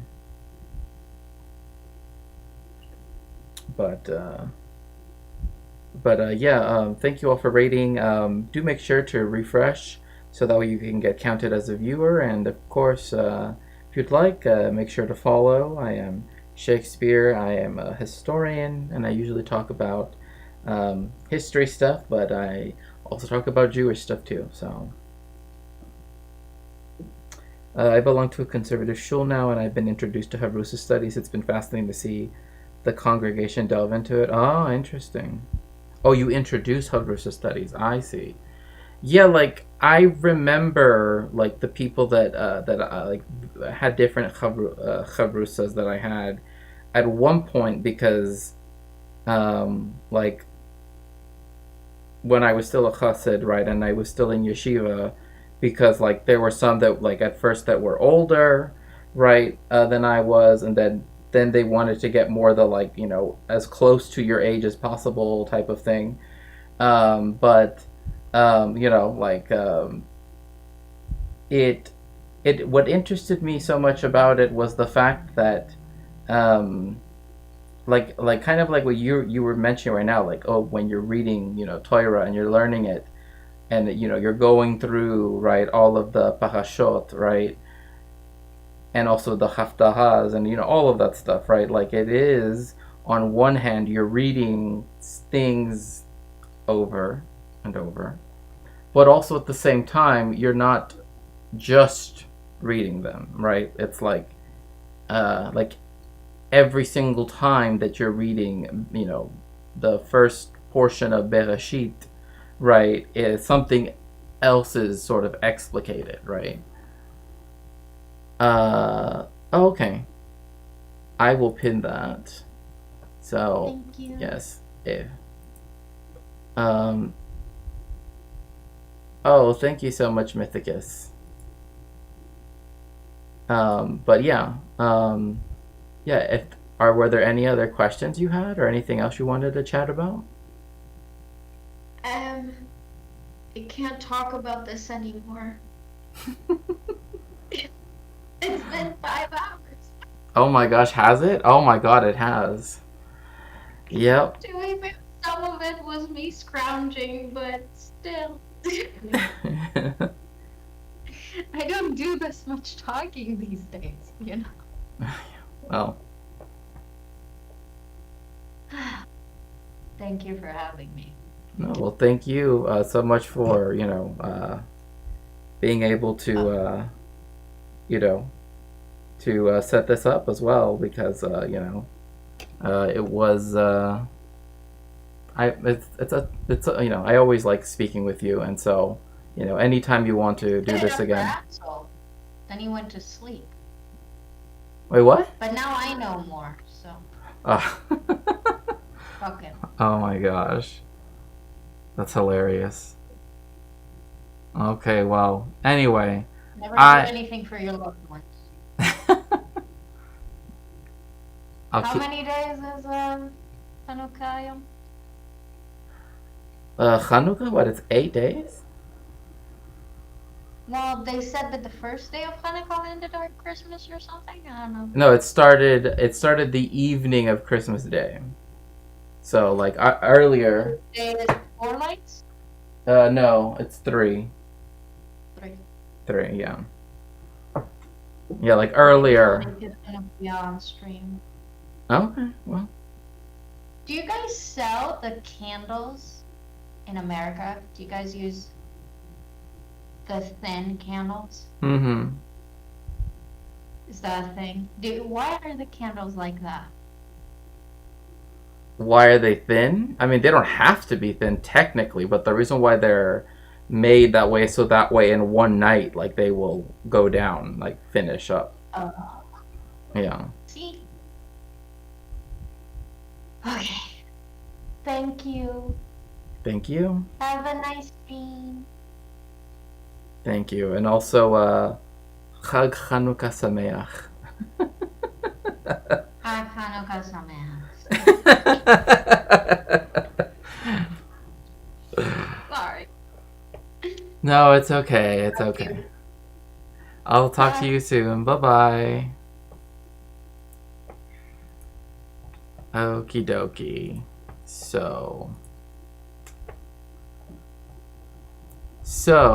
I hope that everybody enjoyed that. I did. I always love, going into these in-depth conversations about tons of different things. Also, if you're on the YouTube side, do make sure to like the stream and subscribe if you'd like to. Again, you're not at all, compelled to, but again, if you'd like to, it's definitely would be appreciated. Now let's see here.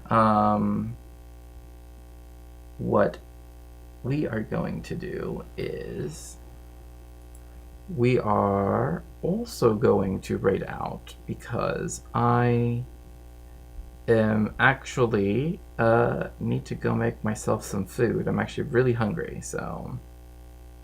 But regardless,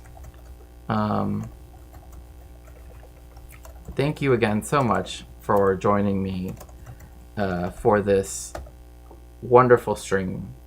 If everybody could please get in the machine on Twitch so we could head over to Irene's stream and tell her a big hello and that I will be there very soon, I would appreciate it. Again, thank you so much for joining me. I appreciate each and every one of you, and I hope that you are all having a wonderful holiday season. Bye.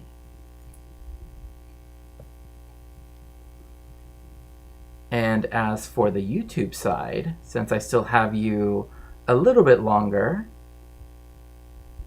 I do want to say, yes, thank you so much. Thank you. Good Shabbos and Hanukkah Sameach. Yes, I will see all of you again very soon, and I appreciate it, each and every one of you for joining me. If you haven't already, make sure to join the Discord. The link is in the description of this stream, so I would appreciate that. And also, I will see you all very soon, and Chag Sameach, good Shabbos,